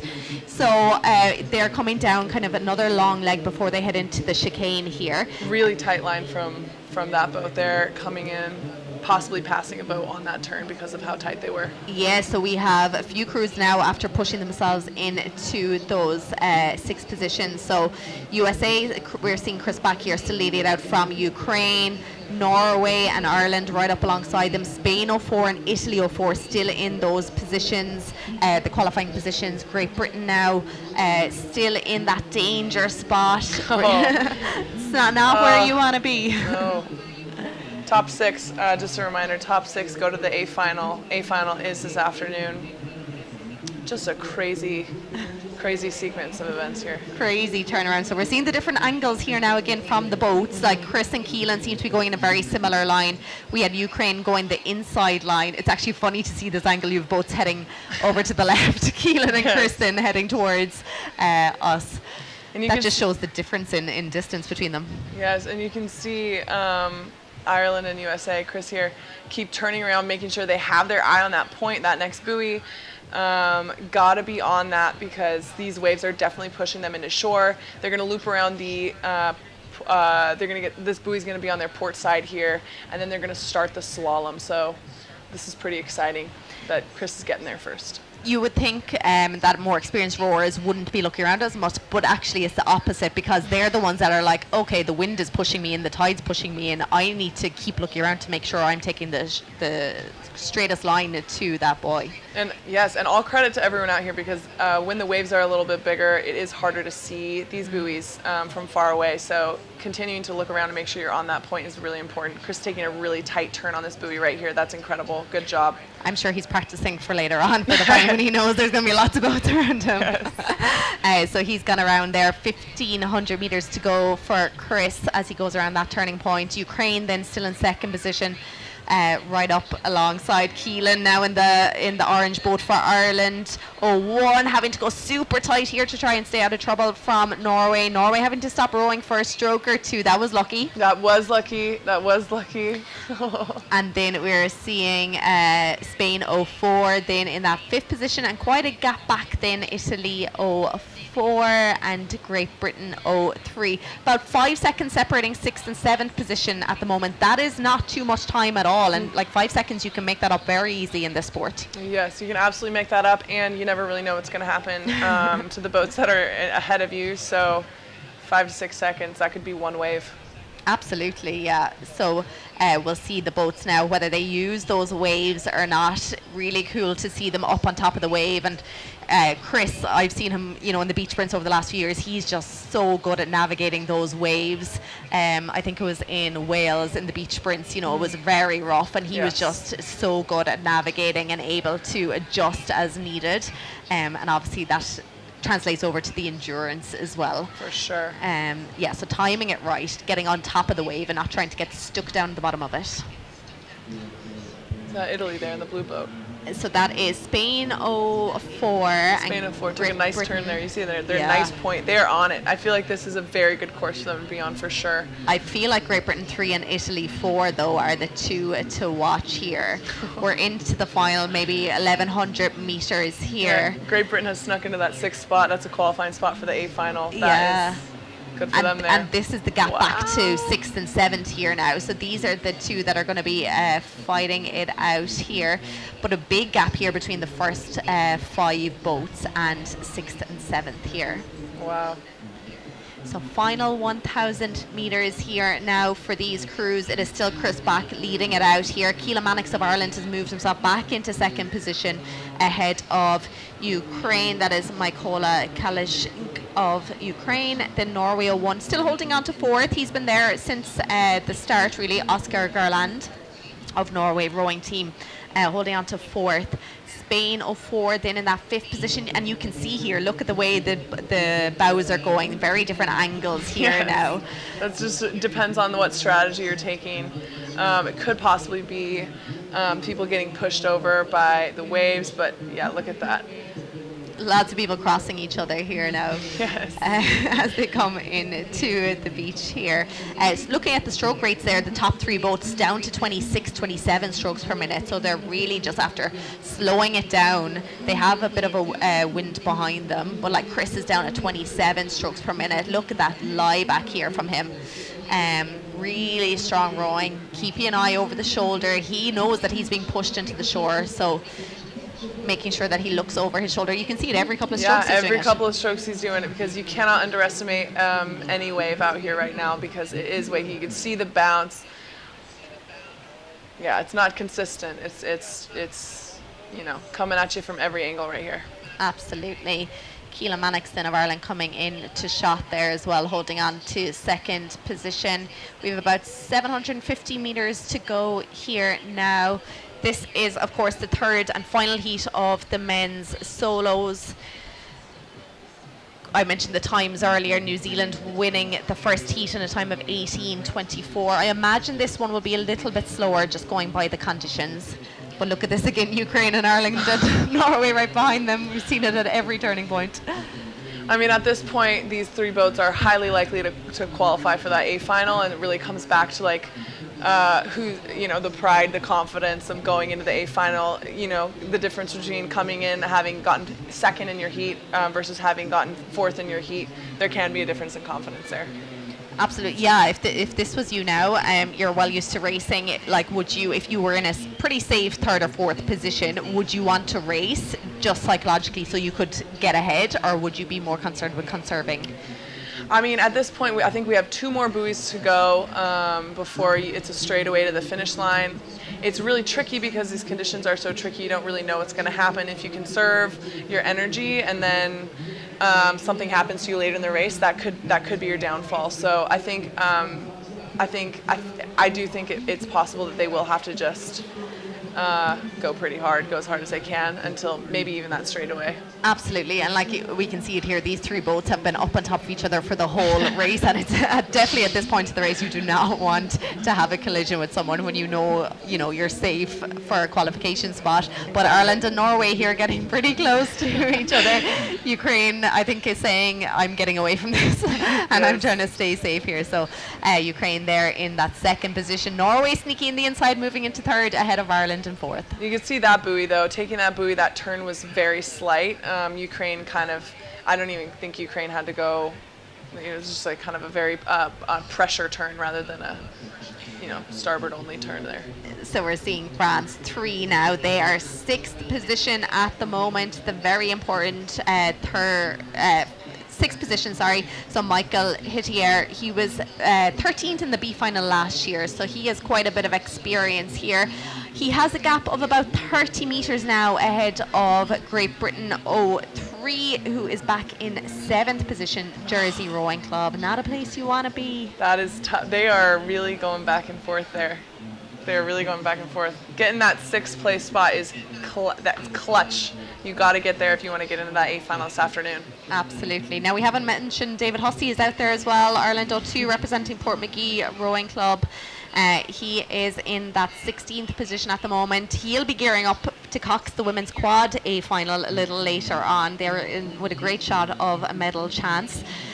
So he has plenty of experience, both coxing and rowing, and he knows this course inside out at this stage, I think. So shout out to David. I think he'll be joining me again later on in the commentary box. Love David. But final 100 metres or so for Chris Bach. Going to be a quick turnaround for him. Yeah, and David just moved into that 15th spot as we were chatting about him. I know he heard us. Chris is looking good. He's looking very good. He's pretty far ahead. He's about 100 meters ahead. If we look out our window now, we can see him he's moving approaching across the finish line here. He's got about 10 strokes to go. Still looking over the shoulder. Yeah, still looking over his shoulder, making sure that that those waves aren't pushing him too far away. We're gonna hear that end buzzer soon.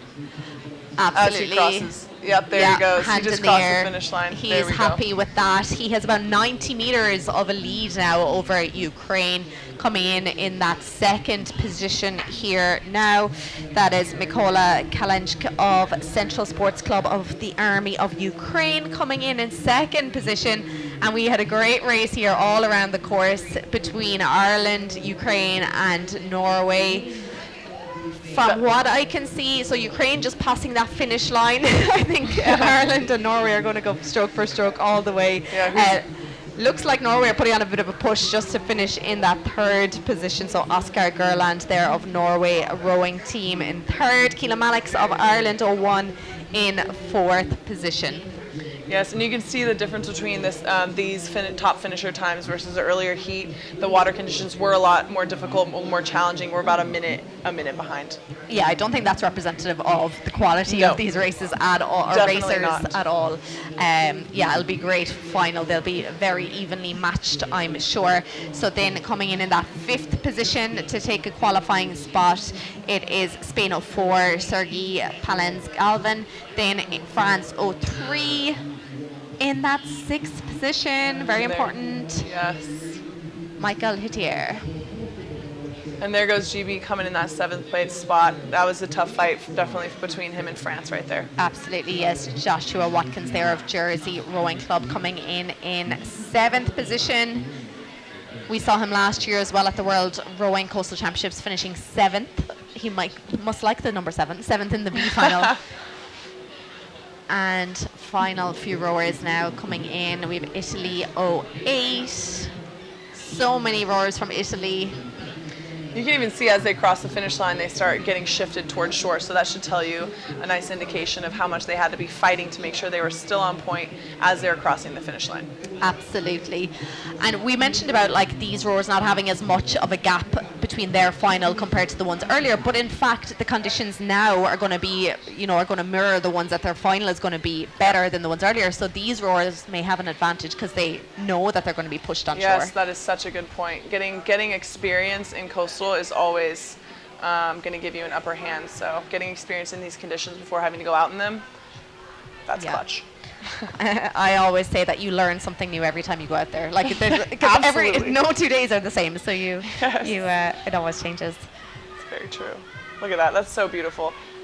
So beautiful. Yeah, we can see the port there where all the ships are coming in and out of. But here are your results of Heat 3 of the men's solo. So Christopher Back of USA 1. Leading that out ahead of Mikola Kalanchik of Ukraine, Oscar Gerland of Norway, Keelan Mannix of Ireland, Sergei Palens-Galvan of Spain, and Michael Hitier of France are making their way to the A final. Incredible. That was a really nice race. That was a great race indeed. And then 7th to 12th will be going to the B final, which hopefully will take place tomorrow, but it all depends on the weather forecast. You're one of those, you're unsure whether you'll be racing or not tomorrow. I'm really hoping those B finals go off. I would love to race again. Hopefully they will. Hopefully it'll be okay in the morning to allow those B finals to go ahead. But we're seeing the beach there now with all the pool boats. Everyone is sharing boats this year. Nobody could bring their own boat just because of space. So everyone's been sharing, so we can see the boat park there. All the boats ready to go for the next few races. Yep. These athletes are coming in, getting their boats into shore. Some athletes are racing again soon. And now we have Luca with Chris Back on the beach.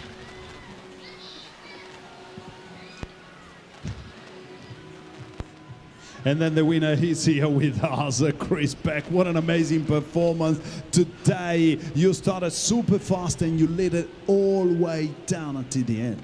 Yeah, thanks, Luke. It's the first good start I feel like I've had in any endurance race, so I'm really happy with that start, and it paid off, so I was really happy with the performance. You know, you are one of the most experts, I was telling, of course, our audience, and now it's time to talk about some technical aspects. Here in Genoa, we are close to the beach. We are not going in the middle of the ocean, as per other course. What's the main difference between the two different approaches? Yeah, I mean, honestly, it's just dodging the sailboats that come in the middle of the course or the shipping containers and not getting distracted by that. So it's just staying focused, really, of different swells, different waves. I think everybody can attest to that. And the conditions, like we can see that the wind is trying to give a bit more power. Yeah, it's certainly trying to pick up a little bit. I'm not sure. I wasn't here super early like a few folks this morning, but I personally really like the conditions right now, so hopefully it continues for the rest of the day. Hey, thank you very much, and good luck for your final. Thanks, Luca. Appreciate it. Thank you, Luca. Great to hear from the winners there. It's so cool to get them straight out of the boat. I'm not sure they appreciate putting a mic in their face, but everyone is so willing to have a chat with us. But we're just having a look at the highlights of the race here, the final heat of the men's solo. That was the starting sequence. We can see the ball dropping. It was a nice even start. No collisions really at the start, was there? You could see Chris Bach did have an excellent start, which is a huge part of the strategy. Yep.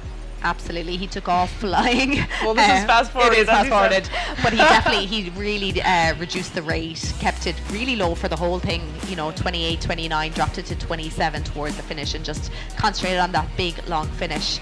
As you mentioned, that power was so important. But look, I love these turns. That just shows the experience where they put that hand right behind them, put the handle right behind them.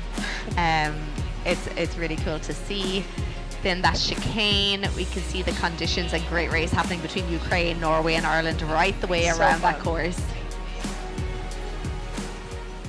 Yes, the conditions, bumpy. Bumpy, and we mentioned about Chris looking over his shoulder. You just have to, no matter how much experience you have to keep looking over. And that was the finish. So Chris back. We had Ukraine, we have Norway, Ireland. And that was the men's solo. So we do have one heat to go, but we will be taking a break from the broadcast. So there will be the mixed double, the final heat coming up. But we will be back for the A finals, which are happening at 3:15. So we will be coming to you live from 3:05. And we have all the action from the A finals to look forward to. So Danny, thank you so much for joining me. Thank you so much for having me. This is super exciting. A lot of great racing this weekend. There was. So thank you. And I might talk to you later in another race. Oh yeah. I'll see you later. Okay, so 3:05, we will be back on the live broadcast. Chat to you then.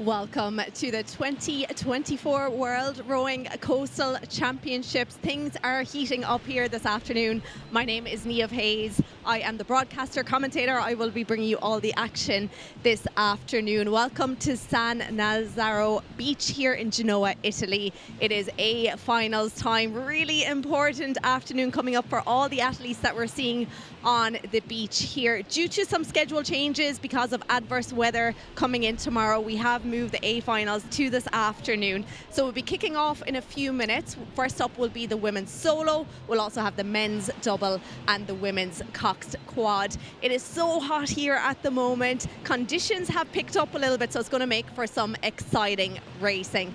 First up though, yesterday I spoke to Gwen Batten, who is the chair of the Coastal Rowing Commission. She chats to me all about what coastal rowing is, and then I will go through the boats and the course. I am here with Gwen Batten, who is chair of the Coastal Rowing Commission. Gwen, we're at the World Rowing Coastal Championships. Tell me, what is coastal rowing all about? There you go. Over the last 20 years, the rest of the world's got on board, and World Rowing has done a coastal World Championships since 2007 in Cannes. What are the main differences between coastal rowing and classic rowing? Well, the boats are bigger, the waves are bigger, and I think a lot of people say your brains have to be bigger because there's a lot of work out there in navigating, in understanding how to work the water, and yeah, so everything's bigger. So you just mentioned about navigation. Tell me about the course that rowers are going to have to go around this weekend. Yeah, so we've got a pretty cool course here. We come out, we're in a working harbour, so that's a water start. They've got a big long run down the coastline next to the main shipping channel where the really big ships are coming into the harbour. And then what they do is they'll cut into the shore, and then we've got what is a shark's tooth course that takes them out into the waves, gives them an opportunity to surf back through them, up and through, all the way back along the coastline, across the water finish line just in front of the beach here. Sounds like it's going to be amazing. Do you have any crews that you're going to be watching this weekend? Of course, I'm always impartial, but there are a number of Olympians who've decided to stay a little bit longer in Europe and come down to a little bit of sun and try their hand at coastal. And then we've got, of course, the really hardcore community that do it day in, day out. So I'm not going to pick anyone out, but I know there's some really hot competition out there. Great. Thank you so much, Gwen.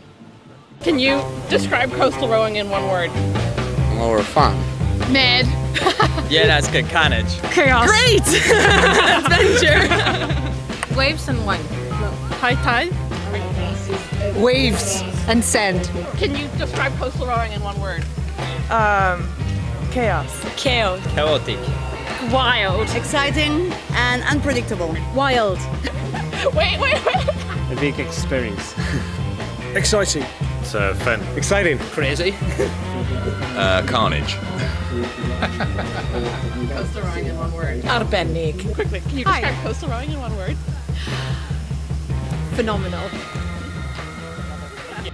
Here at the World Rowing Coastal Championships, we have three types of boats. So we have the single sculls, we have the double sculls, and we have the quadruple sculls, which is where I am at right now. So we have lots of different boat types. They are all about 10.5 meters long, and they have to be a minimum of 130 kilos. You can see the end shape of this one. It is quite vertical, made to cut through the waves. Then we come to the deck, and there's a lovely wide deck here, which allows rowers to jump in and out pretty efficiently. Then it is a scull, so of course we have 2 rigs, 2 oars per rower, standard runners and sliding seat, and we have shoes here that rowers can move up and down to suit their shoe size. Then of course these quads have a cox in them, and they all have different types of steering mechanisms. So this one has a fin that you can pop in here, and it also has a rudder at the back to help with navigation. We also then have our very important life jackets. And so that makes up the quadruple scull. And then bring it to the course. So here in Genoa, we have a lovely course, challenging course. It is going to be a water start and finish for the first time since 2019. So rowers will be launching here from the beach, making their way out to the warm-up area beside us here, and then making their way to the floating start line. There are no lanes, so they have to fight for their space to try and get the shortest route up to that first turning buoy, which is heading away away from us here up to the east. Then the course has been designed so that it is very spectator friendly. So it comes in along the shore and rowers will have to go around many chicanes and buoys and turning points. The heats and the final B are all 4 kilometres, whereas the A finals are 6 kilometres, and they will have to contend with 10 turning points. So it's going to make for a very exciting weekend of racing. Now, welcome back. Now, there was a mistake in that video which I shot yesterday. It said that the A finals were 6 kilometres, but they've been changed to 4 kilometres here this afternoon. So, welcome to the World Rowing Coastal Championships here from Genoa, Italy. My name is Niamh Hayes. I'm going to be bringing you all the action from the races. We have such an exciting afternoon ahead, and things are getting hot and things are getting bouncy out there. It is almost 29 degrees here, really sunny, a little bit of cloud, but sun is beating down on top of us now. The wind has picked up a little bit coming from the south, so kind of coming straight into us here. We're located at the northwest coast of Italy here. Beautiful area, and we have a busy afternoon coming up ahead. So first up, starting at 15 minutes past 3, so just a few minutes away, we'll have the Coastal Women's Solo, the first final A of the day. We'll then be moving on to men's double sculls, the coxed quads of the women. Then we'll be moving on to the women's double, men's solo, men's coxed quad, and the mixed doubles to round out the A final. So we'll be running races every 30 minutes or so for the next while, taking a little bit of a break, and then every 30 minutes again from 5 p.m. local time. So you can see the boat park there from our aerial shots, all the boats lined up ready to go for this championships. Taking a look at the water, then you can see just how bouncy it is. Always on kind of the drone and camera shots, it never really picks up completely how tricky it can be out there. This morning was pretty flat and it suited a lot of rowers, but I know lots of the coastal rowers, those guys who are experienced with those big waves, were looking and praying for a little bit of wind, so it has come in slightly, so it will make for some exciting and challenging racing coming up. So, women's solo, final A, the World Rowing Coastal Championships 2024. 18 competitors in this race. We had 3 heats yesterday. From each of those heats, the fastest 6 made it through here to the final, and it's going to make for some super exciting racing. Conditions yesterday were very challenging and there was a lot of battles out there, but we have whittled it down to the top 18 rowers in the world in the Coastal Women's Solo, and they're getting ready to head off in the next few minutes or so. So crews launching from the beach and they head out to shoreline. We can see Monika Dukarska there of Ireland, the reigning world champion from Barletta last year. She won her heat yesterday, so I'm sure she's feeling pretty confident. But just as she's sitting there on the water, you can see how bouncy it is there, with the wind kind of coming straight in from the offshore, coming straight onto the beach here. So crews launching from the beach, heading out. There's a warm-up area to the right-hand side of the shots that you're seeing there now. So a little course that they can head out around, get the final bit of warm-up going before the start of the race. 30 seconds to the start. Now we're looking at the starting boat here, so anyone who's unfamiliar with the starting sequence, it starts with 3 minutes where we have 3 balls up in the air and 3 hooters. We've already seen 2 of those dropped, so there's 1 left, so we're into the final minute of the starting sequence here, and then once the hooter goes, once the ball drops, crews will be heading out. Now, I am delighted to have another guest commentator here with me for this solo race. Running in the door here, Aubrey Oldham of Canada. How are you doing? Good. Thank you for having me for this. The start's actually going off here, so we'll watch that. So starting sequence, yes, and we can still see Monika Dukarska of Ireland 01 there in shot. Of course, it's a water start this year, floating start, so it's really important that you get a nice position there on the start line. Doesn't look like there's too much trouble so far. I think everyone had enough space there. Yeah, I agree with you there. It looks like there was a clean start for everybody. It's a little less likely to have those collisions we see in the bigger boats, and we'll definitely see something in the quads. Absolutely, yes, yeah, a little bit more space when you're in one of those solo boats. So early showing here looks like France 01, which is Jessica Berra here.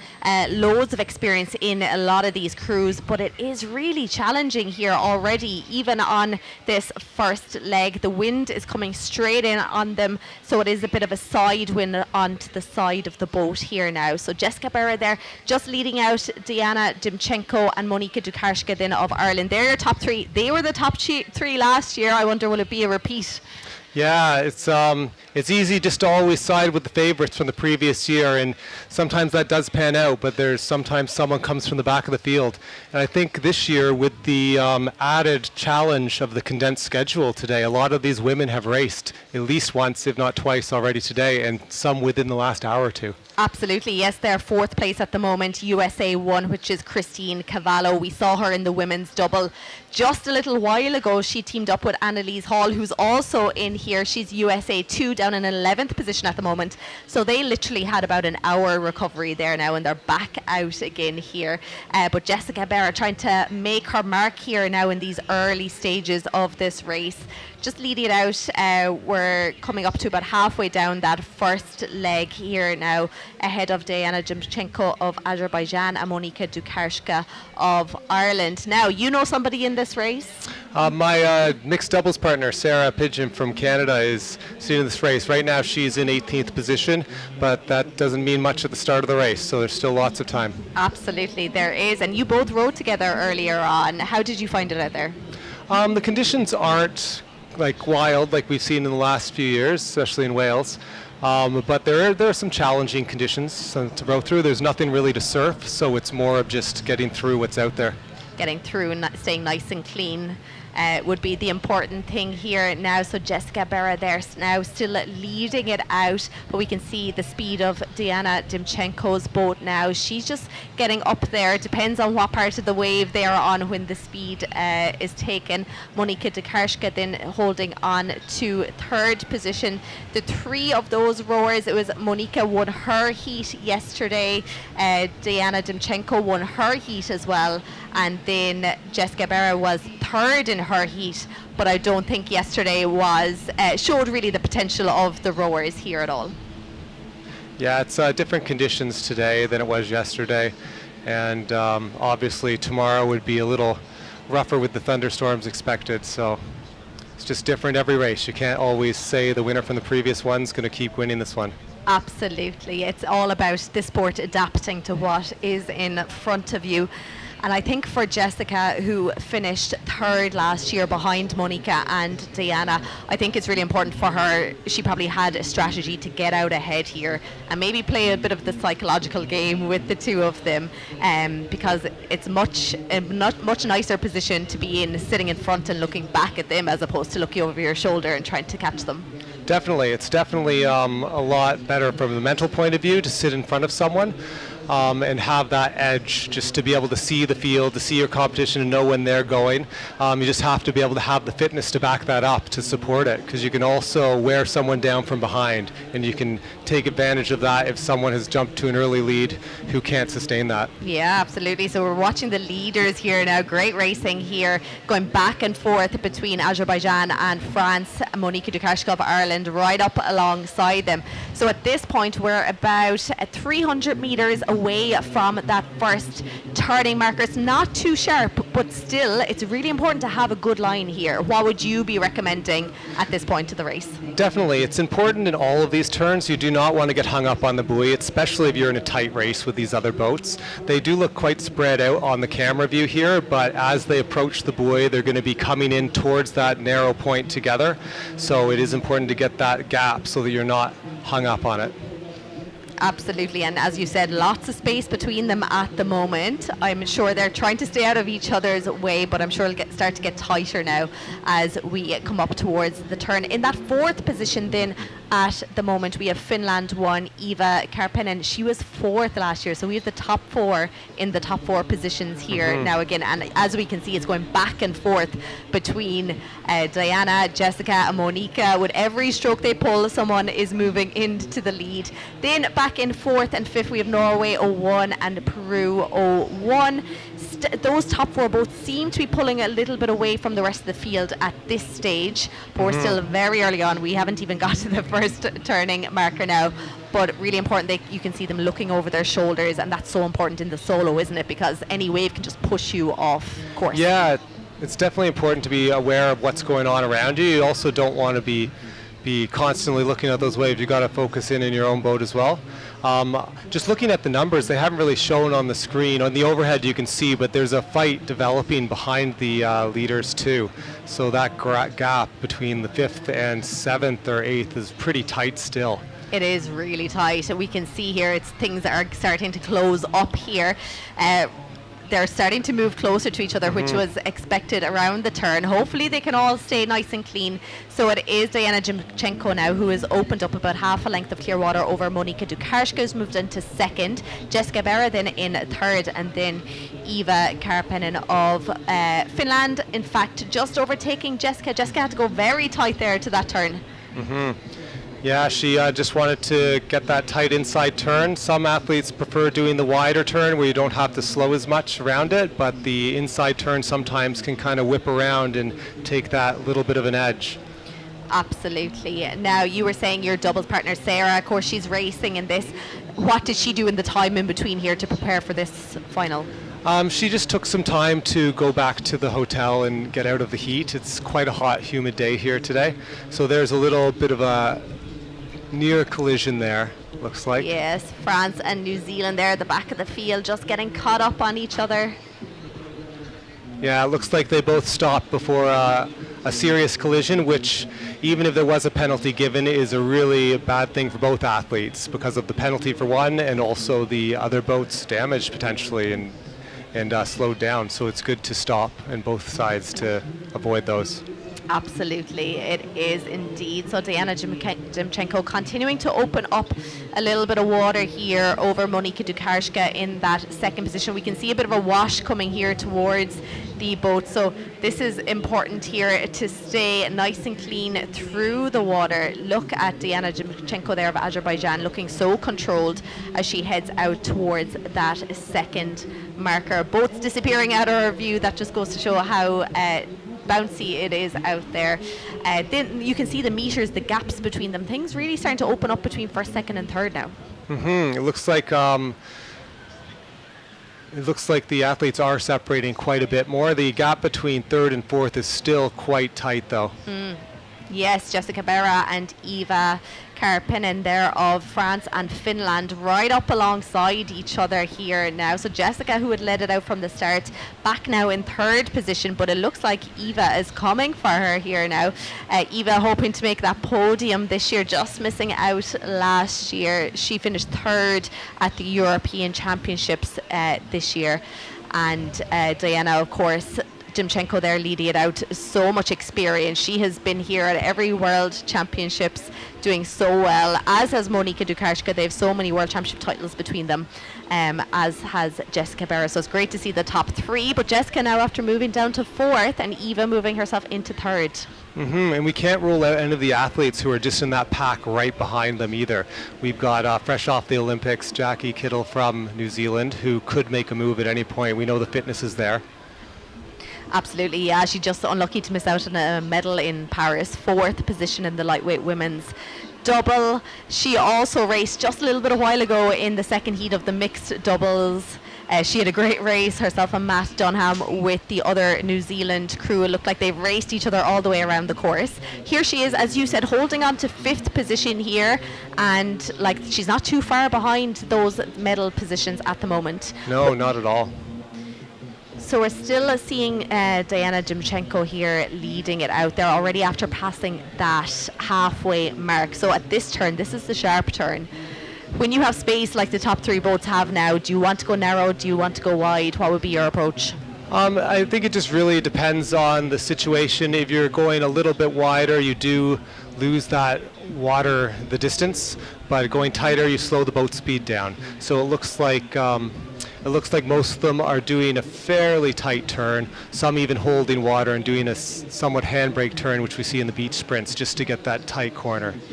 Yes, things changed there a little bit. It looks like Jessica Berra took a nice line there, and I think she's after potentially overtaking Eva of Finland there now again for that third position. It's going back and forth between the two of them here for third and fourth position. And as you mentioned, Jackie Kittle very much staying within touching distance. Lots of boats coming in here now close together. This is what happens. We're going to have a collision. Yeah, this is coastal rowing here. This is what not necessarily the best for the boats, but it does make it exciting even when you're in that.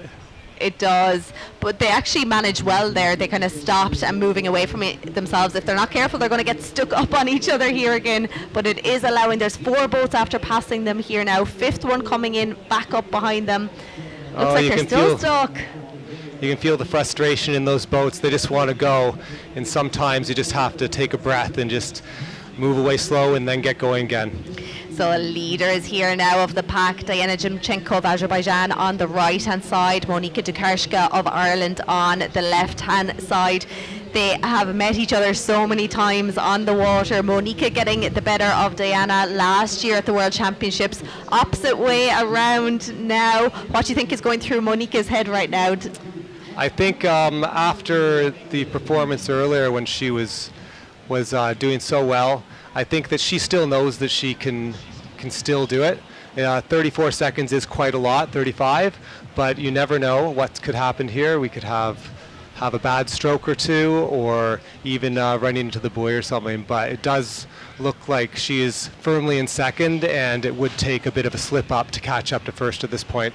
I think so, and we've been seeing the last few races the wind direction, it's pushing these boats onto the shore, and so these legs where we see them heading back towards us at the beach here, really interesting to see the experienced rowers against some of the more newer ones, because the experienced ones are allowing for that wind and are heading out towards the open water a little bit, whereas the more, we'll say the less experienced ones are allowing their boats being carried by the wind, which is not ideal obviously. You do want to be in control of where the boat's going, and sometimes to be able to move with the waves, you have to go out a little bit, arc the line so that the wind's going to push you back in a little bit. So the experienced athletes really know how to do this well.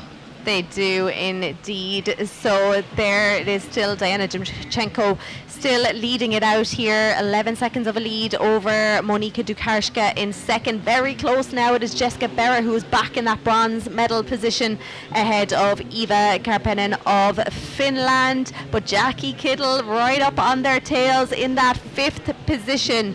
So this is where things get interesting now. We're entering the chicane here. Do you think it's possible for boats to overtake each other at this, or is it more difficult? I think it really depends. I think that there's opportunity to take the turns well and be able to do the overtaking. I think these athletes are very experienced in this top group, so they're less likely to mix up. The real interesting part will be... I think she's unsure which line she's going. Yeah. This is what happens. She has gone the wrong side of that marker. That is Diana Jimchenko, who had been leading it out. This is the problem when you're in the lead. You're never sure, or sometimes you're not sure. This is allowing Monika Dukarska to move here to the right side of the buoy. I'm not sure Diana knows she has gone wrong here now, because she is not correcting her line. Yeah, this is not a place you want to be in. I would have to review actually what the penalty is for missing a turn, but I can't imagine it's less than the distance between Diana and Monika right now. So I think she did know she missed it. She slowed down, and she's probably just going to push ahead and hope for the best. We'll see what happens. Yeah, you can see her actually upping her rate here now, hoping to maybe open up that gap now that she has over Monika. I'm not sure if she'll be able to make up the amount of ground she needs, but she does have quite a lead here now. There's still 25 meters between them in Monika's head here now. I'm sure she is thinking she could potentially win this race now, as long as she stays on the tail of Diana. This is so hard when you're in the lead, because you've no one to follow, and you really have to just know where your course is. And even for experienced rowers like these, to get it wrong, it just happens so easily. Exactly. It can happen to anybody. And again, when you're in the lead, you really don't. You have to be spot on where these buoys are. A lot of the athletes have memorized the course. They've gone out there on it already, at least in their heat, if not in another boat, so they know where to go. And it's just devastating when something like that happens. And I'm unsure if Monica or any of the other athletes even know that she's missed the buoy. I'm so not sure we're either. not sure. Yeah, because they're not told, obviously. Monica's not going to be told. She may not have been looking around her shoulder at the point when Diana went wrong there. And you can really see Diana is trying to put on such a big push here now. I think she knows she might be in trouble. If Monica cops onto what has happened, I'm sure she'll be putting on that big push here now. Still Jessica Berra in that third position. Eva just outside medals right now. There's still only about 13 meters between Jessica and Eva here now. Jackie Kittle just falling back maybe slightly. She's still in that 5th position, but about 25 meters now between herself and 4th position. Yeah, it's still quite tight there, though. I don't think any of those athletes feel safe in their position. They can look behind and they still see those athletes in view in a spot on the podium potentially. Absolutely, yes, indeed. And you can see here again the different angles here that people are taking. I just saw, I think Jessica was heading over. Monica realised she's gone wrong here now, or she's just coming up to a buoy there. There's Jessica Berra now coming in currently in 3rd, but potentially in 2nd, depending on what happens with Diana Jimchenko and missing that turn. Then Eva now in 4th. Again, we're unsure if she knows she's in for a medal potential here as well. But we're coming in towards final stages of this race. If that was you and you missed a turn, would you go around and fix your course, or would you just go for it? I'd have to review what the penalty is. I would hopefully not miss the turn, but you never know. We're all human, so we can err on those courses. And it is coastal rowing, so it does not flat water where it's easier to keep the line. We'll find out when she comes in towards the penalty box if she's awarded a penalty or not. Absolutely, so we're going to start to see that come into view here now. So around the second last turn to the last turn, then she will be called by the umpires up to the penalty box if she did get that penalty.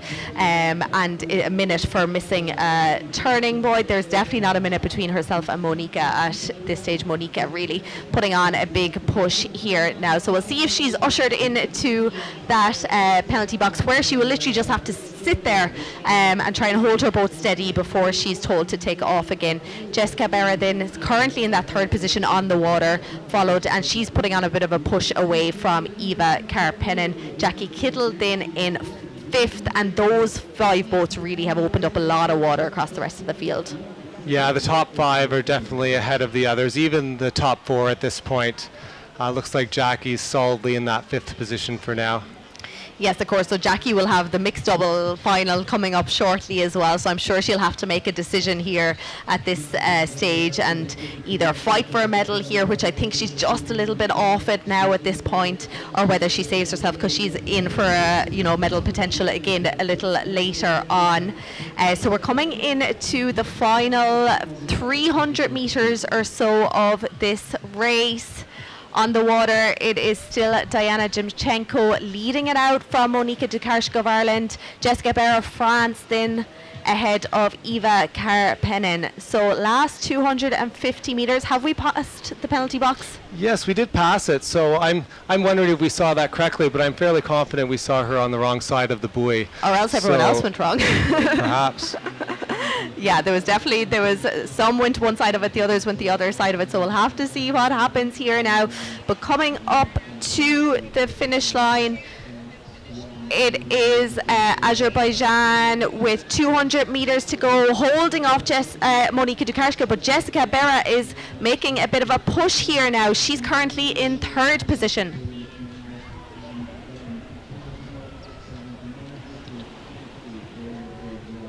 Final shots here now.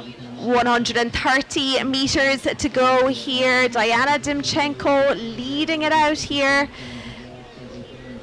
upping her rate here, still holding it quite steady. You can see just how much the boat is moving, but this is our first A final of the day, a final few strokes. What a shot here now, 3 boats behind each other. It is Diana Dimchenko of Azerbaijan, and we'll have to clarify what went on at that turning point a little earlier on. But on the water here, it is Diana Dimchenko leading it out. Brilliant time there of 20 minutes, 25.31 seconds. Here in second position, holding off the challenge from Jessica Berra, we have Monika Dukarska, Ireland, representing Kilorglin Rowing Club, in second position. And then there was a great race here happening, but it is Jessica Berra finishing third position on the water here, representing France, 1, followed in by Eva Karpenen of Finland, 1, finishing 4th this year, 4th last year as well. An unlucky place to be, but again, we'll have to clarify what went on at that turning buoy. Regardless of the turning buoy, I think that was a dominant performance by Diana today. I think so. I think even if everyone went the right side of those buoys, positions would have been the same. I don't think things would have changed too much.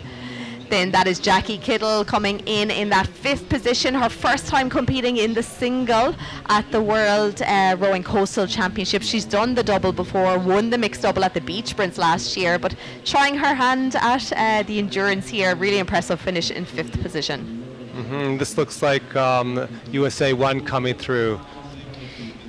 Yes, that is USA 1, Christine Cavallo there. Really great race there, finishing in 7th position. We also had Peru, Adriana Sanguinetti there of Peru in 6th position. USA, Christine, who was only out a little while ago in the women's double, so she'll have that final coming up a bit later on now again. I'm sure she's glad they weren't 6-kilometre races. Yeah, I'm sure with the condensed schedule, I'm sure a lot of these athletes were quite happy with the 4 kilometres. Absolutely. So we're seeing Monika Dukarska there of Ireland. We're seeing Jessica Berra and Eve Karpenen of Finland. All crews now coming up to that finish line, finishing out the first final of the day, the women's coastal solo.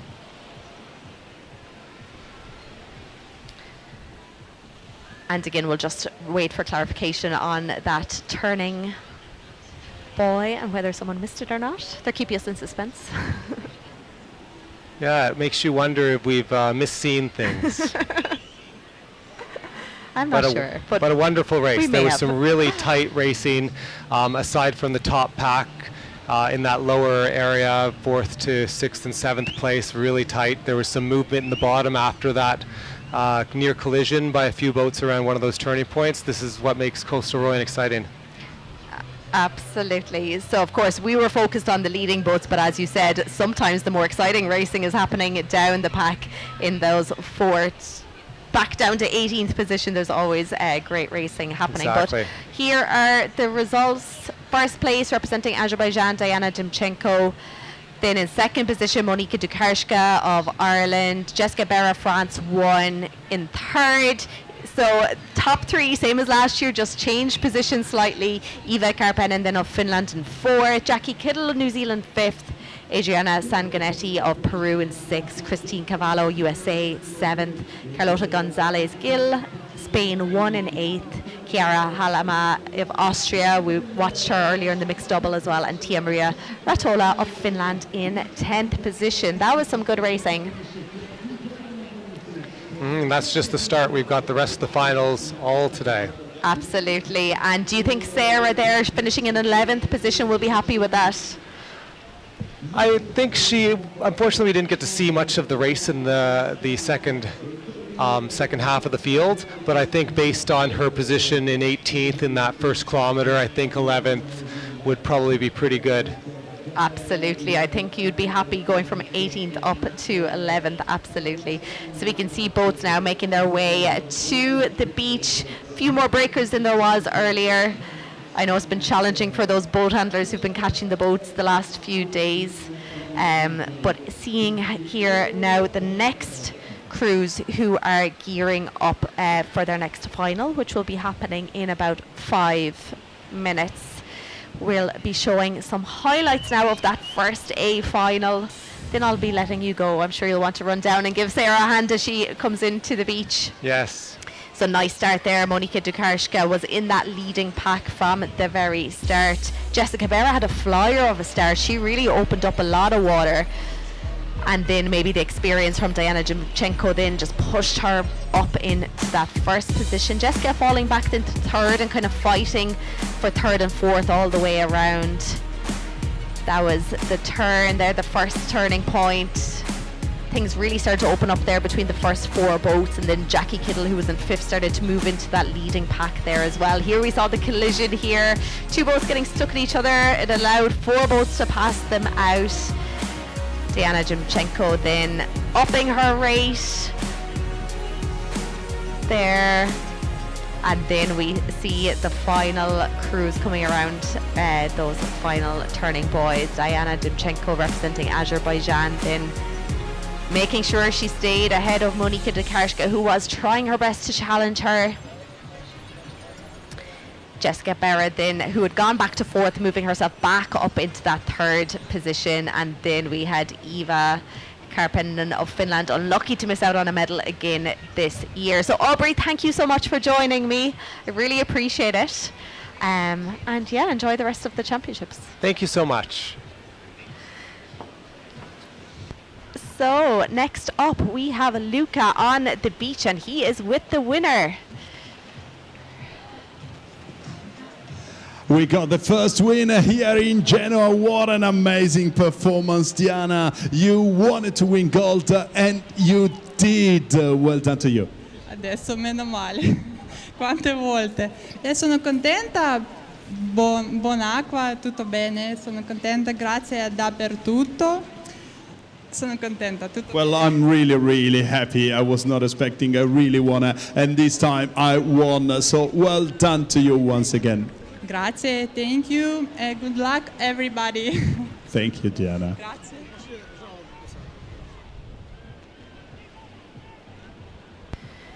So great to hear from the winner there. Interviews by Luca, always doing a stellar job. So seeing scenes there of that boat park.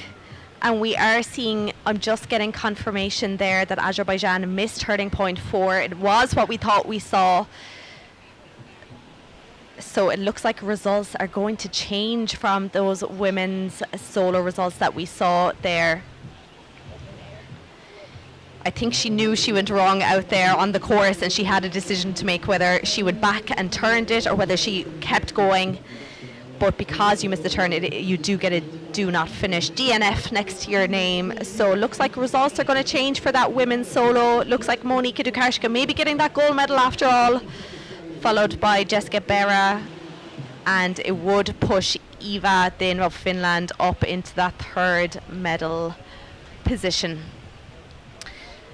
So next up, we are on to the second final of the men's double sculls. We have 18 boats competing here. Lots of strong contenders.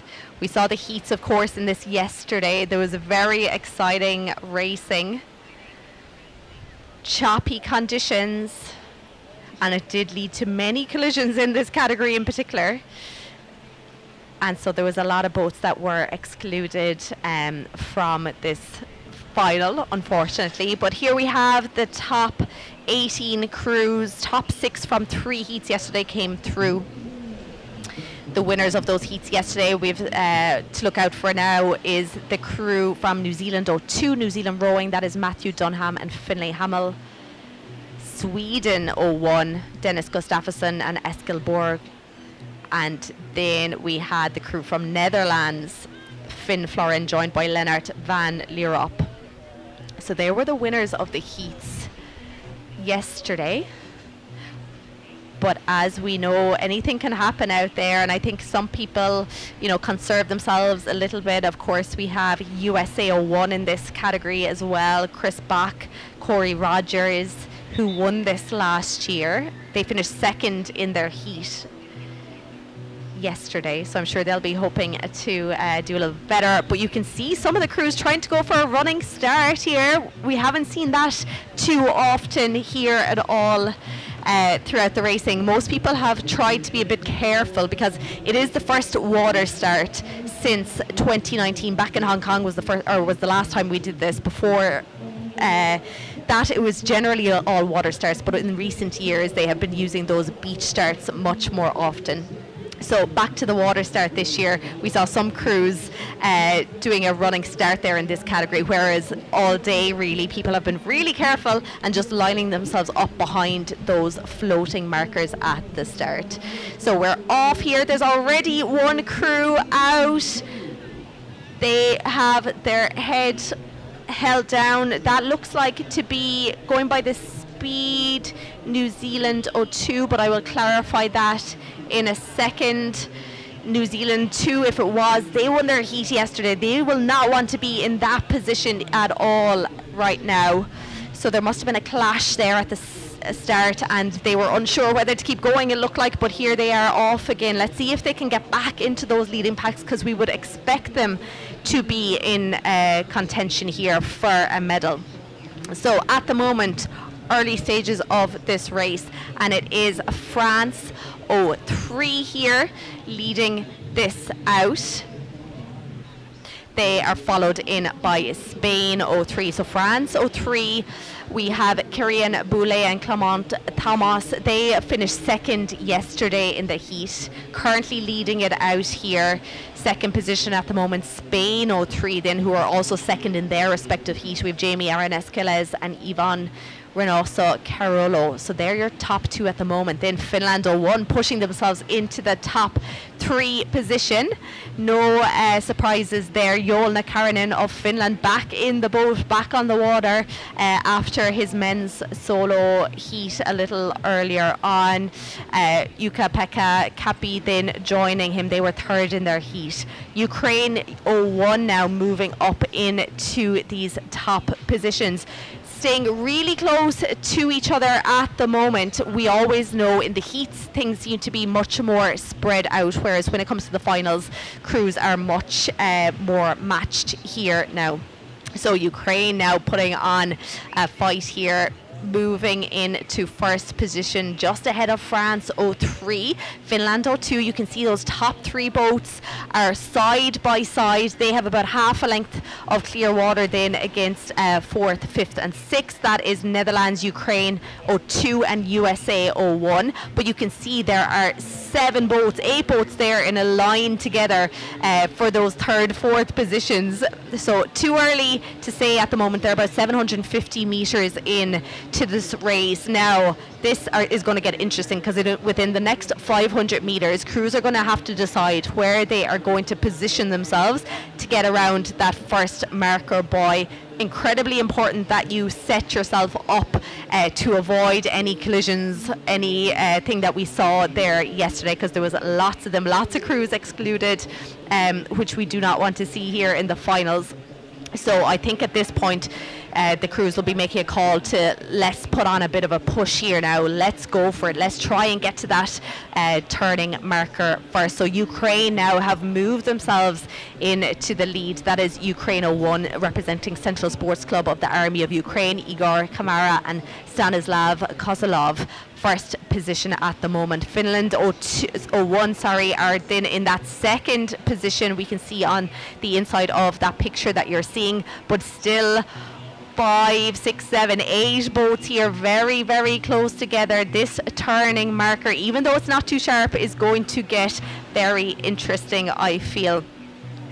We can see New Zealand 02, who were unlucky at the start, have moved up through the field, back up into, they're currently in 9th position.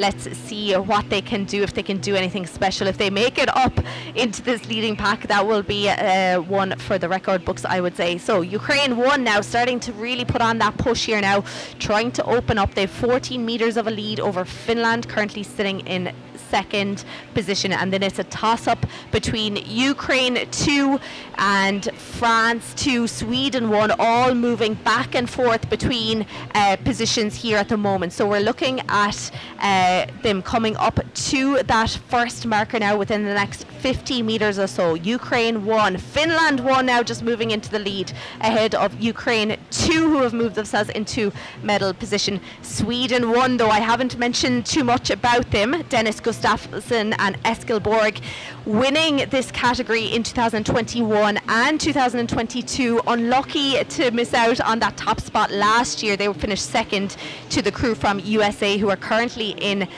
7th position. So here we go, first turning marker. Ukraine are around clean, Finland are around clean. Let's see, there are 5 boats here coming in on top of each other. Everyone managed that pretty well here.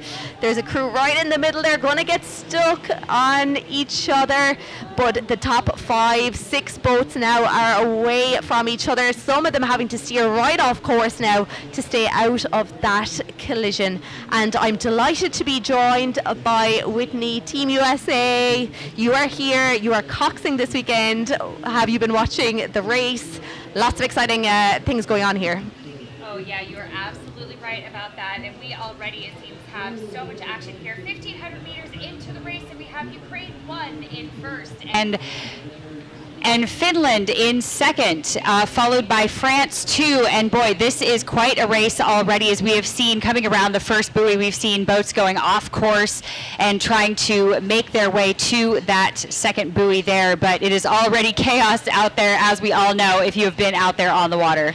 Yes, we knew there was going to be chaos in these finals because the rowers are so evenly matched. But look at this now, the lead from Ukraine. And sorry, I think people missed my introduction. Whitney, you have been coxing here with crews from USA.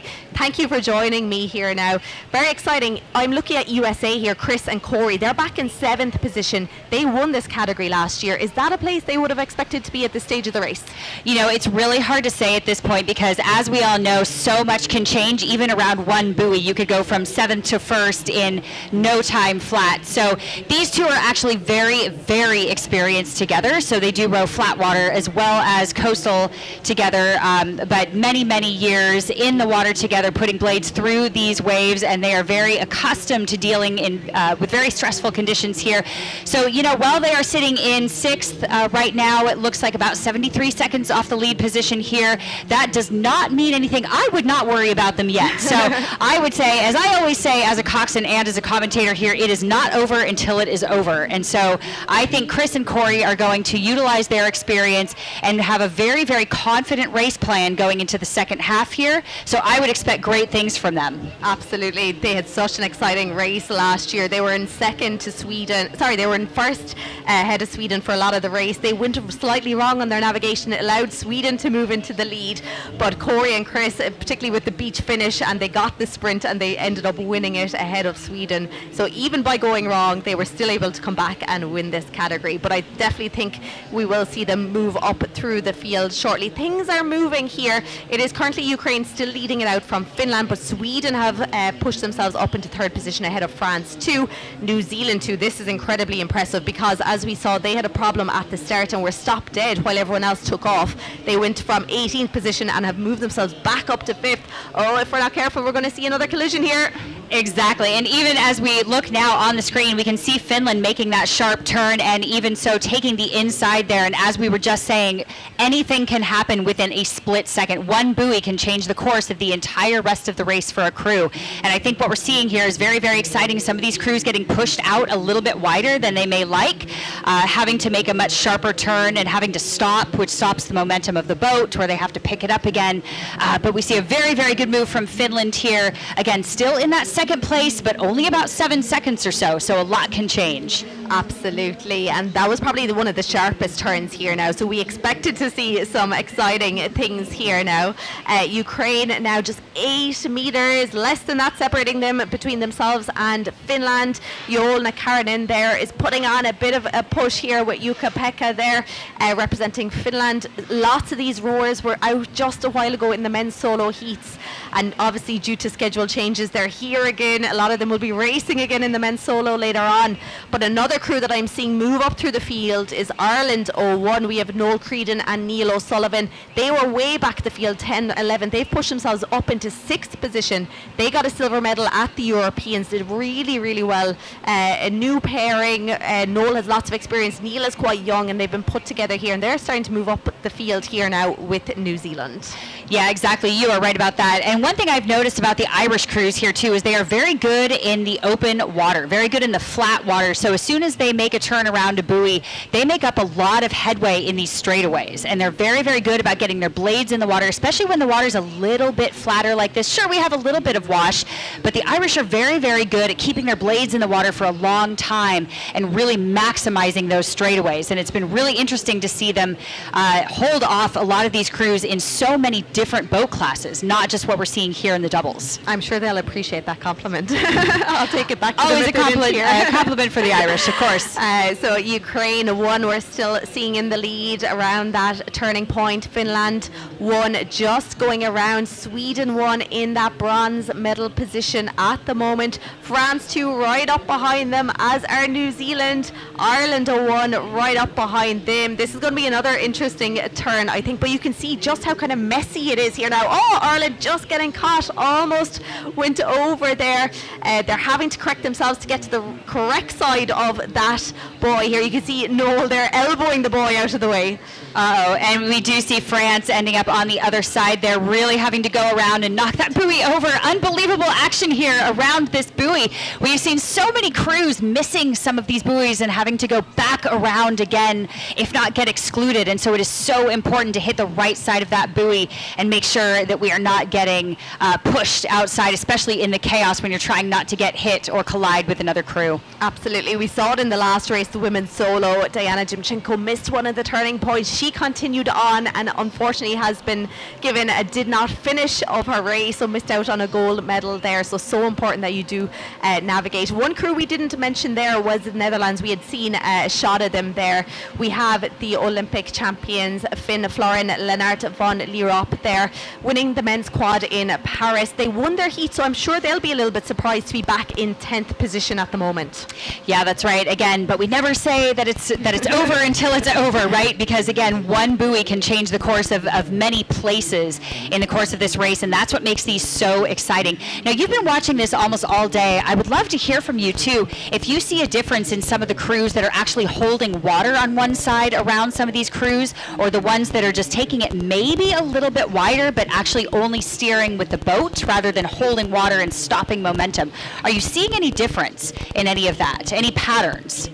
Not really patterns. It's changing a lot. I think a lot of people are just continuing to pull with both sides, maybe easing a little bit of power on one, but you can see definitely the more experienced rowers are trying to hug the buoys, you know, go for that shorter line. We can see here now the blades just going in there on the right side, but you see here, you'll see different crews, like we have Finland, Sweden there, so much experience in that crew. They were hugged that buoy trying to get a short line. France then just going around there in that 4th position, just a little bit off that 3rd position at the moment, about 25 meters or so. Oh, just getting cut off here now again. New Zealand 02 still in that 5th position. Ireland and France then having a great battle for 6th and 7th. Now, you've been out on the course, you've been coxing. How have you found this? Because obviously it's been designed to be spectator friendly, but I'm not sure these crews here who are stuck in that crash down the course on the top right hand side of our screens will be happy with these turning points. Exactly. You said it right there. A lot of these buoys are quite close together, and so we've had a lot of bunching. I was in the men's quad, and so even in the men's quad race, we had so much bunching going on in certain points of the race that you really have to be strategic about finding your line to take that inside turn on those buoys in the chicane. So very, very important that you constantly keep your head on a swivel and your eyes open for any of those gaps where you can actually cut on the inside of a buoy, perhaps cutting on the inside of of a line for a crew that perhaps takes a buoy a little bit too wide, and you can actually move up again, as we've said before, quite a few places in just seconds. So we actually did that in our heat this morning, cut on the inside of a lane and cut off a few boats, just taking one turn a little bit tighter, but hesitating actually. So sometimes you'll see some of these boats actually hesitating just a stroke or two, just a split second, to open up that window on the inside of that turn so they can have the better line around the buoy, which is really, really strategic. So you have to have confidence if you're going to hesitate just a moment, but it can pay off. I think confidence is the key, particularly for the coxswains in these crews, in the quads that you were in earlier. You do need to have confidence. You can't go out there fearing what's going to happen. But here, look, second and third position getting caught up. That is Finland and Sweden. Oh, they were lucky there that they weren't stopped for too long. Let's see if France too can make use of that little stoppage. Ukraine 1 just powering it out here. They're into their final 500 meters now of this race. At the moment, Sweden moving ahead of Finland here. This is going to be a complete sprint finish. Then in that fourth position, France 2. New Zealand currently in fifth. France 3 have moved themselves up into sixth ahead of Ireland 0-1. So less than 400 meters to go. It's just give it everything now, isn't it? Absolutely, and I think we're seeing it now here, the experience in the Swedish and the Finnish crews here coming out of that turn and a little bit of a collision there. They kept their cool, and they actually kept a very good line coming out of that buoy where they did have just a little bit of crossing of the blades there, and they were able to separate but also maintain their course going into the second one, where they were not deviated too much. They weren't distracted too much. They got right back in it, and even now we've seen a little bit of a change of place here. Sweden overtaken Finland now in that second place. Yes, but it is going to come down to the final 200 meters here now. Can Sweden hold them off? I'm sure they'll be happy that they won't have to do a beach finish like last year where they had to challenge Chris and Corey of USA. But it is no doubt about the leaders here now. Right from pretty much the first stroke, Ukraine have had such an amazing race here, staying so cool and calm, and we've seen their crews just doing so well here on the water. Sweden 0-1, just holding off about 5 meters between them and Finland. France 2, I think there's just too much work for them to do here now. Really the only change that might happen is Finland, but I'm not sure there's enough water at this stage. Last 70 meters here for the leaders. Yeah, exactly. I think you said it here. They may be running out of real estate here, but look how loose and calm and cool this Ukraine crew is. They are getting their blades in on the front end there. They have a little bit of flatter water here, maybe some light swells, but as they cross the line, just looking so smooth and calm and collected. This is clearly a very experienced crew. Absolutely, so calm and collected. Finland doing what they can here now, but they know it is too late. It is Sweden 0-1. Dennis Gustafsson and Eskil Borg second last year, second again this year, and then third position, that bronze medal position, Jolna Karinen, who we saw earlier in the solo, Jukka-Pekka Kapui then joining him. Bronze medal position, France 0-2, then unlucky to miss out on a medal. New Zealand 0-2, we have to hand it to New Zealand 0-2, who had a lot of trouble there at the start of their race. Matthew Dunham and Finlay Hamill, they had stopped dead, but they got going, moved from 18th all the way up to 5th position. And here, final next few crews passing that finish line. We had Ireland 0-1 in 7th position. I'm sure they'll be happy with that, Noel Creedon and Neil O'Sullivan. That's right. It is so fun, too, to see so many Olympians and so many flatwater rowers coming out here to do the coastal rowing experience, as one might say. I know we've had the Dutch crew come out, then all of them have just won Olympic gold medals. We see a lot of Olympic experience here coming out here to experience the waves and the surf and see how they do in the coastal rowing field here. So it really levels the playing field, I think, a little bit across the board. So very exciting to see so much talent out here in these doubles. So much talent. I think it's great that like club rowers can come here and race against Olympians, national rowers. Like, you don't get that in many sports. Yeah, absolutely right about that. So, second final of the afternoon, the coastal men's double sculls. Final few crews now coming up to that finish line. seeing beautiful shots here of Genoa. How have you found your experience so far of Genoa and the course and the racing and the whole championships?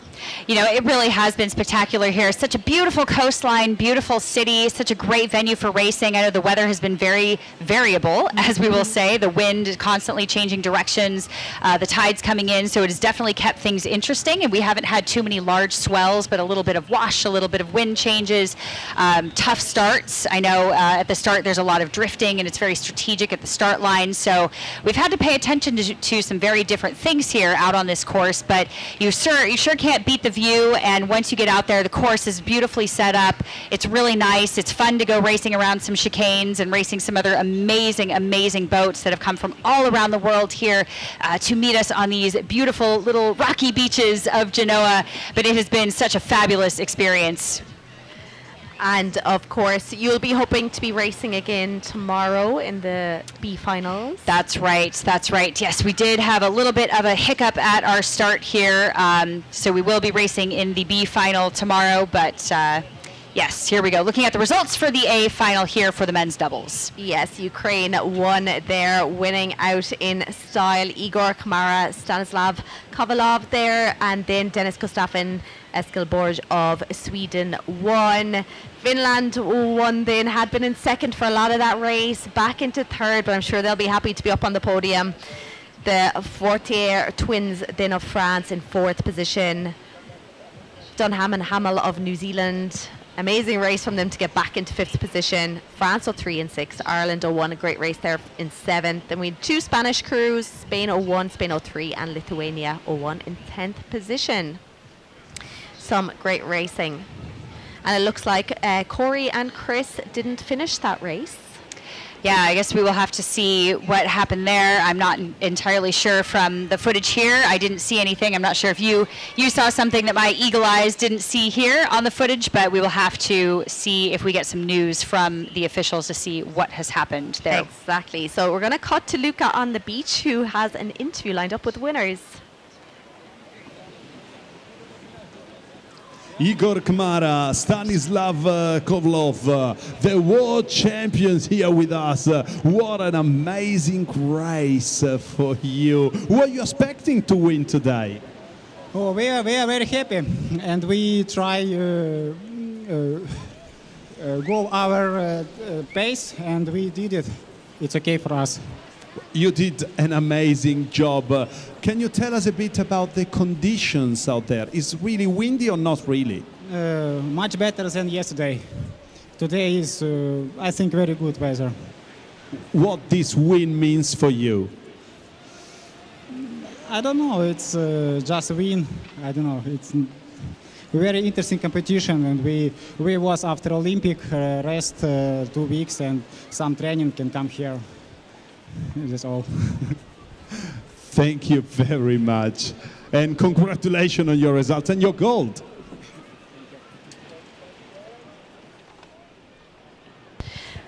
And great to hear from the winners here of the men's double there. Great race there, and well done to Ukraine winning out that category. So that is 2 races done out of our finals.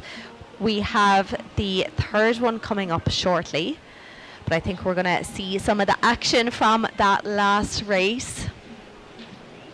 Great to look back on all the exciting action from the final. So here we had the start, Netherlands there. We can see the starting boat.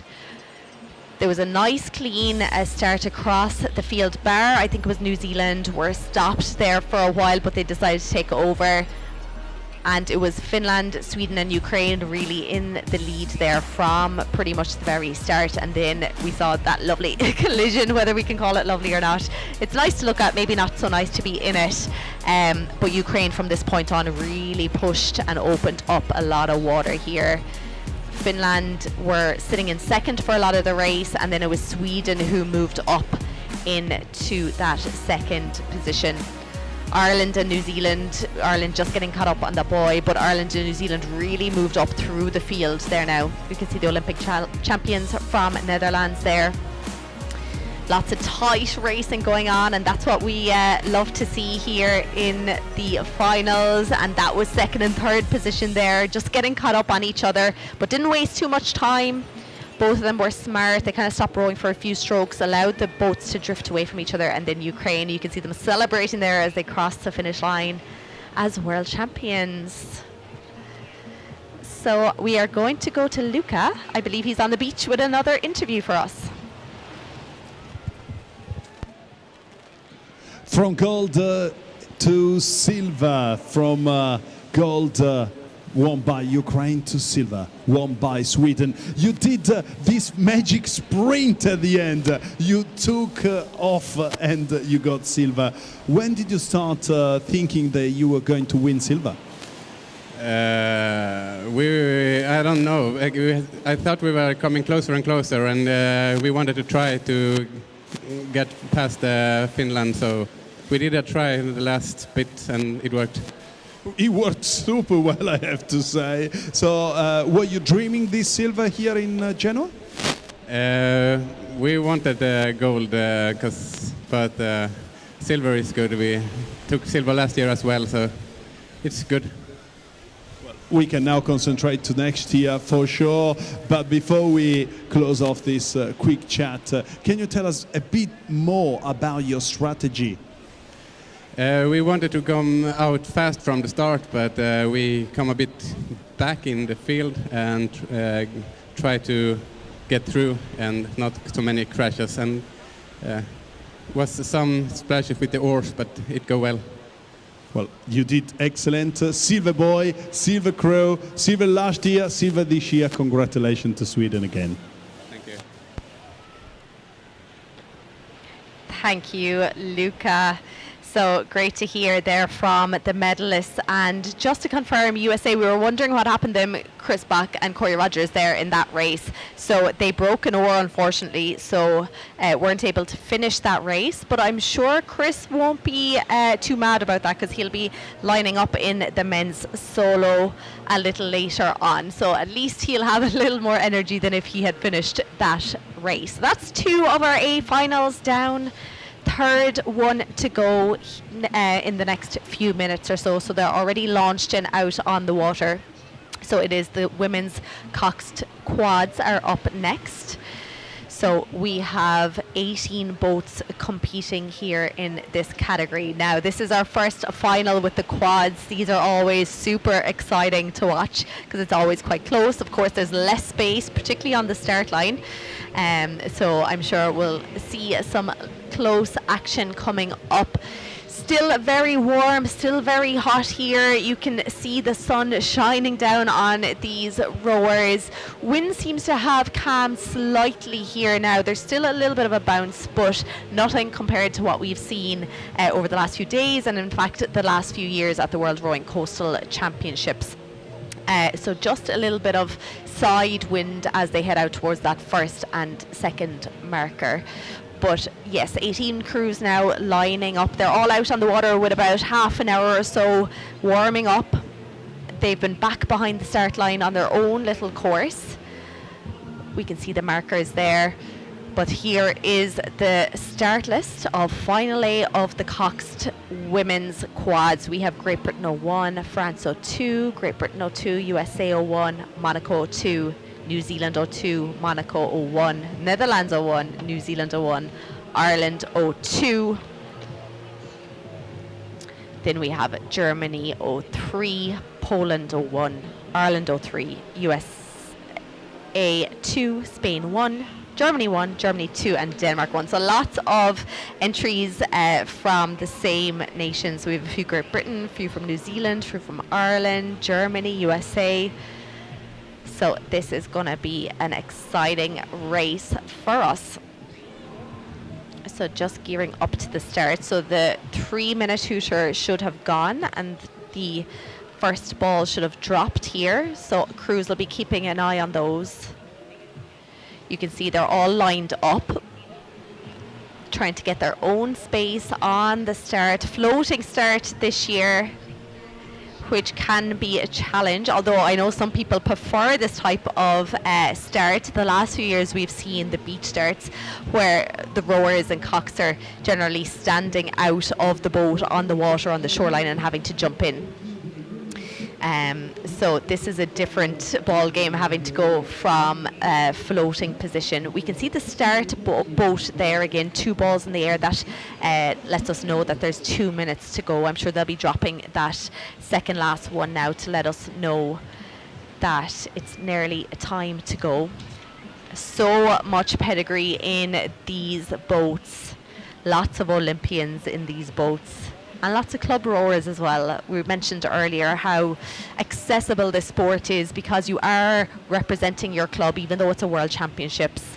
And so to be a club rower, I've been there many times myself, to be lining up against national rowers, Olympians, it doesn't happen too often in many sports. So it's such a cool aspect of coastal rowing and the sport. Now crews have to be so careful that they don't cross that start line. We're seeing shots there of David Hussey on the left-hand side of our picture. He's coxing a composite crew from Ireland, Arklow Rowing Club, Kilmac-Simon, Castletown Bear and Port McGee. So he is well experienced in coxing these races, so he'll know exactly where he needs to be at this start. So as I was mentioning, you do not want to cross that start line too early because you will get a 2-minute penalty. But crews now off to a nice start. Great to be joined here again by Yuri, just running in off the beach. You've been working on your tan, have you? Yes, like constantly working. Same as all the girls that are now in the women's quadruple sculls. I'm pretty sure pretty tanned already from waiting from the start. So I believe that it's going to be a pretty fast race now. I absolutely think it is, and we all know that these quad races are always so exciting. So all off to a clean start here. So in this race, it's so important to get such a fast start and get out into that leading pack because you do not want to be trailing anyone at this point. Not only will you be caught in a bit of messy water from the other crews, but also because there's so many turning points, there's 8 in these 4K races, you do not want to get stuck at any of those. So at the moment, it looks like it is Poland. We mentioned these rowers earlier. They're leading out from New Zealand 2, Denmark 0-1 in 3rd, followed by Netherlands and Ireland 0-3. Anyone you're looking forward to seeing in this race? Well, of course, the Dutch. I mean, that is a very interesting team that they composed there. It's probably one of the strongest teams that they already showed us the great results in the heat. They were fast, and as you see, there are a lot of big names there. And it's, I would say, probably the favorites like to winning gold. But let's see how it develops. Yes, of course, Netherlands have won gold in this category last year, but we have a completely new crew this year. They're Caroline Florin, of course, gold Olympian medalist there from Paris in the women's solo. She's made her way over to coastal rowing. They're currently sitting in 2nd position. First place, though, we mentioned them earlier, the crew from Poland, Agnieszka Kobos-Zawaszka there, also an Olympian medalist from Tokyo 2020. That crew were 3rd at the European Championships this summer. Here they are leading it out. I'm sure they'll be very happy to be in that position. Well, just believe me that Agnieszka and Marta, Barbara and Susan, they just going to try it hard as fast far as they can, and then probably die somewhere in the middle, then be reborn somewhere in the last quarter, and then just try to fight for the middle position. Well, this is a very good place to be at this point in the race. Definitely, because don't forget that before we were watching like some small boats, let's say a double scull, there are only 4 oars altogether, and now we have a complete fleet of the quads, and if they're gonna arrive to the first turning point, it's gonna be just a very let's say carnage condition if they getting everyone too close to each other. So it looks like Netherlands 0-1 now, moving in to the lead here now. They finished 2nd in their heat, but we have a lot of pedigree in that boat, as we mentioned. Caroline Florin there winning the gold medal at the Olympics. and duet-vetter there coxing. She was second in the men's 8. She coxed them to a silver medal. So I'm just looking at Poland seem to have fallen off our GPS here now. I'm trying to look at the pictures to see if they're still on the water or if something happened them. No, I don't think that anything happened. I think it's some issues with the GPS because you see how it's jumping there and here. So I could imagine that to this team can happen something bad of that sort because they're just such powerful women. So, I mean, they definitely just rushed out together with the top teams. And definitely to look at is a New Zealand team together with Emma Twig, Bibiana Colgan, Brooke Francis, and Spurs Luki.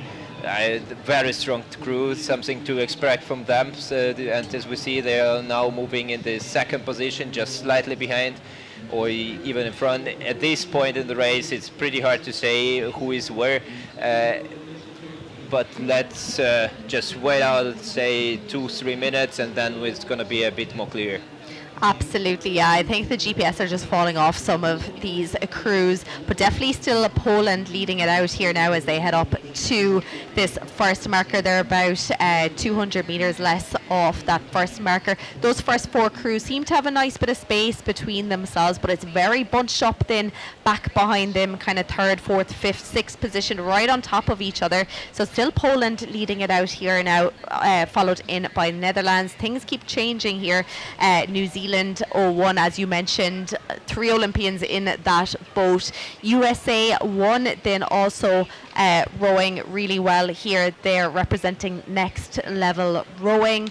Then Ireland 03, so that is the composite I mentioned, coxed by David Hussey. They were second at the Europeans. 3 of those rowers and David were second at the Europeans and third. A few of them got a bronze medal last year at the World Championships. So they're in kind of top 5, top 6 positions at the moment. Ireland 02 then as well. They did brilliant yesterday. They won their heat. Unlucky for Ukraine, who were excluded for missing a turning point. But Ireland 02 managed to win that heat, and here they are in that leading pack as well.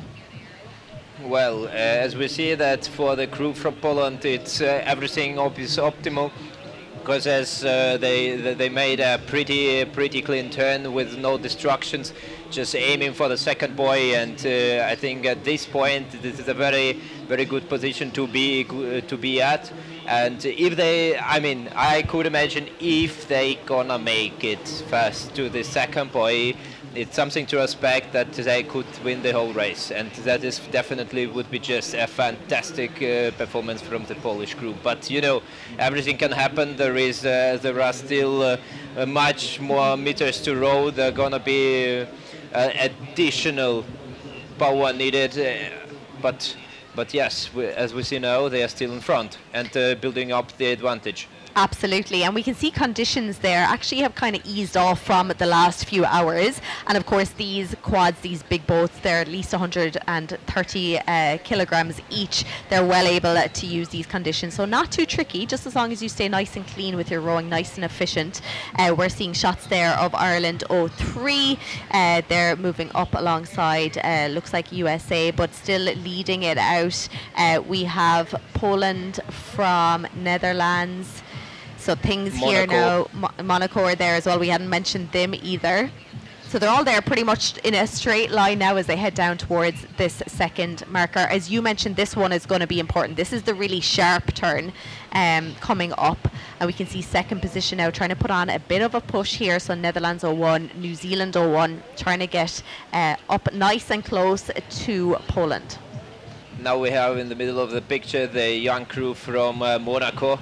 Very small city, but aquatic city. So they have this long tradition of the delivering outstanding performance in the coastal rowing. They are, by the way, organizing also one of the most famous regattas at the end of the year in December. It's called the Prince Albert dos challenge, where there the international representation. So the Monaco team can also move a bit forward as well. So we're seeing shots there of the leaders. Poland, I'm sure they're going to be, a few of them will be quite surprised that they're in this position. I know Susan Doyle and Peter, husband and wife there. Susan has been so nervous in the lead up to this race. I'm sure she cannot quite believe her eyes to be looking back at 17 other boats right now at this position as they head up to the halfway point in this race. Agnieszka, of course, has been there or thereabouts every year. Herself and Maciek, her husband, have been at so many World Championships. Been unfortunate in a lot of the championships with seats and different things, but again, I'm sure she'll be like thrilled to be in this position now at this time. I'm pretty sure they are all in at these moments. They are super pumped. They just really happy deep inside. They cannot believe like their eyes what they see right now, but they had like fight it till now very hard, and this advantage that they build up, it's gonna help them much in the chicane. Yeah, we see a crew there just having to stop up to avoid a collision. Very important, rather than getting caught up and losing time. Let's see if there's going to be another collision. Looks like they're going to come straight into the side of them. Oh, so unfortunate. Third boat now trying to get around them. So there's now allowing these two boats now to come in. Oh, this is disaster for these crews. Looks like maybe Ireland and Spain, USA just moving down the field. That has allowed things to change up the top. Oh, what a disaster. This is that is so unfortunate for the teams, but that's exactly what I was trying to say at the beginning, that, you know, like if you have that fleet of the quads, it's gonna be just unimaginable to make a clean race. So you see the teams are losing a lot of time, but still the leading one, together with the Polish crew, the Holland and the New Zealand, they are fighting further, and they didn't have that distraction, so they just setting up apart from the field and moving forward and just trying to perform their best at the moment. Absolutely. So about 1,600 meters to go in this race. Things changing. So it is Poland still leading it out, followed in by Netherlands, New Zealand now in third, and we're going to have a shot here of all the boats getting stopped. We can see the outside boat trying to take a smart line out around, but so unfortunate. This is what happens. Some boats were trying to slow down to avoid a collision, others came in behind them. This is what happens in the sport. This is what makes it exciting for us watching. Well, I believe it's even very hard to cock at the moment to make a decision where actually you have to go, because don't forget that those boats are above 150 kilos, and they have their momentum, so to stop them it's also not that easy. It's not like that you just put stop rowing and they already stopped at that moment. So very challenging for the coxes as well. Absolutely, yes. I was chatting to a few coxes throughout the day. Whitney there from USA would join me in the last race, and she was just saying how confident you have to be. You just have to be so sure of yourself, particularly in a leading crew like Peter Doyle here. We're seeing coxing the Polish crew looking around. This is a really nerve-wracking place to be. You have to be confident in your lines and in your navigation, because you do not want to go wrong, like we saw with Diana Dimchenko earlier, having gone the wrong side of her turning point and getting disqualified from her race. So this is a really important place to be. You have to stay calm. So I'm sure Peter now is feeling the pressure. Peter is now trying to make a bit wider curve so they don't lose that momentum. But let's see how the Dutch crew gonna react, because they don't have actually any space. They're gonna definitely try to go inside, but it could only lead to the collision. So it's very, very challenging for the coxes right now, how to find the perfect line, how to overtake in this very narrow condition there. Yes, 1,250 meters to go here now. Netherlands really, after putting on a big push there, tried to take that inside line here now. So they're moving themselves up alongside Poland here now. So it all comes down to who has the better line. And as long as they stay out of each other's way, that's really important, because we often see two crews who are trying to fight here. You know, they often end up in a collision together. So Netherlands really trying to put on the push here now. But it's up to Poland to respond and stay in that that position. New Zealand then still holding on to that third position. Germany 03 and fourth. Ireland 02 have moved up into fifth after that previous collision. Monaco 01 in sixth, and Ireland 03 then in seventh. Do you think Poland have enough in them to hold off such an experienced crew in terms of flat water? I would say it's going to be very interesting on the one a bit longer stretch after the last buoy. That's actually where it's going to be decided, because at the moment still that the Dutch crew just has the Polish crew just has a little advantage in the curve, and they have even this position advantage. They have the curvature, so I can imagine that at the moment they are in better position. We see that the crew from Holland is just taking a bit wider curve, so they are a bit losing there in speed, but let's see how they're gonna approach the next part. I think that the most important thing at that point for the Dutch crew is just trying to get the nose exactly on this turn, a bit in front of the Polish crew, just to get to the buoy a bit earlier than the opponents, because then they're going to be on the inside lane, and the shorter scope is going to be just by them. Absolutely. This race here is going to come down to the absolute wire here between Poland and Netherlands. Still Poland have the advantage here. We're into the final 750 meters. Nothing separating these crews here now. Netherlands putting on a big push. Looks like they've gotten themselves in that lead here now, going around that marker. They took a bit of a nicer line there now, staying nice and tight, forcing Poland to go that little bit wider. That means Netherlands now have moved in to the lead ahead of Poland. But that is now, I would say, a question: are they gonna make it very nicely to the next one? Because don't forget that there are in this chicane is just so many turns, but it seems that they made their way clear, and I hope just that the Polish guys is gonna just stay in front of the New Zealander, but I don't think that New Zealand have that much of a power, but still they are definitely gonna try to attack. The advantage of the Dutch crew is just the watts, and that's what they showed right now, like in the previous straight line. The question is, gonna New Zealand just have the power to outperform their Polish opponents?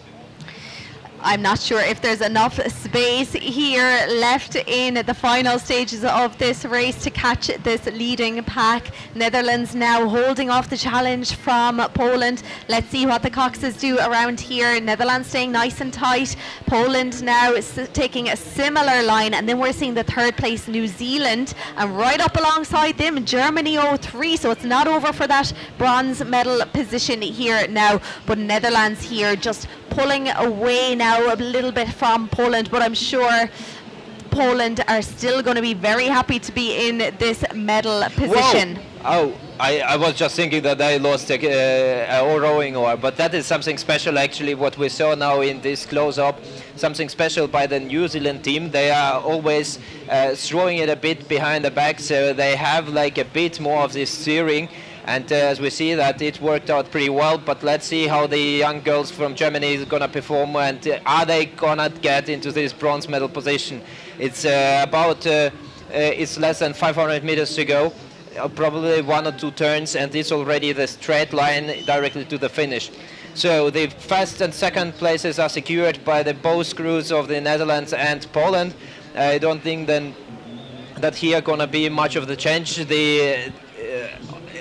Except there are any mistakes, but it can always happen. It would be very unfortunate to happen at this stage of the race. I think the race is happening here between New Zealand, Germany 03 and Ireland 02. We saw pushing up there within touching distance of that bronze medal. I'm sure they'll be very happy to be in that position, but look at this from Netherlands. We knew they were going to be strong. We knew they were going to do very well. Poland have done amazing here in this race. Definitely. To be winning for pretty much 3/4 of the race. Unfortunate to be overtaken by Netherlands, but to be in second position here now, that crew from Poland are going to be very happy. It's a massive result for the Polish crew, and as we were saying all the time, very solid performance.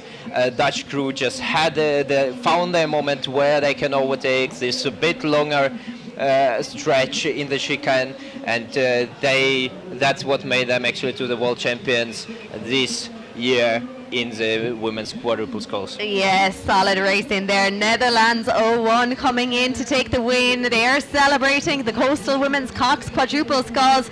Poland 0-1 coming in second position.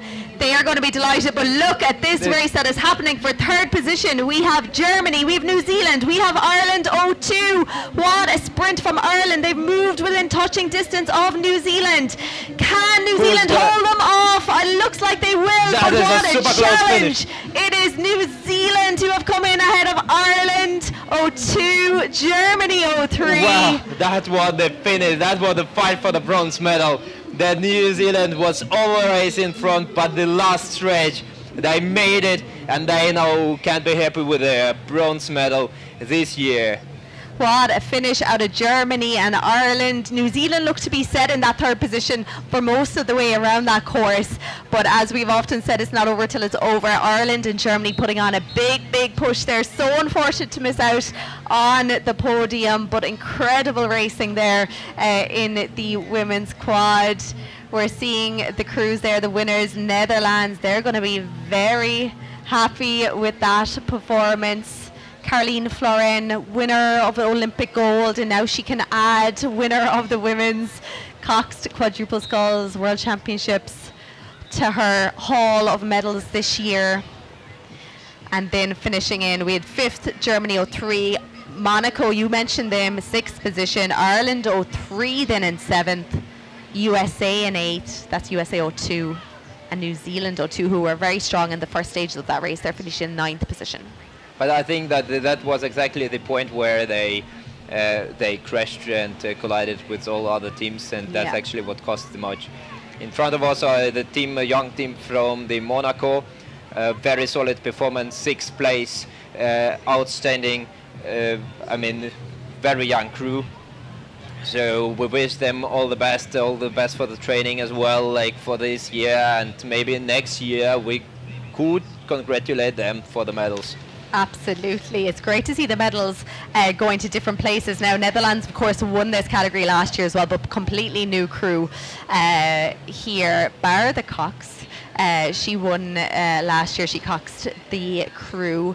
We saw Yannick and Karen Roberts there in that one last year. They've moved into the double, concentrating on the double and single this year. So new crew in the Netherlands boat, but they're going to be happy to be going home with gold medals. Well, but that's going to be a very interesting race then in women's double sculls, because Caroline and Marieke, they then enter the double scull just directly after this race. They just changing the boat, and they are already on their way to the next race.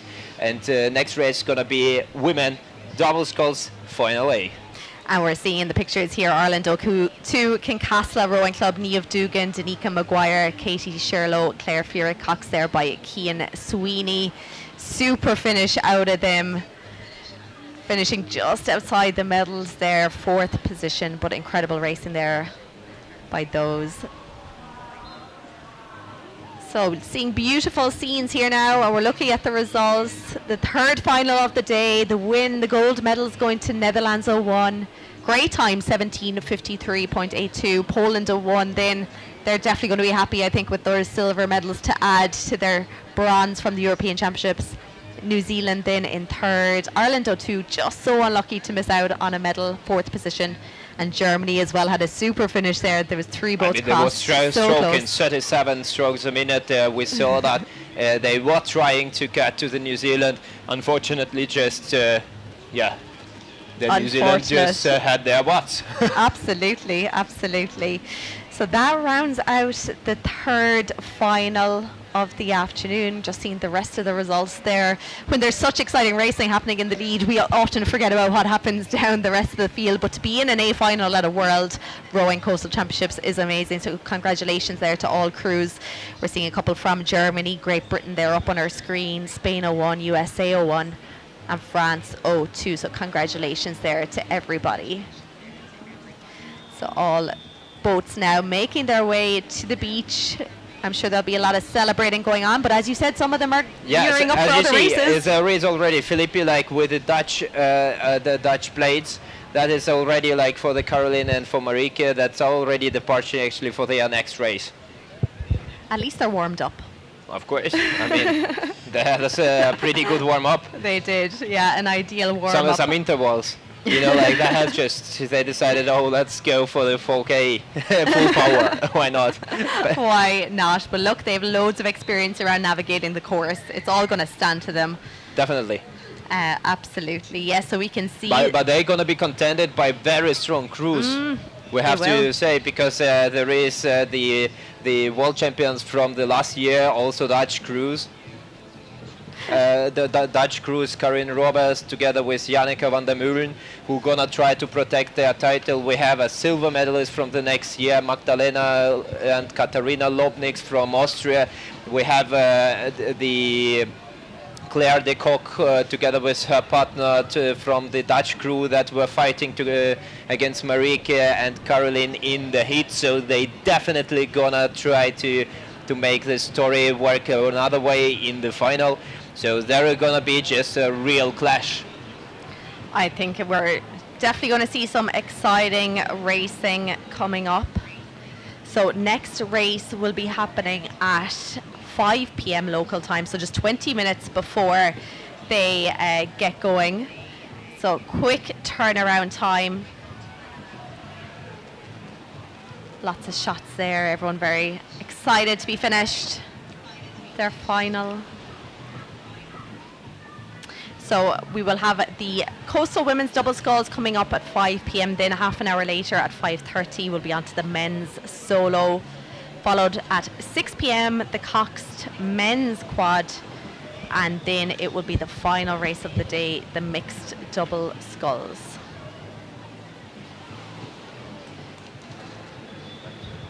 So we're going to have a look at some highlights here now coming up from that very exciting women's quad race. From the very start, the crew from Poland just took off their Cox by Peter Doyle, took off and got themselves into a lovely position into the lead ahead of New Zealand and Netherlands. Held on to that lead pretty much all the way around 3/4 of the course. There was some great battles, some close racing here. Everyone kind of stayed out of their way until, of course, this turn when we saw that big collision holding up 4 boats. Life jacket floating in the water. Poland still leading it out here now. And, of course, that big collision there now that stopped up a lot of people. It did allow Poland, Netherlands and New Zealand to start to move away here now.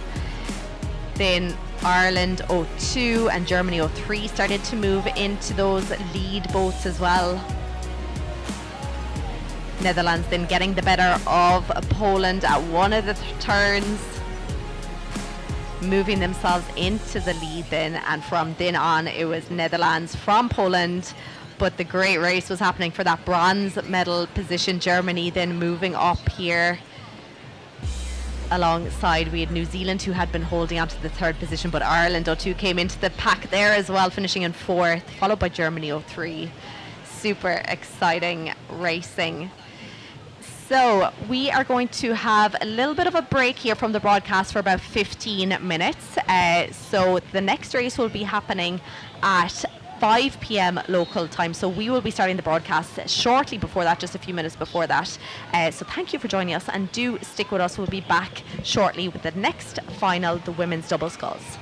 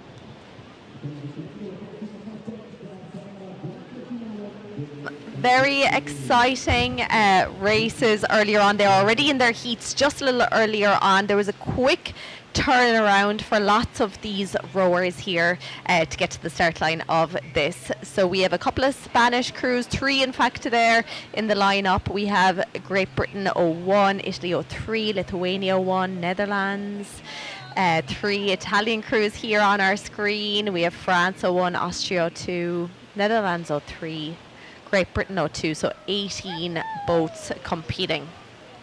Now this is going to make for exciting racing here.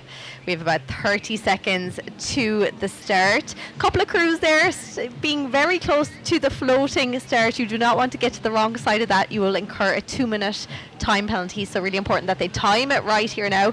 Couple of bows looking like they might be heading over that line. So that would involve being in the penalty box for 2 minutes if they did cross it. But we're off here now. The next final, the women's double sculls. So a bit of a clean start, I would say, from everyone. There doesn't seem to be too many clashes like we saw a little earlier on in certain races. Things get pretty tight here at the start line. But already a nice start here by everyone. We are seeing Austria 2 here on the screen next to us. They're off to a nice clean start. Looks quite calm as I look out my window here, and from the drone shots it does look quite calm, but when we are alongside them here now in this boat, you can see that it is a little bit jumpy here for these boats. But there's a few crews that we're going to be keeping an eye on. The winners of the heats earlier on, we had Netherlands 02, Austria 01. And indeed, it does look like it is Netherlands now leading this out. So we have to mention Caroline Florin there. Literally got out of her quad boat there where she won gold in the women's quad. Literally finished about 10 minutes ago. Had to hop straight into the double. At least she was nice and warm. And at least she knows the course very well here now. So they're taking a nice lead. Caroline, of course, gold medalist from the Olympics in the women's single race. And she has taken this coastal rowing like a duck to water here already after winning 1 gold medal, and here she is going for her second. They're leading it out from Austria 1, who were the other winners of the second heat earlier on. That is the Lobnig sisters representing Austrian rowing team. That is Katharina and Magdalena Lobnig. So they finished second last year in this category. They're back for more this year. They're currently in second position, and then Netherlands 03 we have here as well, which is Lynn Van Anholt and Claire de Kock. Netherlands 01 then, the reigning champions, now starting to open up a little bit of a lead across the field. We're only 500 metres into this 4,000 metre race. So Yannick van der Meulen and Karine Roberts. So earlier on they finished third in their heat, but they are the reigning champions in this boat class. So I had a feeling that they were holding back a little bit in the heat earlier. They allowed a couple of crews to pass them out, but it's great to see 3 crews from Netherlands here lining up alongside each other. So currently Netherlands 1, they're in the lead, followed in by the Lobnig sisters of Austria 1. Netherlands 3 then, so that is the crew Lynn Van Anholt and Claire de Kock currently in third position. We have 2 Spanish crews then. It is Spain 1 and Spain 4. Seeing here Katharina and Magdalena Lobnig. Now lots of experience here from them in coastal rowing over the last few years. Magdalena is fresh off the back of her Olympic racing where she was in the women's single finishing in 10th position. She has a medal from the Olympics back in 2020. Here they are looking really smooth here now, finishing second last year, so they have quite a bit of experience here in the Italian waters. And then coming into our view here, it is the reigning world champions Netherlands won in their lovely bright yellow boat here now. Yannick van der Mullen, Karine Roberts there in the stroke seat. So much experience in this boat. You can see Yannick looking over her shoulder there now, making sure they're in a nice straight line to that first marker buoy. So these 4K races have 8 turning points. We've seen from the last few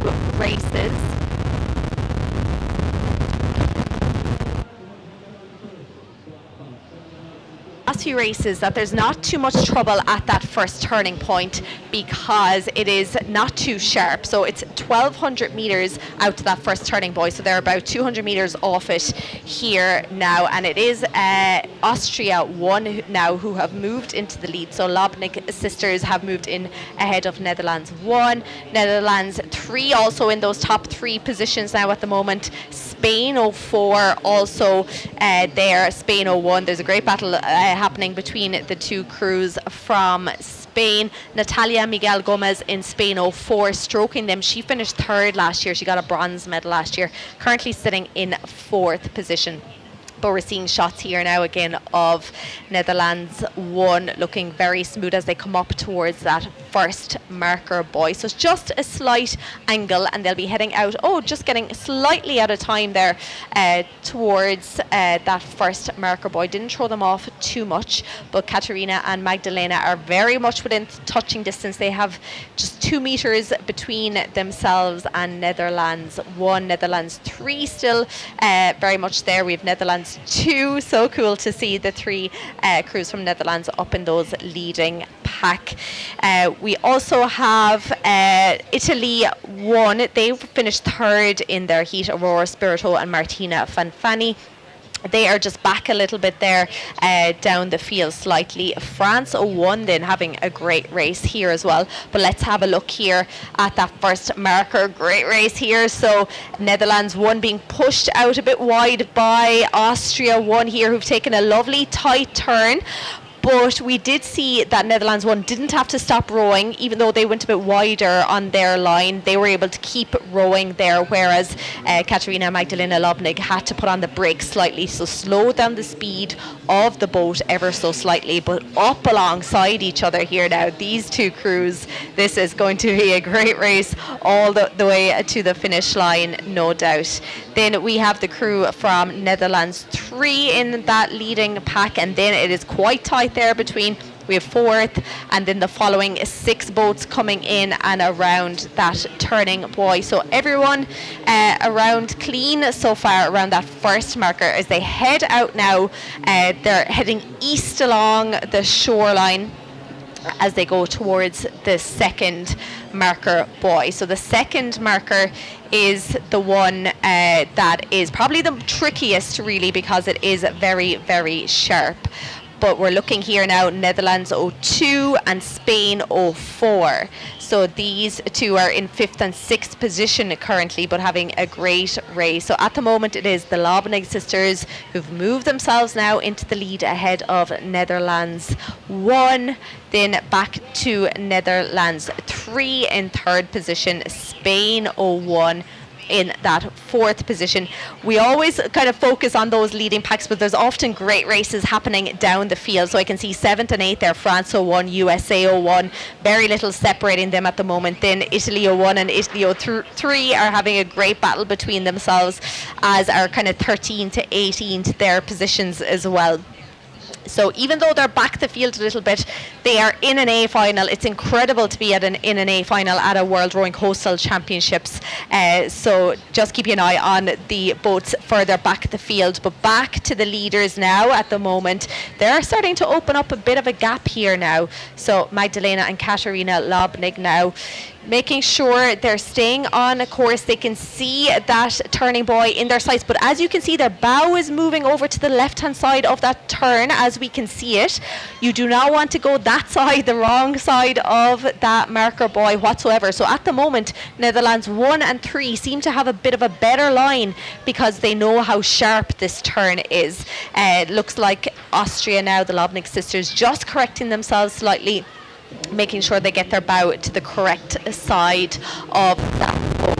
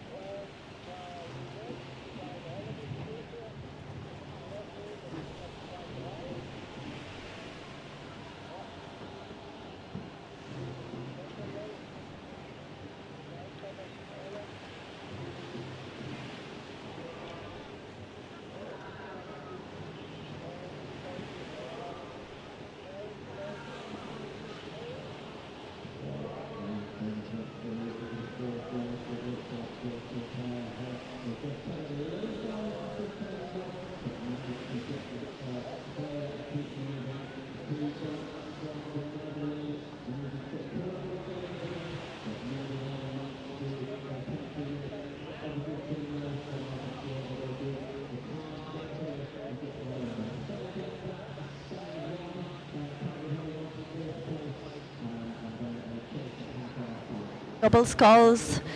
So up the lead of this race, Katarina and Magdalena Lobnig there have been leading this out for pretty much the majority of this race. Then in second position, there's a great race happening between second and third. It is currently the reigning champions, Netherlands 1 in second position, followed in by Netherlands 3, then Lynn Van Aanholt and Claire de Kock in third. In fact, they've just moved themselves into second position. Spain 1 then in fourth. So we're coming up to the final 1,000 meters of this race, but the Lobnik sisters there have over 45 meters of a lead now over the battle that is happening between Netherlands 3 and Netherlands 1.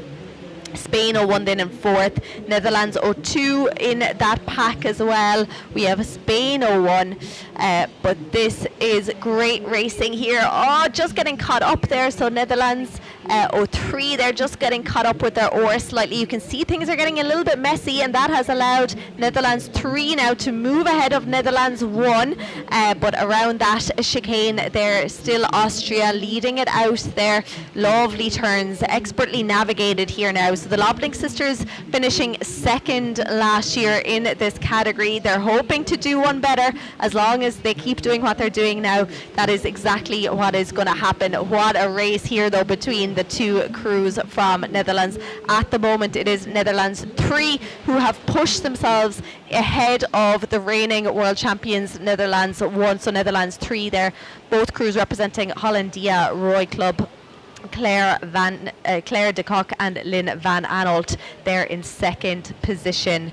So we're into the final 750 meters here now. Yannick van der Molen looking over her shoulder here now, joined by Karian Robbers. They're back now in third position here now, not a place they want to be. And this battle here between the two crews from Netherlands. Oh, look at Austria here now at the turn, just falling out of sync there now, just missing a couple of strokes there. And it looks like Netherlands 03 now are going to take a lovely tight line in and have pushed themselves up towards Austria. Netherlands 1 having to go a little bit wide here now, but they're still sitting in third position. At the moment, I would say Austria have enough of a lead at this point, but still 750 meters to go. And we did see in the last race, the women's quad, how it came down to the finish line for those bronze medals. But I think the race that we're going to have to keep watching is Netherlands 3 and Netherlands 1. Netherlands 1 is the left-hand boat as you're looking at the screen now. They're the reigning world champions. Netherlands 3 are on the right-hand side of our screen here now. Just missing a few strokes here and there. It is still a little bit messy, even though it is looks quite calm on camera. But you can see Netherlands 1 there trying to go an inside line. So they've moved on the inside now of Netherlands 3. Spain 4 now still holding on to the fourth position ahead of Netherlands 2. So 3 crews from Netherlands in those top 5 positions. Magdalena and Katarina Lobning now. Better turn that time now. They're off down towards the last 500 meters of their race. Still Netherlands 3 holding off the challenge from Netherlands 1. Let's see if Yannick and Karin can do anything special here and get themselves back into silver medal position. And this battle that's happening between the two of these crews now is making the top 3 boats really push away from the rest of the field. Katarina and Magdalena there we're seeing on our screen, they have 400 meters to go, rating around 32. They just need to stay in control, stay quite calm. But look at this, Netherlands 3 have pushed up right up alongside Netherlands 1 have pushed up alongside Netherlands 3, but it is Netherlands 3 who have taken a faster turn now. They did not slow down their speed at all around that turn. Final stages of this race. Can Yannick and Karin do something special here? There is 8 meters separating these two crews. What a shot. If they're not careful, they're going to come into a bit of trouble here, the two crews. Netherlands 3 now starting to put on a push, but they're coming very close to each other. This could be very tricky if either of them get caught up. I know they have a lot of space from Spain, and that is exactly what is happening. We're seeing blades clash here now as Netherlands 1 take off here now, putting everything into these final strokes here. It is going stroke for stroke between Netherlands 1, Netherlands 3. It is Yannick and Karin who have pushed themselves back into second position here. Can they hold off Claire and Lynn, who are in third now? What a finish here from Netherlands 1. Final stages of this race, the final of the women's double sculls. It is all about Austria here, though. The Lobnig sisters finished second last year, moving up one position better. They're coming in to take first position here in the women's double sculls. Congratulations to Magdalena and Katarina. But look at this finish. It is Netherlands 1 from Netherlands 3. What a battle between these rowers here. What a finish. And it is the reigning champions from last year, Yannick and Karen, coming in, slowing down. Claire and Lynn doing all they can to get there, but it does go the way of Netherlands 1. What a finish there to this race. Followed in by Netherlands 3. We don't see that too often in coastal rowing, where feet come out and put the feet in the water. We see it all the time in flat water. But what a finish there by the two crews from Netherlands. But we're seeing Katarina and Magdalena. They are very, very happy ladies here, winning the women's double. We saw them in the solo boats as well, but coming up to the finish now. Next few crews, it is Spain 01, just coming in ahead of Netherlands 2. So that is 3 crews from Netherlands in the top 5. Next up, it is going to be Spain 04, I believe, are holding off the challenge. And we can see that really good race that happened at the top of the field there.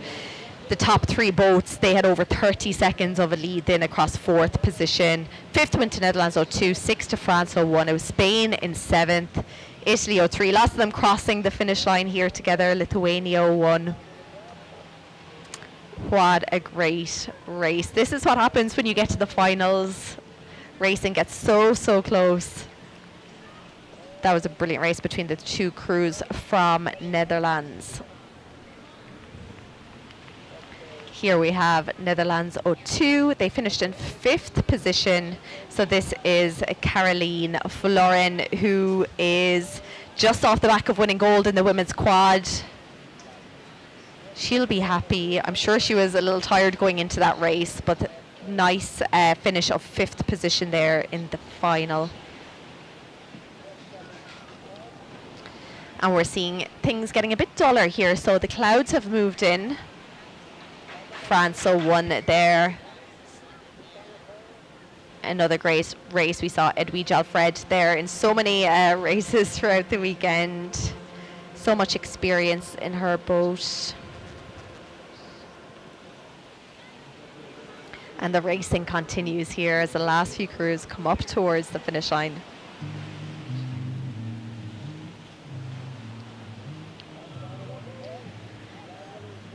Oh, we'll have to catch our breath after that one. Another great finish here in the women's double.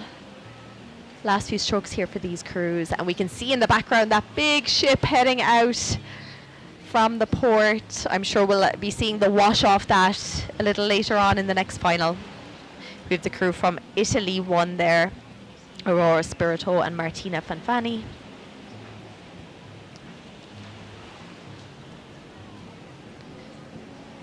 All crews making their way back into the beach.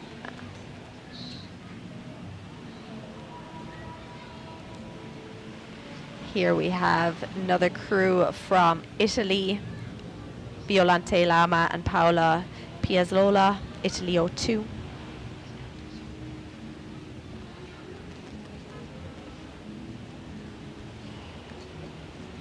And next up, we'll be coming to the next few races shortly.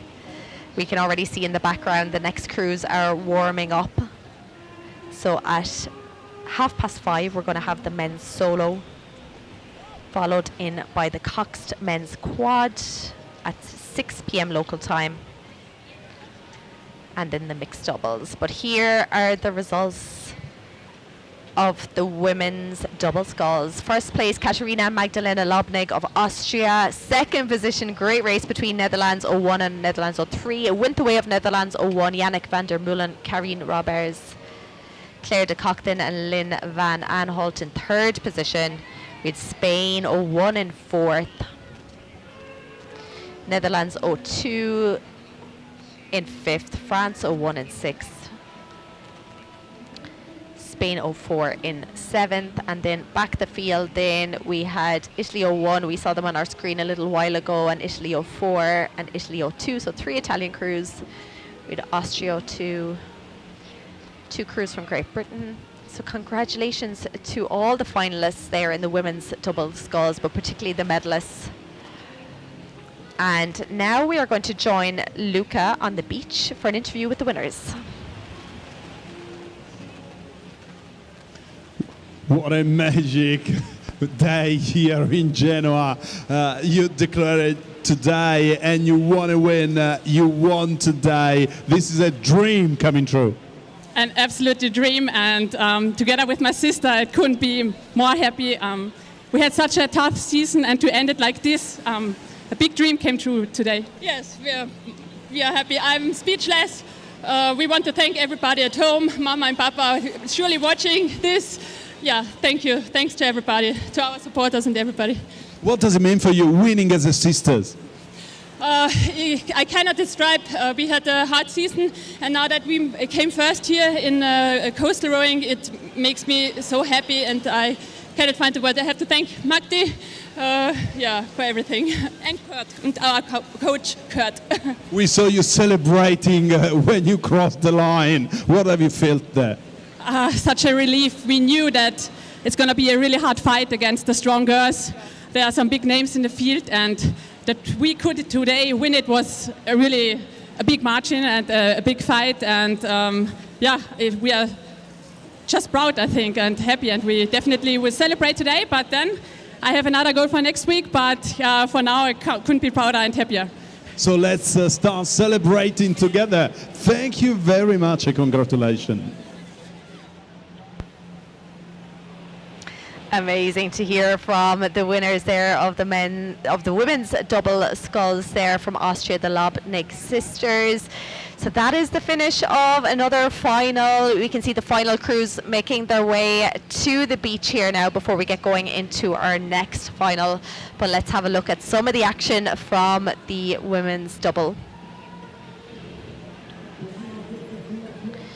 From the very start, it was all about the crew from Netherlands 01. The reigning champions, Yannick and Karen, were doing their best to get out in the lead, which they did, and they held on to that right the way out to that first turn. Netherlands 03 up alongside them. Very strong start by both of them. The Lobnig sisters stayed with them there in that leading pack all the way out as well. And then Austria took off, and it was all about Katarina and Magdalena then, and all they had to do was stay in control of that lead, which they did. We saw some close racing there between the crews from Netherlands. And so it was a toss-up between Netherlands 1 and 3 all the way around these chicanes. It was Netherlands 3 who got the better of the reigning world champions for a lot of those chicanes.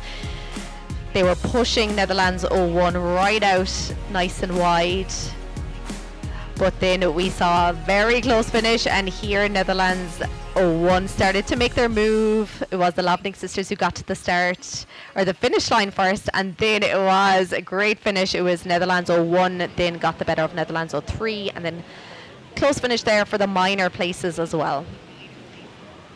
So next up, we're about just over 3 minutes away from the start of the next final. So we'll be moving on to the men's solo. I'm delighted to have Danny back with me from Team USA. How are you? I'm so happy. This is super exciting. This is such good racing today, and I think we're about to see even more right now. I think so, for sure. So 18 crews lining up. We had 3 heats earlier on, and 6 crews made it through to the A final from those. So we see some big names out there today. So we see Yuri, who was with me for a good few races there. He's lined up number 3 there on our screens. Keelan Mannix of Ireland, another one to watch there.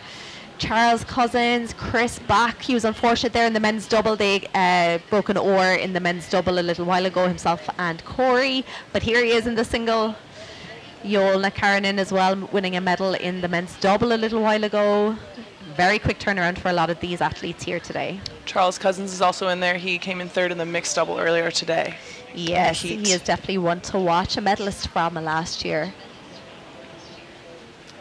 So here we can see Chris back.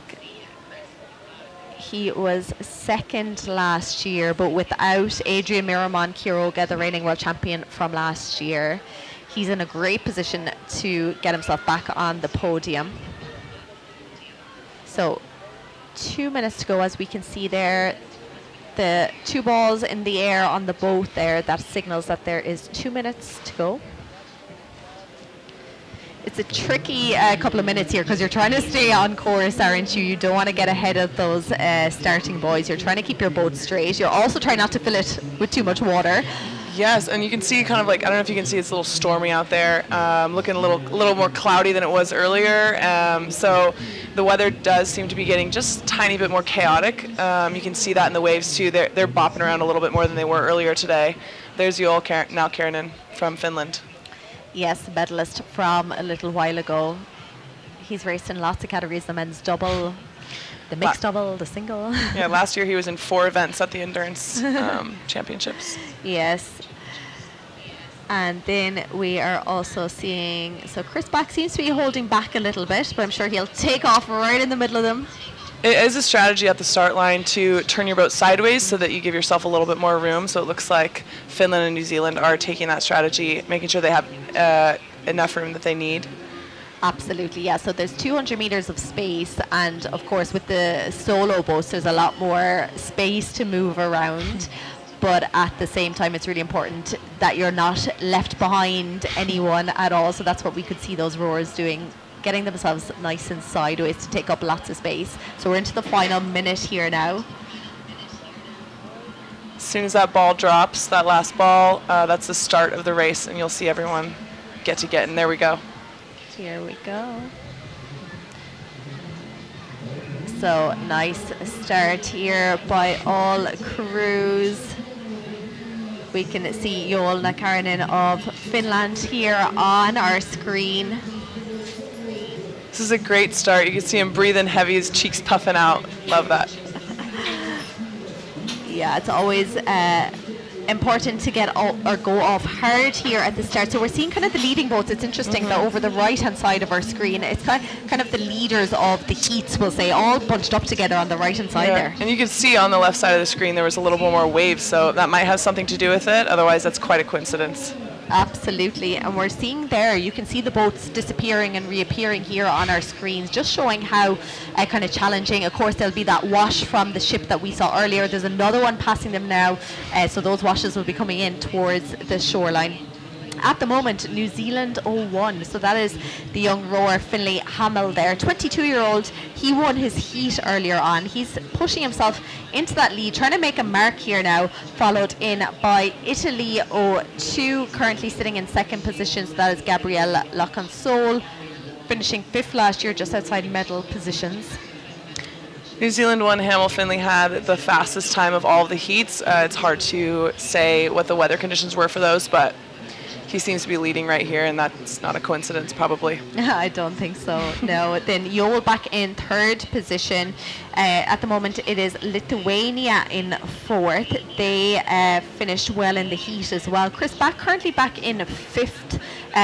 So we saw him kind of hanging back in the heat earlier on today as well, and then he kind of started to make a move. So I wonder if that's his strategy again today. He did have 2 races earlier, so that could have something to do with it right now, but he does have a lot of strategy in his head. He's a very strategic rower, and I'm sure that everything he's doing out here is very purposeful. You can see these waves, you can see their bows moving up and down. The further up the bow goes, the harder it is for them to maintain speed, so keeping that bow down through these waves to cut through them is going to be a big strategy, and if you see that, you can pay attention to the bows. And we can see there Chris is trying to work that as best he can with the big lie back. We saw that in his heat earlier on as well, trying to push the weight into the back of the boat. And it seems to be working because he seems to be starting to move up a little bit here now. Still looking quite calm. I'm sure, you know, there's a lot of racing to go here now, and he knows there's plenty of space to catch up with those leading boats. At the moment, though, it is still New Zealand leading it out ahead of Italy 2, Finland 1, so Yol is currently in third. Italy 1 then currently in fourth position. We saw a great heat earlier from David Mumolo. He won his heat. He was in Paris earlier on this summer as a reserve. He raced in the reserve races, just missing out on a place on the team. He's currently in fourth position. Lithuania then in fifth, and Chris back then in sixth.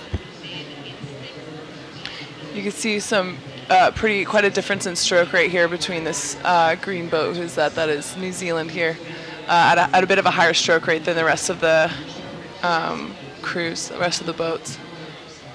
Yeah, and we're actually seeing so much traffic. I feel like there's more traffic out on the water right now compared to other races. So we're feeling the effects of that. Those washes, you can see them there in the background. But as I say that, Italy won now, David Mumolo, moving up alongside Nuyol Nakarinen. So it's going back and forth between the two of them for third and fourth position at the moment. But starting to pull away a little bit now as they come up towards that 1K mark in this 4K course. So Finlay Hamill of New Zealand Rowing leading out. Similar style to Chris, slow stroke, controlled, really big lie back. Yeah, long through the water can be definitely an effective strategy. As we've said many times before today already, getting to this first buoy is going to be really crucial in terms of your placement throughout the rest of the race. People who are there for the first bit are going to have a little bit of an easier time staying ahead of the pack. Absolutely. So New Zealand there still leading out from Italy 0-2. Italy won then in third position, but Yola is still very much there. It's still going back and forth. I am wondering what happened with Keelan Mannix of Ireland. He seemed to have fallen back quite a bit there. I can't see him on my screen, but going by the GPS, he has fallen off track really at this stage of the race. Chris now moving into that fifth position. Lithuania going back a little bit. They were up in those leading pack. They're back to eighth now at the moment. Great Britain 0-1, so that's Charles Cousins. He's back in ninth position. Again, surprising, I suppose. He was on the podium last year, finishing in third positions, but there's a lot of new faces, a lot of new rowers here that they don't know what they're like. A lot of these didn't compete last year. Yeah, there's a lot of new rowers for sure, but there's also, it's definitely technically a different regatta. There's having heats and finals in the same day is going to be really difficult. It's going to change a lot of strategies, and it's going to affect some rowers differently than others. Also, some of these athletes, a lot of them actually are doubling up in events, so having more than 2 races in one day is going to be very challenging. Absolutely, I completely agree with that. At least with crews like the women's solo and the women's quad, they had their heats yesterday, so at least they had about 24 hours of a break, whereas these had their heats earlier today, so really not much time to recover. So we're gone around that first mark now, so 1400 meters into this race, so they're heading out further east now to come into the sharp turn. So it is still New Zealand 1 and then Italy 2. So Gabrielle Lonconsole still holding off the challenge from David Mumolo. Yolna Karinen back in 4th.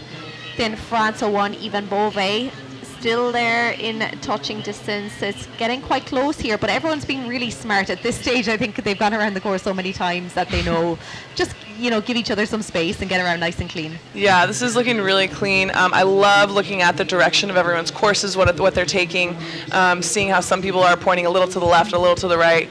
But everyone has a different strategy in mind. Getting around this second buoy is going to be really clutch because it's about a 180-degree turn, as we've said many times today. So making sure that you're starting that turn right on time is going to be really important, and we're definitely going to see some passing on the way there and possibly on that turn as well. I absolutely agree. So we're 1,500 meters into this race here. Finlay Hamel now just really setting down a marker for himself here. He has a lead of almost 7 seconds there over Italy to Gabriele Loconsole, who was 5th last year at these World Championships. Seeing that wash there, we spoke about it earlier. Yes. I'd say you hate the sight of that now at this stage. That wash. Well, there's so much more boat traffic out there, and the safety boats as well. It's coastal rowing, but a coastal, like an ocean wave, does feel a lot different than a boat wake. It definitely affects the boat in a different way. This is amazing with New Zealand 1 out there. He does not look like he's slowing down. No, he's just opening up the gap here now over Italy 2 and Italy 1. A lot to contend with here because the waves actually aren't that big at all. It's just really messy every time that a boat passes there now. Yes. And they're having to contend with it. But New Zealand here now looking so in control, shortly approaching that halfway mark. I wonder, are there some rowers disappointed that they're not getting to do the 6K course? Because a lot of them would have prepared for that, of course, because that's usually what the A finals are. Yes, it is really fun, and definitely like a 2,000 meter difference does make it a different type of race. There's different race strategies, and I think that some rowers, are better in a 6K. Some rowers are better in a 4K. So, you never really know what benefits you the most until you're out there, I guess, though. Absolutely. So we're seeing Italy 02 here, currently in second position. Gabriele Loconsole holding on to second. He looks like to be a bit struggling a little bit, maybe. Just maybe a bit unsure of himself here now. Really looking over his shoulder every stroke pretty much there. Well, yeah, with these cross waves crossing back and forth and just small chop, it's really hard to make sure that your boat point is staying exactly where you want it to. So especially as you're coming up on the buoy, you want to keep looking behind your shoulder to make sure that your course is exactly right, so this turn can be as tight as possible. So we're here now, second turn, as you said, like at nearly 180 degrees here. New Zealand 1 off again, leading it out. Big lead here now. Italy 02 still holding off the challenge. Italy 01 there as well. And then it's back between Finland and France and Spain. So Jolna Karinen of Finland just coming around that turn now, maybe losing a little bit of ground back and forth. No doubt he is tired too. He had the men's double final, got a bronze medal a little earlier. So, a lot of these are going to be starting to feel it now as we head into the second half of this race. Charles Cousins here now as well. He is currently back in 7th position, gone around a nice wide turn. We have Spain 03, and I think that's Chris back then on our screen as well. Chris just took a really tight turn. He's super experienced with those, and you could definitely see it right there. Absolutely. So most crews now making their way around that second turn. And even you can see this big boat just like moving around so much, like it's pretty choppy out there. It is super choppy. Every stroke they take, you can see the bow is just moving. Like there's nothing straight about these lines here at all. But with 40 meters of a lead now, this is pretty impressive there. Yes. New Zealand 01, Finlay Hamel, just 22 years old here, leading it out here. We have a great battle then between USA and Great Britain. So Charles Cousins is closest to us on our pictures here. Chris Back is further away. Chris holding on to his big long stroke, as we have seen. But look at this from New Zealand. This is a beautiful picture. It here. is beautiful. You have to take a second away from the race to just take in the city. Genoa is super beautiful and has been such a nice place to have this regatta. I think the clouds are adding a nice dimension to it as well. Tint. Yeah, but look at this now. These, I'd say, are some of the washes that are coming in from those big boats that cross. But look how messy it looks here. It looks so messy, and you can tell even these tiny little peaks that are showing up all over the place is going to feel very inconsistent, and especially this far into the race, over halfway through the race, it's going to be really, really tough to be able to hold your technique in this inconsistent of water. This is crazy.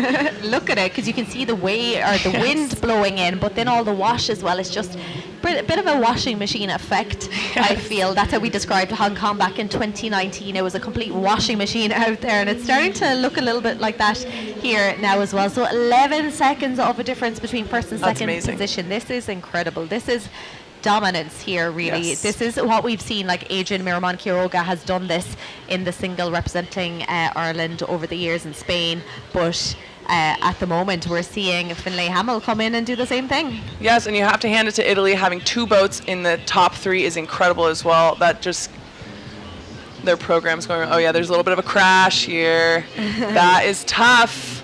You only have 2 oars in the boat. If you lose one of them, it's not going to be good. Not ideal. So Finlay Hamill there showing us how it's done, representing New Zealand rowing again. So important to look over the shoulder. You can see there for about 5 strokes he was looking over his shoulders, because this is the tricky part of the course, as you know yourself. The zigzags are coming up, that chicane. And we saw earlier in the women's solo how unlucky Diana Dimchenko was to go the wrong side of one of those turning points and missing out on a gold medal. So you'd rather look over the shoulder for 5 strokes and make sure you're going the right angle as opposed to not. Yes, and before even getting to the course, memorizing what it is like on the map is super crucial. So do you draw it on your leg? I see a lot of athletes do that. I didn't bow, but my bow seat was talking about having to draw it on the leg. Yeah, with a Sharpie. Take a Sharpie, draw the map, the buoy map, of course, on the leg. Exactly. Look at him. He is so dominant. You're right. This is so dominant here. This is absolutely insane. And you can see his far layback. He's laying back like 50 degrees. Yeah, big lie back here now. Very strong at the finish. We see Italy 02 here as well, still holding on to the second position. So there's 40 meters separating first and second, but then there's another pretty much 40 meters between second and third. I'm not sure we've seen such distances between the top few boats in many races, to be honest, over the years. This is dominance by New Zealand, but Italy 2 also opening up big space between themselves and Italy 1. Yeah, and there's been a lot of shuffling around as well between 5th and 9th place. I think there's a lot of battling going on with those boats. Yeah, I was saying it earlier, we often forget about the racing. There's often more interesting racing happening down the field, but because we're looking at the leading boats a lot, you kind of forget about them. But yes, a lot of shuffling. Is Charles Cousins, who has taken over from Chris Back in 7th position. Spain 03 is holding on to 6th. Joel Nikarinen is still holding on to 4th, but there's about 40 meters of a difference between 3rd and 4th here now. So that the race really up the top of the field, those podium places, they're really pushing away now from 4th position downwards. Well, you also start to gain a little bit of confidence, especially as you're coming through those slalom buoys. If you can see yourself separating from people, you know that the top 3 boats are probably going to have an easier time getting a nice line, having a nice course, going from point A to point B, whereas points 6 through 8 are going to be a little bit tighter, and it's going to be harder to kind of be able to choose your own course. You're going to have to take it into account where the other boats are around you. So another great shot here of the big ship in the background. It is so cool to see. Finlay Hamill there got around his next marker buoy. He has 750 meters to go. We did see like a wave break over the shaft of his oar there a while ago. He was lucky he didn't get caught up in that, but his technique really is not faltering at all. He's just adjusting so well to whatever is being thrown at him, because obviously you're changing angles all the time on these different legs, and he's just staying solid. I don't think he's changed his technique once. He's such a dynamic athlete, and being in this type of weather, this type of conditions, you have to be. There's Joel and Charles Cousins and Chris Bach. Yeah, Charles Cousins seems to be holding off any challenge from Chris at this stage. So Joel just going around that marker now in 4th position. He's followed in by France 01, that is Yvonne Beauvais, in that 5th position. Spain 03 then, so that is Marc Franquet Montfort. He is currently in 6th, followed in by Charles Cousins and Christopher Bach. Now Chris will be seeing him next weekend in the beach sprints as well, so That's he right. has that to look forward to. Yes. As do a lot of them. Charles Cousins will be there as well. Joel will be there too. Exactly. So we're going to see them competing again next weekend. But final stages of this race here now. This is complete dominance here by New Zealand rowing. And this is very cool to see. It's very cool to be able to be here and see this. This is very cool. This is so impressive. We're into, I would say, the final marker buoy here now, looking over the shoulder. Again, a great view here. Anyone who is on the shore can really just enjoy this race, because you can see from pretty much turning point 2 all the way back to the finish line. If you're along the shoreline in the town of Genoa, you can see the racing. But incredible stuff here now. Now, I do think David Mumolo has moved up a little bit. He has it down to about 10 metres between himself and Gabriel Lonconsol in 2nd and 3rd position. So he looks like he's putting on a bit of a push now. We just saw Netherlands battle it out in the women's double for 2nd and 3rd, and now we're seeing the same thing with Italy. Absolutely. When it's your own teammate, it's hard to not be extra competitive, I think, you know?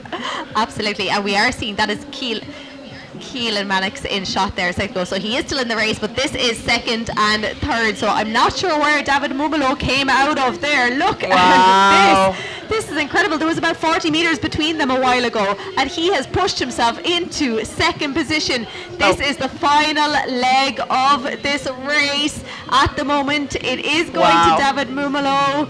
Gabrielle back in 3rd now. Oh, what a finish here. Seeing yourself on the wrong side of the wave, seeing yourself on the right side of the wave, you can see all of the speed. His speed just gained so much comparably, and yeah, claiming 2nd over 3rd in the last 300 meters of this race is crazy. It's crazy. It's very similar to what we said, as you said, in the women's double, because Netherlands 03 were dominating in 2nd place, and Netherlands 01 just came out of nowhere on that last leg and took that silver position. But we have to hand it to Finlay Hamill of New Zealand. We saw a shot of him there a second ago, coming in the finish line, absolutely dominating this field.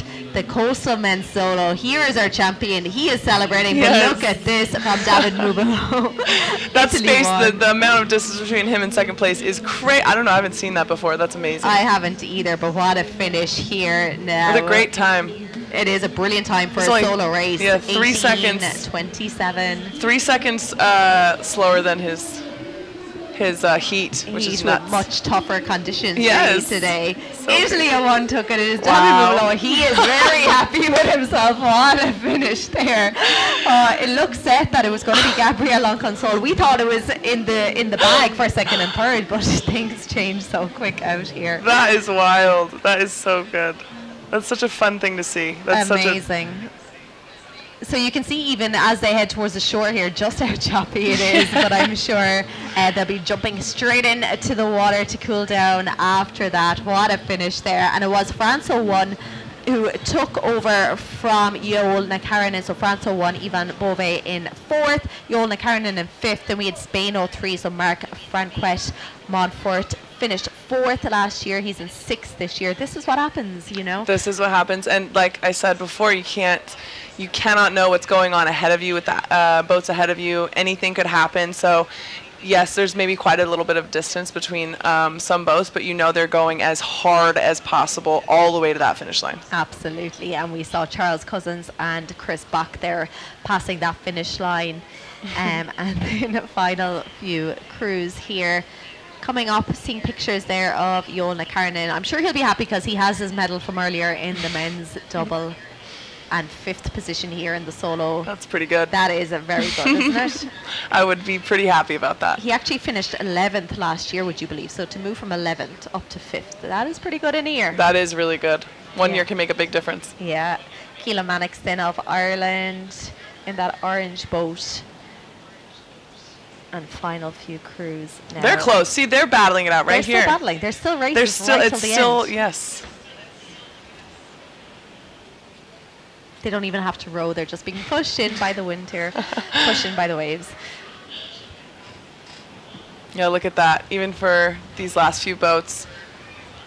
To make an A final, though, of a World Championships is incredible. So, you know, to be in, whether it's 5th position, 14th, 18th, to be there in an A final, to have beaten so many boats already to get to this point, you know, is such an amazing achievement.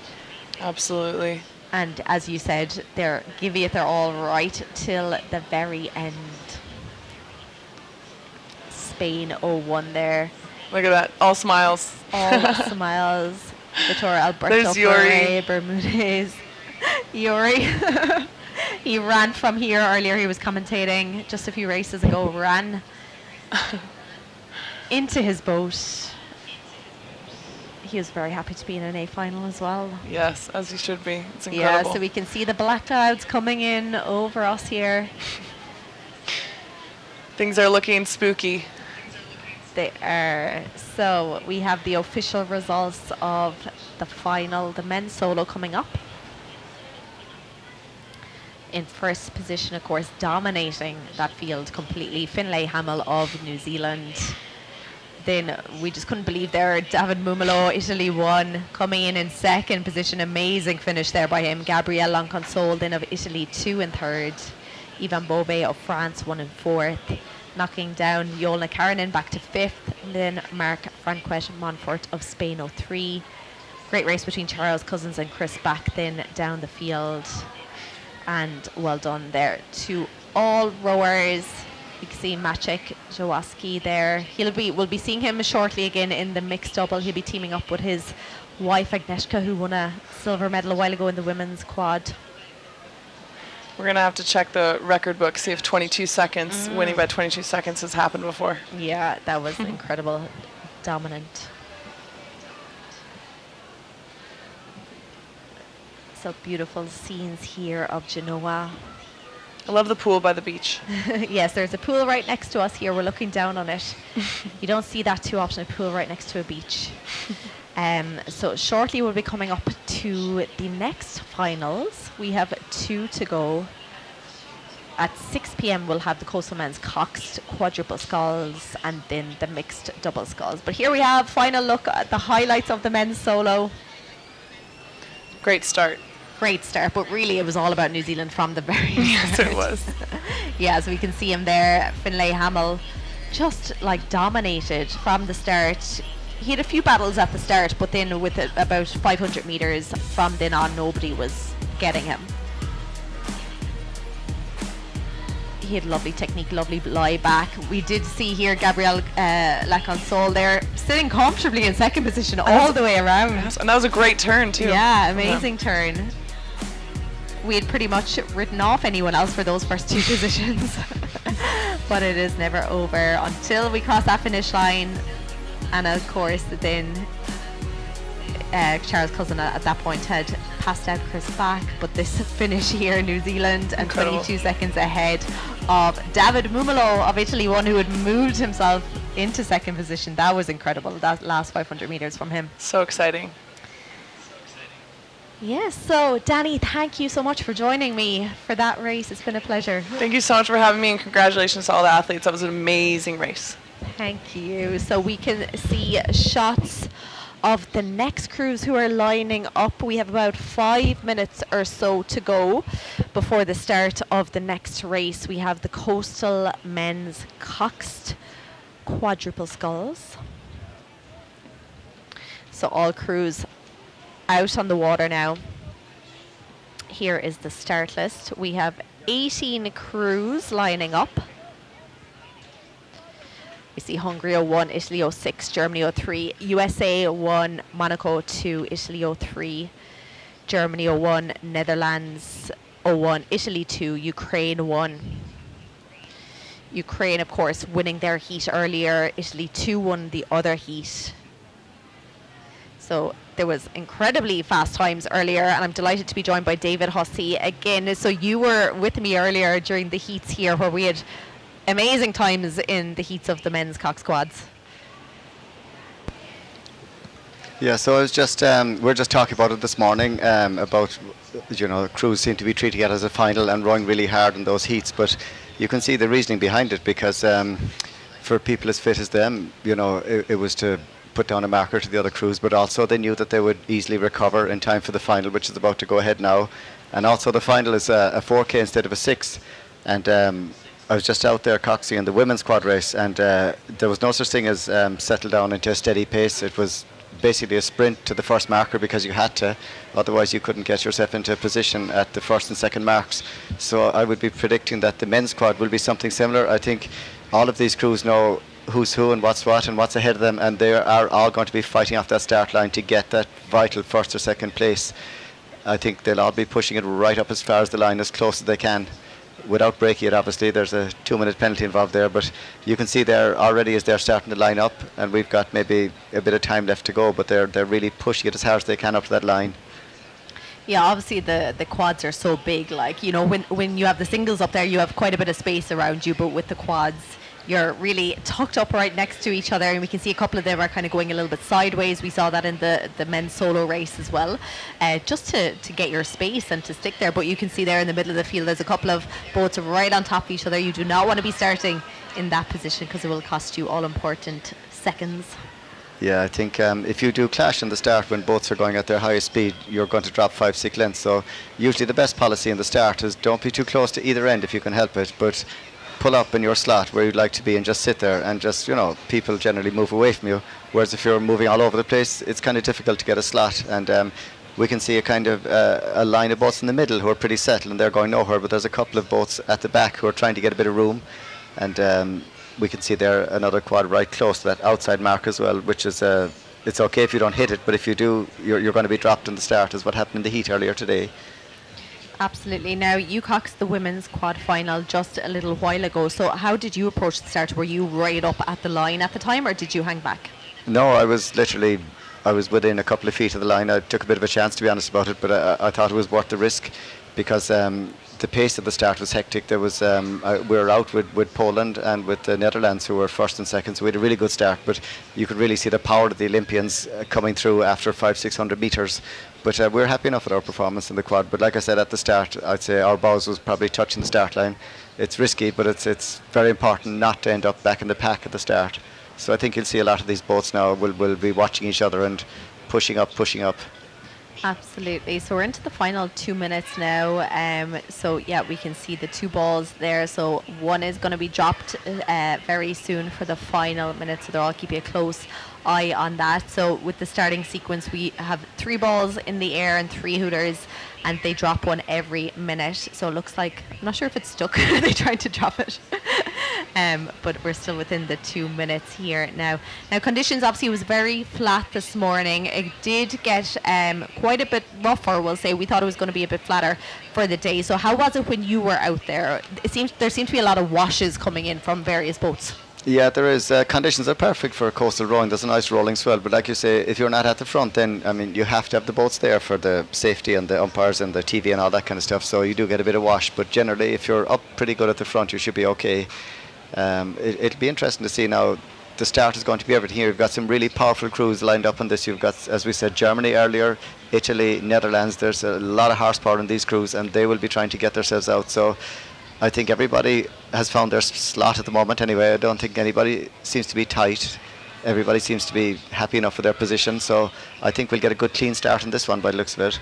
By the looks of it is, yeah, but you can see the bows, how they're kind of angled different. You know, some are angled more towards the shore, more are angled out into the wind and the waves a little bit. So as soon as those crews take their first few strokes, we'll see what happens. A few there in the middle getting very close to that line, but they are off now, and we'll see if anyone crossed that start line and got a little timed penalty for themselves. But everyone is off there. Did it look close to you there? I think that was very tight. Spain 5 took a chance. Now if it works, it's fantastic. They've already got a length clear, but they really took a chance on it. But you know, if you take a chance and it works, you're out in front in the World Championship final, so it's working well for them. I think that looks like Italy beside us here. All Italian crews are always performing very highly at these events over the years.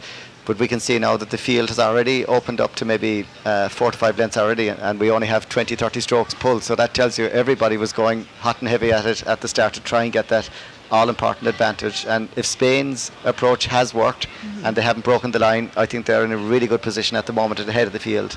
Absolutely, yeah. Of course, if they did break it, that's a 2-minute time penalty, so they're going to have to sit out on the water towards the end of the race in the penalty box, but we'll see what happens.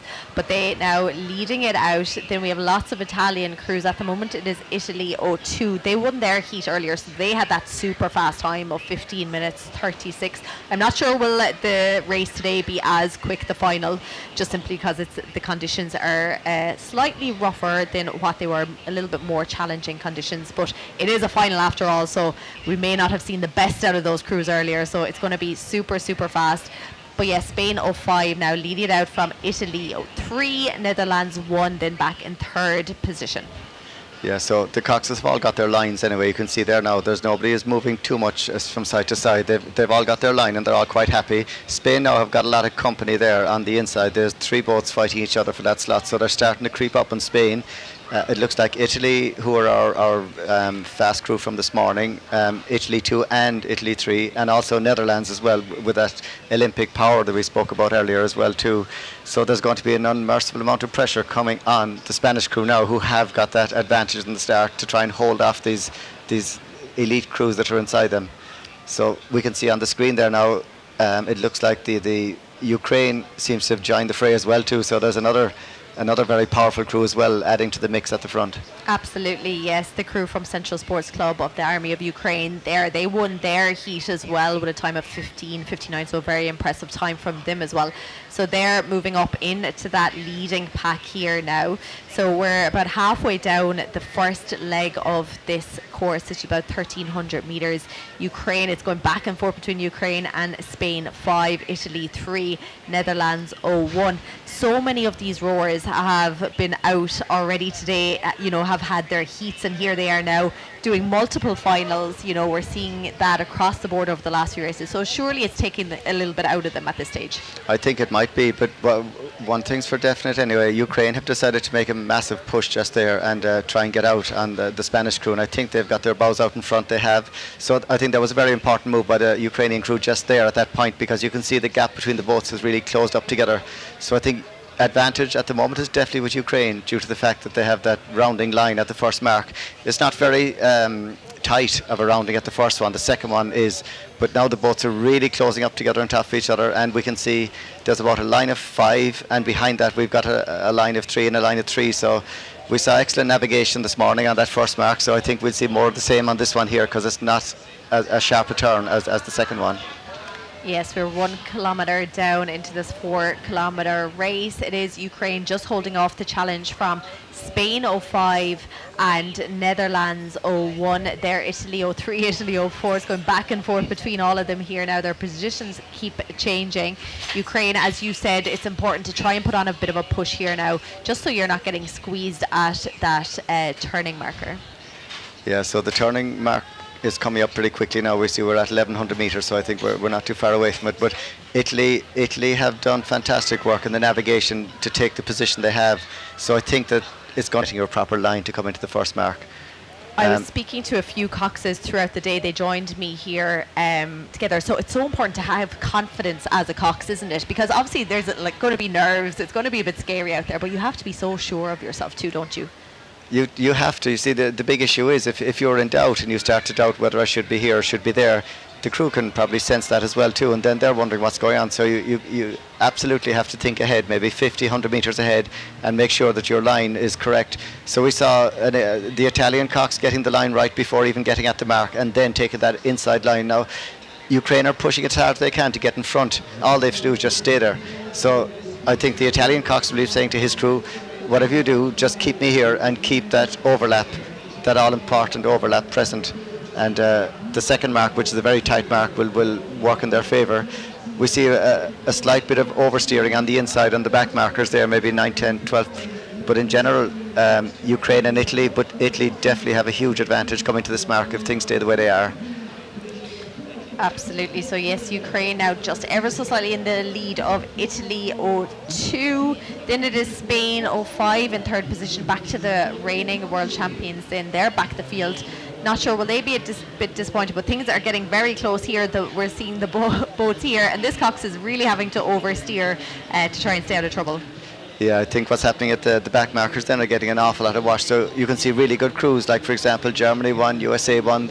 These crews, they're now back a bit and they're getting all that wash, which makes it very difficult to row and get a clean line at it.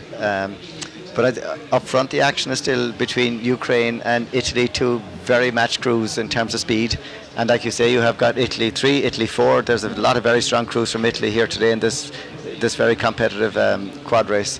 So this mark is going to really decide, I think, who's going to take the gold medal position. Ukraine are doing everything they can to get away from that overlap position, but if they can't get away from the overlap, they're going to have to round outside. And I think The Italian cox is definitely demanding, I need at least 1 metre of an overlap, that's all. So all he has got to do is maintain his overlap it's about 100 metres at that second mark. So we'll see how this develops now. 3 and 4, also it's Italy 3 and Spain, our leaders from early on, is going to be a very tight battle with them as well at the second mark. Absolutely. And then 5th position there, we're seeing the crew from Jersey Rowing Club representing Great Britain. They're currently in 5th position. They're having a nice little battle with 6th place, which is Italy 04, then Netherlands 01. I probably would have expected them to be a little bit further up the field with the pedigree that is in that boat, but Ukraine were so strong in their heat earlier. Italy 03, we're coming up towards this turn here now. Things I'm sure are going to get exciting. This is the point where people start to hold their breaths, I think. Yeah, I think Ukraine have just tried to move in on top of Italy there. If there's no overlap, I think they're okay, but if there is overlap, the umpires will be having a really close look at that now, because it's touch and go on the overlap whether they had or not. So I think Ukraine might have just done enough to get clear, but Italy held ahead and got that inside line and did very well. So Ukraine worked really hard on that mark, but Italy responded. So both coxes are doing fantastic work there, one trying to take the lead and one trying to stop the other taking the lead. This is brilliant. I think it's nice for the rowers in the quads. It takes the pressure off them having to look around, because we saw in the last few races there in the singles and doubles, because of the tricky conditions, you know, rowers were looking over their shoulders every second stroke to make sure they weren't being pushed. At least that pressure is taken off you in a quad, so the cox is so important. But everyone, that's actually a really nice clean turn for what I thought was going to happen at it. It was brilliant navigating by all of them, and like you say, I think Netherlands, like we said, had a very strong showing earlier today, but it's just so difficult when you're back in that 3rd or 4th position, because you have to adjust your line as you're coming into the marks. But in fairness to all the coxes at the boys, they've done really well. And again, Italy too, our old friends from this morning, they have got themselves on the inside line for that 3rd mark now. But Italy and Ukraine are very equally matched here. You just could not pick one from the other. I think maybe if Ukraine are able to make a big push here and just take the lead, there's a chance that they can take the lead from Italy before the next mark. Then in that 3rd position, it's Spain 05 who've moved themselves back into a medal contention position here, just pushing away from Italy 03 at the moment. Great Britain still holding on to that 5th position, but if you look at the metre distance between them there now, those top 4 now really going for it and pulling away from the rest of the field. Ukraine, Italy, there's a big battle here now before they try and get to the chicane. They're really trying to, you know, get there first, aren't they? Yes, Ukraine just have to get rid of that overlap to make it work at the turn, and Italy know they have to hang on to the overlap to prevent Ukraine from coming across in front of them. So it's a fantastic battle. I think Ukraine definitely have the power, but if they can get themselves clear at this mark, I think they're putting themselves in a very good position then for the next mark, which is rounding on the other side. So now they take the advantage. So we see, can Ukraine get around and hold the inside line for the next mark? And I think they've done very well. The Ukrainian cox has done a fantastic job on that rounding. And now Ukraine are in pole position for the opposite side of the mark. Exactly, expert navigating around that marker. Italy 2 then still in a second. Spain and Italy 3 though, there is overlap, and the reigning champions Italy 1 here after moving themselves ahead of Great Britain for that 5th position. Italy 04 then in 7th. We have Netherlands then back in 8. Looking at the speeds here now, Ukraine and Italy 02 evenly matched. Obviously the speeds keep changing depending on what position they are on the wave, but Ukraine now are in a really great position, as you said. Here they are around the next marker. Yeah, nice clean turns by both of them, and I think Ukraine, we saw Ukraine, I think it was in Oeiras in Portugal the last time they were on the water, and they won that by lengths upon lengths. They were easily the strongest crew in the water, but you can see they still have that power, and now they're starting to pull away from Italy too. I think they know now that they're in control of the race, and all they have to do is keep the rowing as long as possible and use that long levering power that they have to stretch their lead away and keep the boat running between the marks. Yeah, just 1,200 metres now to go. So we have a few chicanes to come. Italy 2 trying to challenge them here now, keeping a really quick stroke rate here. Spain 05 still in touching distance here though as well. Currently in bronze medal position. Italy 03 pushing on here now as well. They're moving themselves into that bronze position. Look at Italy 1 and 4 as well coming up. Could it be 4 Italian crews in a row? It's incredible by the Italian team to be able to do this. I mean, when you see the crews that are back in 8th, you have Netherlands are back as far as 8th, and the German crew are extremely powerful as well, are back in 10th and 11th. So the Italian team has decided to make this men's quad race their own here today. And Italy too haven't passed up on the gold medal either. They're attacking Ukraine every chance they get. Yes, they are indeed. And look at this from Italy 3, though they've come up right alongside Italy 2. This is going to be a tight one here for the two Italians. Ukraine now just starting to pull away, opening up that clear water. I think that Italy 2 are trying to hold off Italy 3 now. I think that's the problem they have. And like you say, Spain 5, who are the early leaders of the race, they're not going away either. They think that they can get on the podium as well. So they're really holding on to their position as well. But Ukraine are really rowing long, rowing strong, very powerful crew. So I think they're just doing enough to stay ahead at the moment. And Italy 2, Italy 3, then there's a very interesting battle for silver and bronze between these two crews after that last mark. It's opened up a little bit for them. Absolutely, and it's funny, we've seen it in the last few races in the women's double. There was two crews from Netherlands going head to head. In the men's solo as well, there was two crews from Italy going head to head, and here we have it again, two Italian crews fighting out for silver and bronze. And this push from them, that means they are pushing up on Ukraine now as well. So I would not write either of these Italian crews off for the gold medal right now. I would agree. I'd say Italy 3, we're wondering where's all the power coming from, but inside the boat we have Simone Martini, world champion, and also we have from the Olympics as well, Pietro Ruta. So there's two Olympians there, two very powerful athletes as well. So it's no surprise that Italy 3 are coming through really strong in the second part of the race here, and they're challenging Italy 2. It looks like that if they have the inside line on this mark, they may be able to take Italy 2 on the inside here. But I think Ukraine have sensed the danger of Italy 2 and Italy 3, who are racing each other, and they've decided to push as hard as they can to get clear of this battle for silver and bronze behind them. Yes, they're going to have to push hard. We're coming into the final 500 metres. Here we go around the next marker. Slight error by Italy 3, and now the door's open for our early leader, Spain 5, if they can take advantage of that little gap just there. Disaster. And I think they can. I think Spain 5 have just taken advantage of that. And Italy 2 and Italy 3 are all tangled up. Oh, disaster. And now there's a sense of a bronze medal coming for whoever can get through that gap. There's a little gap there. Netherlands are going to actually come up. It looks like it was the three Italian crews that got into that battle, and it's now Netherlands who've moved themselves into third position. They were completely out of the medal contention there a while ago. Yes, and when you're coxing there, the positions you just love to be in, when you can just see a gap like that and change everything. And I think gold is still gold, but silver and bronze, there's been huge changes there. Netherlands have came from nowhere to take that bronze medal position. They were back in 8th position just there a while ago, and here they are now in a bronze medal position. We were saying Italy, the two Italian crews were 2 and 3 were potentially coming for Ukraine for a gold medal, and now they're gone back to 8th and 9th position.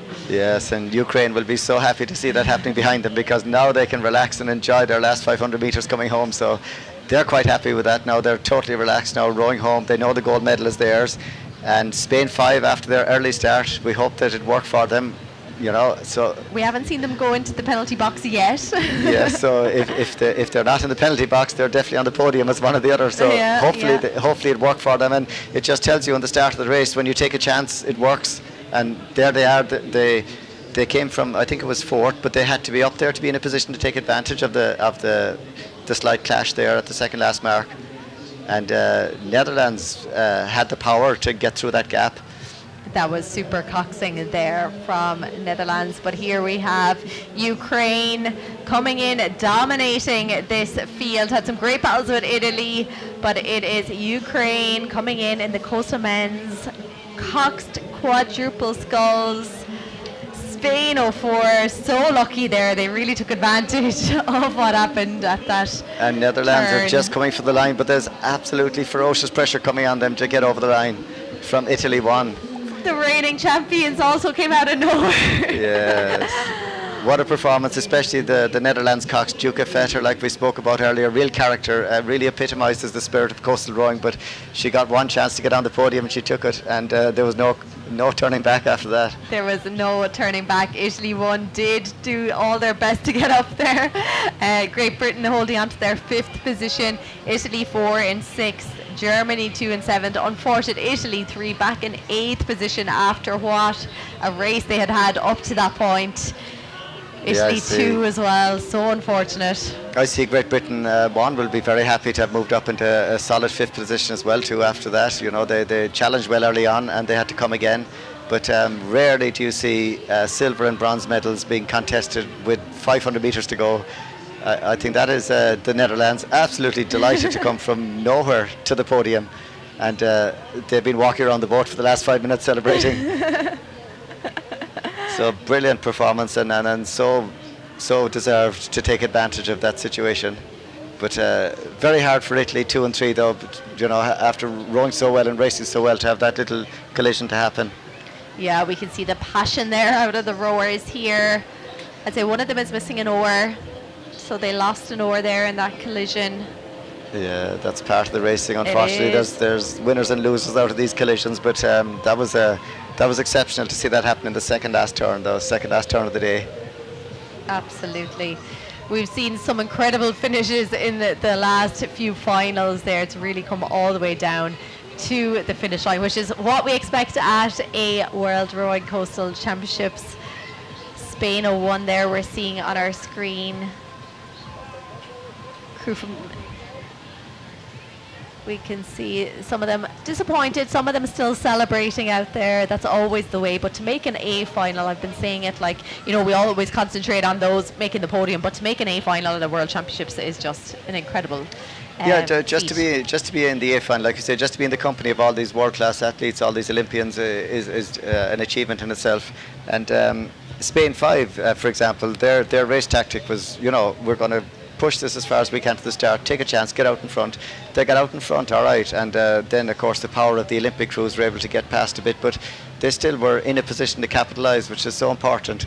If boats collide with each other, you just have to be within a couple of lengths to take advantage of that. And we spoke about the time, that it mightn't be as fast as this morning. It's 16 minutes we see is the time, which is super fast for a quad race. It is incredibly fast, about 20 seconds slower, 25 seconds slower than the heats earlier, but incredibly fast all the same, because obviously conditions are a little bit different from earlier. But congratulations there to all crews. We're seeing a couple of Germany crews, Hungary, Japan, Italy and United States of America in 18th position. Yeah, and look at those times there as well. So the winning time is 16 minutes, but there's very little spread between the times from 1st to 18th. I think 2 minutes 25. So to both to finish in 18th position would actually probably be on the podium a couple of years ago. So that's how tight the times have tightened up. There's nothing between the boats, and that was including, you know, a few collisions here and there as well. So people are recovering quickly, and we saw the Netherlands as they came to the line to claim their gold, their bronze medal. We saw Italy 1 were having a real go at them to try and overhaul them within the last couple of lengths of the line. So fair improvement in the Cox Quads men's race over the last couple of years. Absolutely, and I'm sure we're just going to see it get faster and faster as the years go on. But congratulations there to all crews. That was the second last final of the day. Here we can see the winners. Yuri stuck in the middle of them. The legendary Yuri is down there in the middle of it. What a character and a personality, and another man who epitomises the spirit of coastal rowing. But the Ukrainian crew, they had a bit of work to do, and the Cox had a bit of work to do, so very happy. All 5 worked together to, get that victory. So you have to kind of line up the marks, maybe 2 or 3 marks ahead. You have to say, right, I'm going to be on this side and this one, I'm going to be on that side and the other one. And I just have to make sure that I'm on the proper side of the one where I'm going to do the overtaking. And she was in exactly the right place, and a fantastic picture of a fantastic crew. Incredible crew there representing Central Sports Club of the Army of Ukraine. They're taking selfies and the whole lot. Yeah, so I'm not sure. I think a couple of those might have been in Portugal a couple of years ago when they were completely dominating the race. They won by, I don't know, it was 20, 30, 40 lengths. But we could see today now it was much more even spread between the crews. Absolutely. So just take a look at the race again. As you said, we saw Spain 05 there, getting very close to that start line. It served them well. Yeah, it just tells you take the chance and it works, you know. And the pace going out was very hot though. You could see there it was fly and die, which you're recommended not to do, and definitely on the ergometer, but also in rowing. But I don't think you have much of a choice here, because if you're not up with the front boats like that, you're going to get up the traffic and you're going to get the wash as well too. And as well, you find there when you do come off the first mark and you're heading down for the second, you've got that swell with you, so it does give you a bit of a break. And there we can see all the action that happened there at the second turn.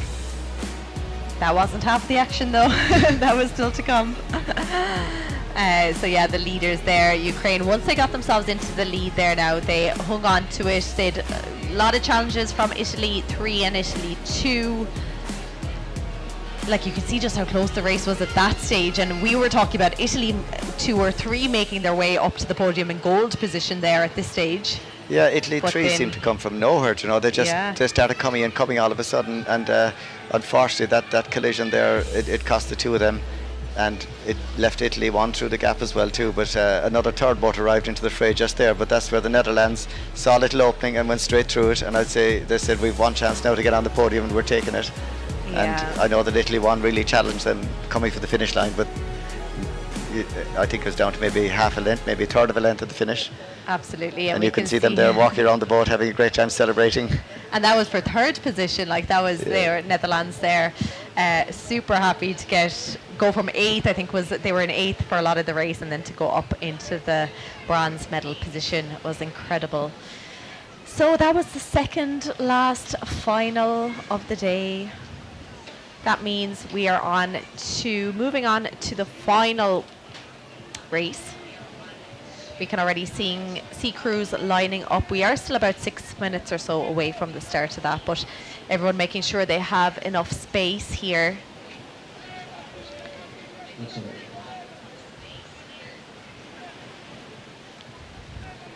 A magic day for you. So Ukraine just won the most prestigious Cox quadruple scull. How was it? It was fun. Yes, we have bad weather from the morning. It's much bad than it was in the morning. So it was very fun, and we are happy that we are the first and not the last one. Murcarolo tried really, really hard. They were trying to get back. They tried at different turning points. But were you able to manage every single meter? No, it's not so comfortable. We just believe in our maybe some luck. Yes, and it's well done. It's well done from us. Yes, and it's too bad that they have a appointment and have a track to have a, I don't know how to say it on English. My English is not so good. You're super good. And finally, of course, you are world champion. You got the gold around your neck. The presentation will start shortly. So how are you feeling about it? I was at 2021 the world champion, but in that World Rowing Coastal Championships, there's not so tight races were, and now it's more tight and a lot of Olympic names. So I like to race with them. So it's very good for me. Congratulations once again. Thank you.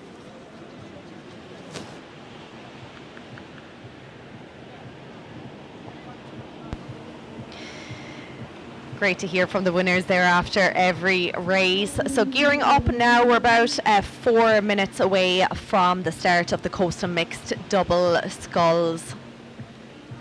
All crews now lining up. So thanks a million to David Hussey there, who joined me for a good few races. You're finished your racing now, so enjoy the afternoon.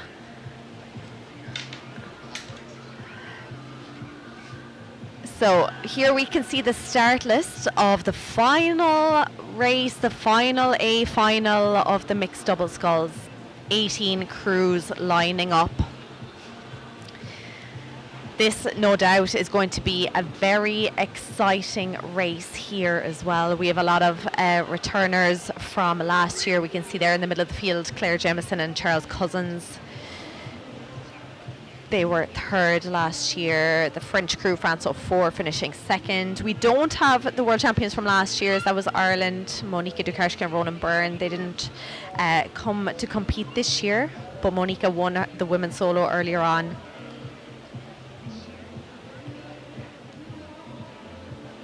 So a couple of minutes now away from the start of this race. And I am delighted to be joined here, final guest of the day.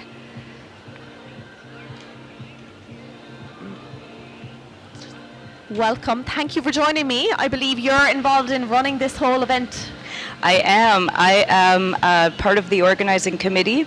My name is Margarita Braga, and I'm officially the beach master, but I'm now known as the beach boss. Beach boss, and here you are going to be bossing it on in the commentary box up here as well. Yep, taking a break from down on the beach, and I'm happy to be here with you. Excellent. So how has it been for you, particularly today now, particularly with the A finals? How has everything gone?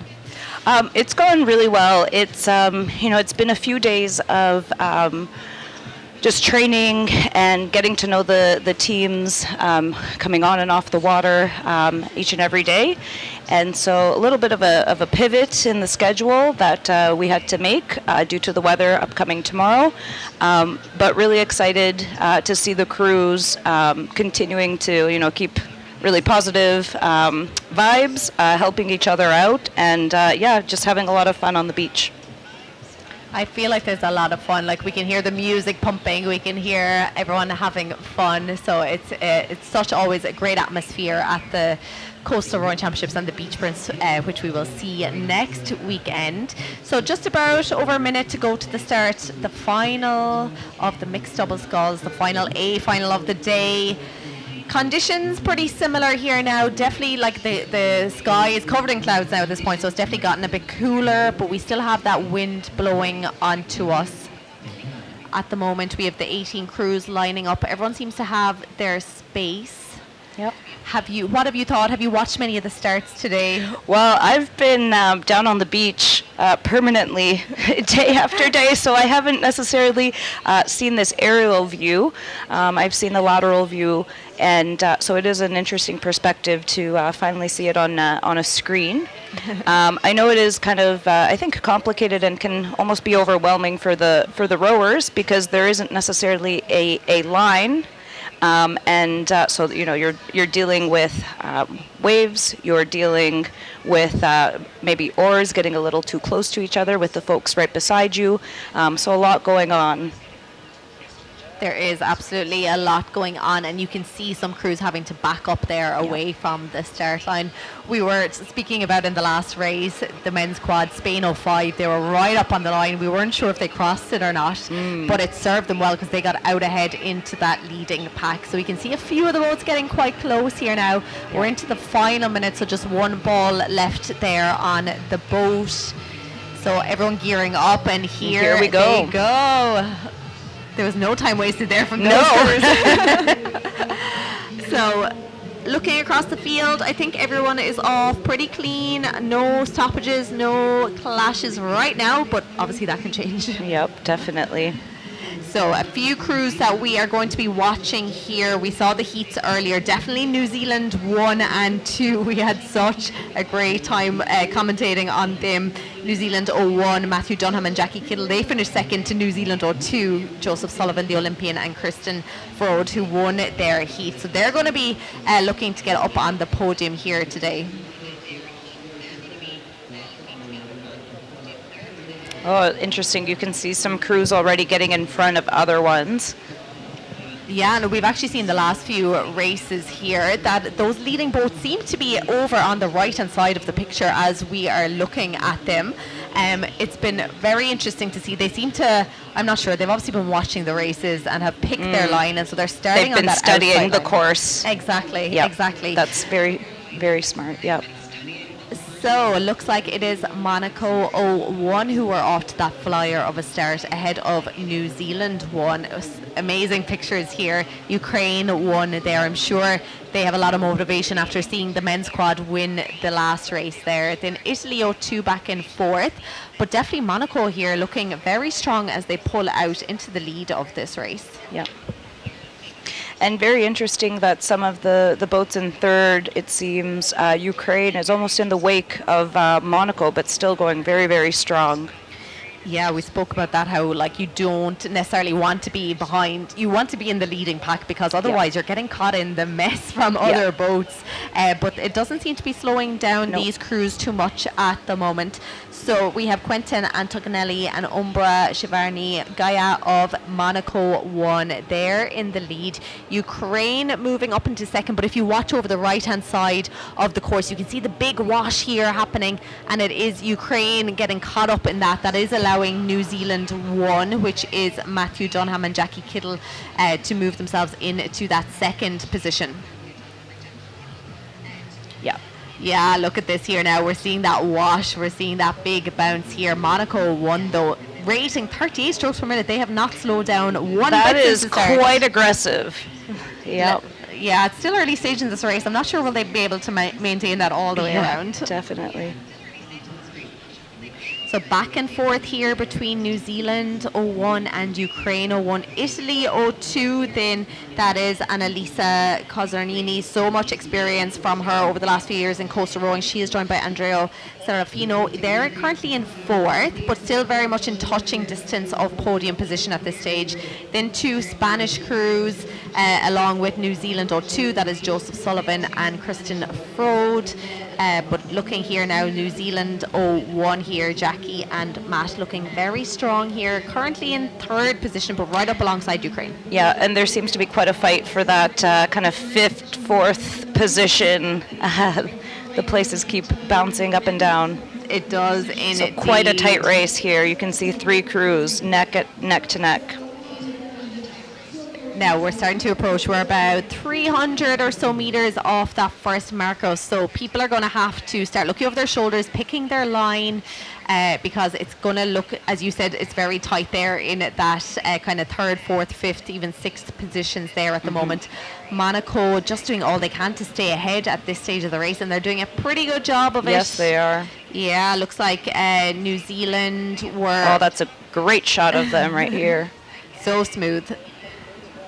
Because you often see in these conditions, you know, it's hard to row as smooth as this, but looking super here, so experienced. So that is 1K done of this 4-kilometer race.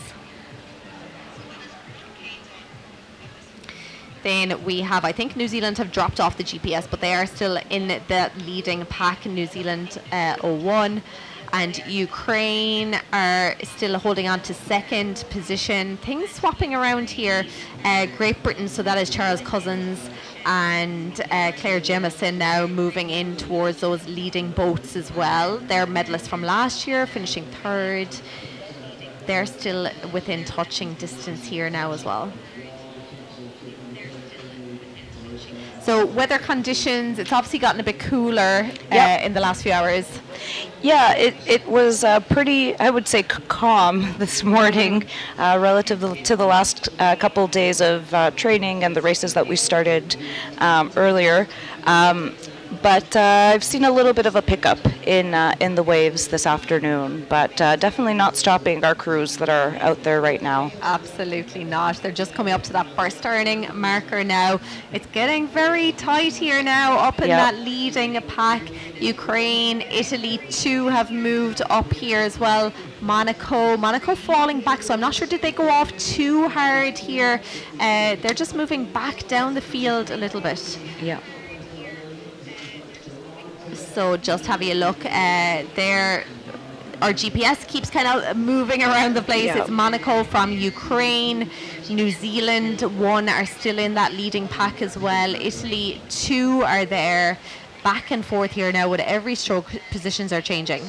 Yeah, and it was kind of interesting to see a couple crews take that turn maybe a little too tight and clip their oars on that buoy, which definitely you want to keep a tight line, but you don't want to hit the buoy and slow you right down, and just also mentally get you out of your rhythm. And especially when you're in a double and you're wanting to stay synchronized with your partner. Absolutely, because you get nearly a bit of a shock if you do hit it, when it kind of Yeah. comes out of nowhere. Yeah, We're looking exactly. down at the New Zealand crew here, Jackie Kittle and Matthew Dunham. They've moved themselves back into second position now ahead of Ukraine. Jackie finished fourth at the Olympics this year in the lightweight women's double. Here she is in the coastal boat. She won the beach sprints last year here with Matt, this crew, in the mixed double. So we'll be seeing them racing again next weekend here in Genoa. They're holding on to second now, starting to move away a little bit from Ukraine, who are back in third. And then it looks like it is Italy 2 in fourth position, but they're in actually a really good position. Ukraine and New Zealand seem to be coming up on top of each other here now. Not sure if that was a mistake by someone, but they don't want to. What we saw in the last race, there was so much clashing went on, and people missed out on medals because of it. I heard the aftermath of that on the beach as the boats were coming back in. Yeah, so sure, there was a few people not too happy with that, but that's what happens in this sport, unfortunately. And it's interesting when you can, when you know a few languages, and can get the inside scoop of what they're saying in their own languages. Yeah, definitely. So things changing slightly here again. It is still Monaco holding on to the lead. They're after having a super first quarter of this race at this stage. Ukraine now after moving up into second, just ahead of New Zealand.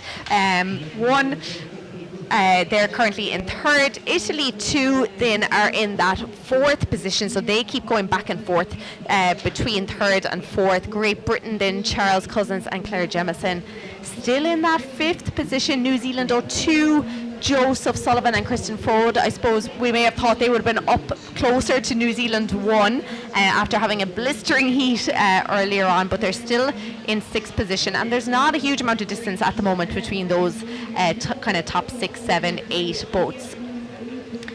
So Monaco still going 37 strokes per minute. They have not let it go. Not slowed down. No, definitely.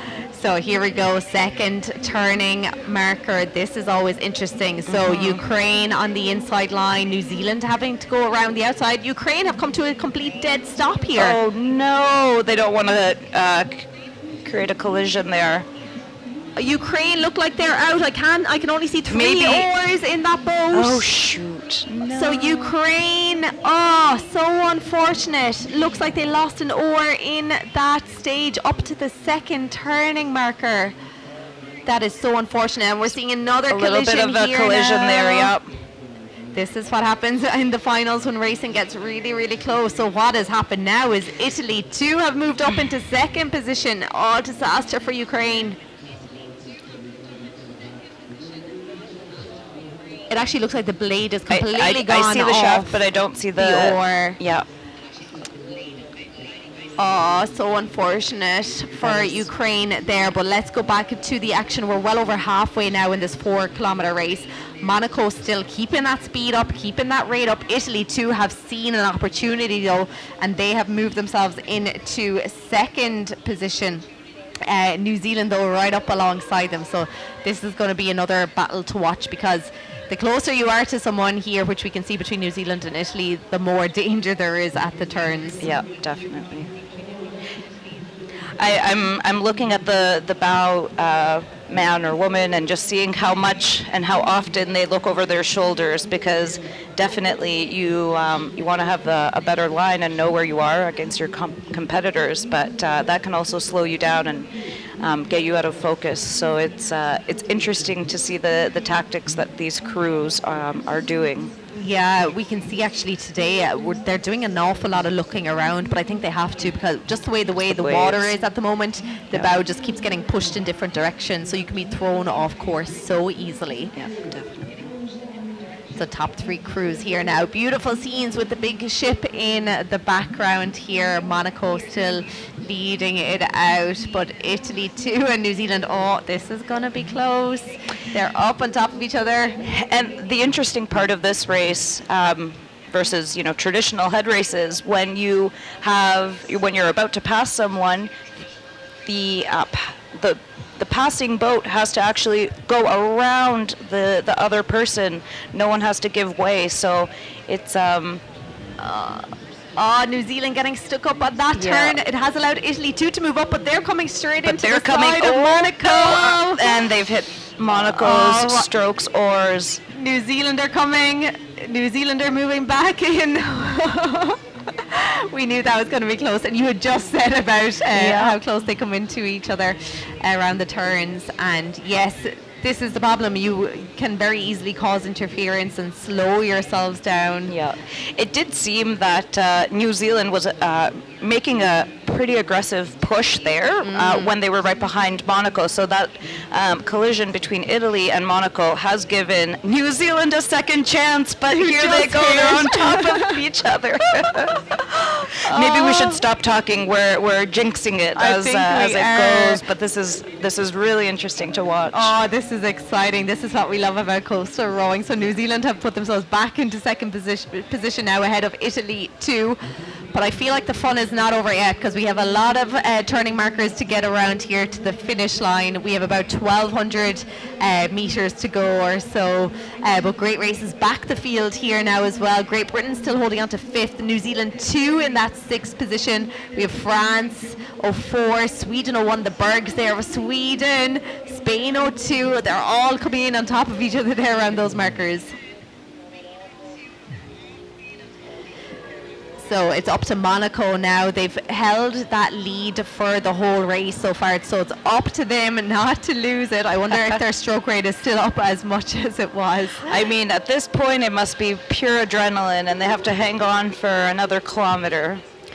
Yes, we can see actually there was a picture of Charles Cousins and Claire Jemison of Great Britain starting to put on a bit of a push here now. They've upped their rate. They're up at that 35, 36 strokes per minute. And in fact, they have moved themselves up into 4th position. Yep. They can see there is a medal contention there. They're not too far away at all from those leading boats. But this is super to see. This is going to get interesting, because we're going to come into another few markers. New Zealand coming right up alongside Monaco. And there's some clashing of oars here. Well, let's see what Italy 2 do here now. New Zealand taking Here's the their inside chance, line. but I think they were squeezed too much here now. Can Great Britain take advantage of this? So that was a super crash. I think we're going to see it again in slow motion here, because things keep changing. Here's a Monaco on the left-hand side. New Zealand coming right up onto their blades, staying so close. Italy too being forced then to move outside and to stop rowing so that they avoid a collision. So at the moment it is Monaco back in the lead. They have a good line now in the run up to the next turn. New Zealand staying right up alongside them. New Zealand is not letting go. They are absolutely not. Nothing between them. It is going to be Monaco with a better line now. Yep. They're going nice and narrow. Italy too, though. Look at these again. Italy is nice and narrow. tight. They might clip the buoy a little bit, slowing them down. So right after that, that touch with the buoy, you just have to get right back on your rhythm and kind of let that go and get back into it. Absolutely. And so into the final 750 meters of this race. The last few finals have been amazing, and it's come down to the last 500 meters. Things have really changed. So let's look at where you can see New Zealand now going for it. They know they're going to have to go for it. Monaco have led it from the start. Both of them up at 37 strokes per minute now. The finish line is in sight. Yep. And here's where you definitely want to make sure you're rowing through the finish line. New Zealand are crossing. I almost thought there was a bow on a stern deck there. There absolutely was. Monaco have held them off. It is Monaco from New Zealand. Italy too trying to take advantage now of that little clip now. So they're coming up. There might be a collision approaching here. I think they were actually all going wrong. That was the problem. They were all heading. They thought maybe they were going through those two boys. That has allowed New Zealand now to move into the lead. But look at this. We have Monaco, we have Spain, we have Italy too, all caught up on each other. New Zealand too as well. Oh no. And there it goes for Monaco. They're now down to 4th place. Oh, what a That place is to crushing be. after being in the lead That for is the so majority of the race. Unfortunate. Oh, New Zealand, they've stuck with it though. They've got themselves into the lead. Italy, 2, I think, are up there as well. Oh, what a disaster for Monaco. I mean, that's the gamble that you take for being in the lead. You have no one to follow, so you know that was the opportunity that New Zealand had. Absolutely. Looks like New Zealand now are heading off to the penalty box. Oh, this is going to open up things massively now again. Oh, so from what I can see, it is now Italy 2 in the lead. New disaster for New Zealand. They'd got themselves into the lead, and now here they are having to stay here for a minute if it was for interference purposes. Oh, Jackie and Matt must be devastated at this point. Yeah, that is that's crushing That to is be just crushing. Stopped there. So things have changed massively here for the final stages of this race. Yeah. We have new leaders coming up to the finish line. Yeah, I'm hoping we get a close up of the finish line and just see how tight it's going to be in this last stretch. Absolutely. We're waiting for confirmation of those leaders here now, but things change. It looks like I'd say Italy 2 maybe in second position.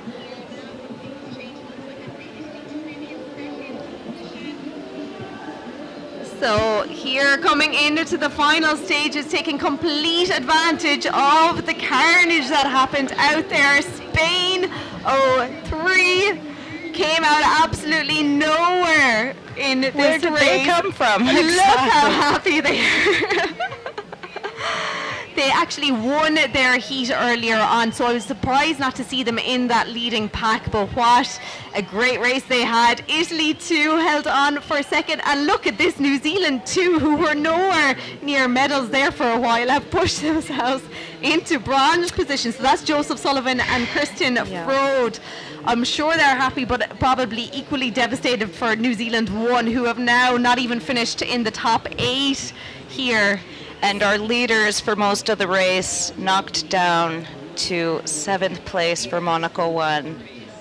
I cannot believe what just happened. Those last few finals there, things changed right to the finish. Those last 500 meters, those last couple of turning points really cut out Cruz. As you said there, Monaco led it from the start. They dominated that race, and so unlucky to be caught up with a clash with New Zealand, who were then sent to the penalty box.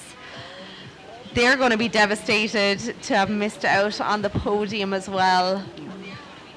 But look, you can only race what's out there, and Spain 3 took advantage, came and absolutely deserved to be up on the podium.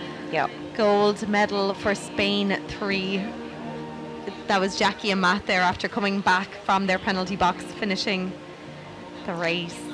I want to take a peek out of our windows here. We have a great view of not only the course and out on the water, but of the beach. So it's when you're on the beach, you get to you miss a lot of the vantage point that we have here on the screens, but you get the raw emotions of the crews as they come onto shore and either high five their coaches or each other too. It's really cool to see all of that happen still. It is, and there's going to be a lot of happy people, but also a lot of disappointed people, I feel, after that race. But that is the joy of this sport. Yeah. There's a lot of risk involved, particularly with a course like this where the turns are so tight, a lot of chicanes going on. Yeah. And you really just, even if you're winning, like Monaco were from the very start, like you just never know what is going to happen. Yeah. And there's been a lot of medals there that we thought were going to certain clubs today, and they were taken right out of their hands. And here Spain, is another example. Almost coming out of nowhere. Yeah, absolutely. We weren't even talking about the We whole weren't race. even talking. Yeah, exactly. So that is Spain 03 are winners of the mixed double. That is Patrico Rogas Anzar and Amanda Gil Camacho. Spain 3, and then Italy 2. They're going to be very happy with their silver medal, and Elisa Corazzini and Andrea Serafino, and then Joseph Sullivan and Kristen Frode. Again, another crew that took complete advantage there, but they had done so well. They had won their heat earlier. I was surprised to see them back the field, but here they are now coming onto the podium in third position. And look, we can see Dunham and Kittle there finishing in 13th after being in contention for a gold medal. This is what happens. Yep, and that penalty cost it all. And then unfortunately Ukraine there did not finish. We saw them lose a blade. Yep. So lots of excitement there to finish out. I think that's only the second blade that we've had broken today, I think. Pretty good. Yeah, we saw one earlier today, so I'd say that's pretty good. That's pretty good because we've seen quite a few collisions throughout the day and throughout the last few days. So to only lose 2 blades, that's pretty good. Yeah, exactly. So as you said there, the emotions that come when you get in onto the beach here now, this is a really special part when you come in and, you know, your coach and other club members are here to greet you. Yep. And we're going to take a look back at the highlights shortly here now of the race. I just want to call out all of the volunteers that are on the beach, my beach crew there, doing a great job bringing the crews home safely. Thank you to them. So we can see here Monaco over the right hand side of our screen off to, like, from the very first stroke they were gone and kept up their rate 38, 39 strokes per minute throughout the whole race. We weren't sure if they would sustain it, but they did. They definitely did. And then New Zealand and Ukraine. This looked like the podium for a long time because they started to pull away from the rest of the field. Yep. And none of them made the podium. No. None of these top 3 boats made the podium. Italy 02 there started to creep into that leading pack as well. This was the start of the carnage, start of the collisions. Ukraine lost a blade. They were out of the race. Then we saw New Zealand moving up alongside Monaco. Here we go. This was the overlap that caused all the crash. Italy 2 just slowing up in time to get around, but everyone got away from each other here. Yeah. And I'm sure the tension was just building, buoy after buoy. This is it. In between these crews. Yes, and this was the worst one. This one is was Monaco, Italy 2. But look at New Zealand 2 here in the red boat. We're looking at them. They went on to get a spot on the podium, so they really took advantage. Spain 03 then came out of absolutely nowhere.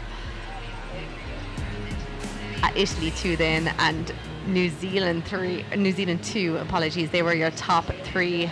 Spain, I'd say, just could not believe it. Yeah. So that was the finish, the final of the afternoon, the coastal mixed double sculls. Beach is still very busy down there. They'll be bringing up all the boats now off the water. You can see Ukraine finally, they've made it back in with just 3 oars. Well, 4 oars. And 3 blades. Yeah. Well done to them. Yeah, so for sticking through it though, and still making it back to the beach on their own. Exactly. Very important. I think that demonstrates some pretty good perseverance on their part. Agree. You can see they're quite deep when they jump out of the boats. But great work by the boat handlers, as you said, the volunteers. They've had tough conditions to contend with the last few days there. Yeah, we've enjoyed that break today. A little bit of a calmer wake or break of the waves at the shore, for sure. Lovely shots there, the boats going through the conditions out there. I'm glad of the clouds right now because it was very warm in this commentary box all afternoon. Things cooling down. One of the benefits of being in this sport and on the beach, you get to cool off anytime you want and just jump in the water. I saw a lot of athletes after their races, after they had moved their boats out of the way, or volunteers definitely jump in and just have a little cool off. So yeah, I think that might have to happen. All right. So I can't believe the results of those last few finals there. That was incredible. Every time I was with it, I had a guest commentator for every race, and we were sure of the podium places. And next thing, within the last quarter of the race, things completely changed there. So that was the final race. Thank you so much for joining me. Yeah, thank you for having me. It's been it's been great to see this side of it too, and see this perspective from the sky instead of just seeing what's happening down on the beach. So Exactly, and you can appreciate now you knew already all the work everyone was doing, but you can see it. You've a bird's eye view of everyone down there. I've been the traffic cop on the beach. That's what my job has been the last few hours, making sure everyone gets off safely and that we have enough space on a pretty narrow beach to get everyone on the water safe. Great, so thank you for joining me, and thank you to all the guest commentators who helped me throughout today. I'd say I would have been lost by myself here. Big thank you to everyone who watched us here as well. What an amazing day of racing, the A finals of the World Rowing Coastal Championships. We expected exciting racing, and that is exactly what we got. So that is the finish of the A finals. At the moment, B finals are scheduled for tomorrow, but we will keep you updated on that schedule. But for now, I'm Niamh Hayes. Thank you so much for watching, and we will chat to you soon.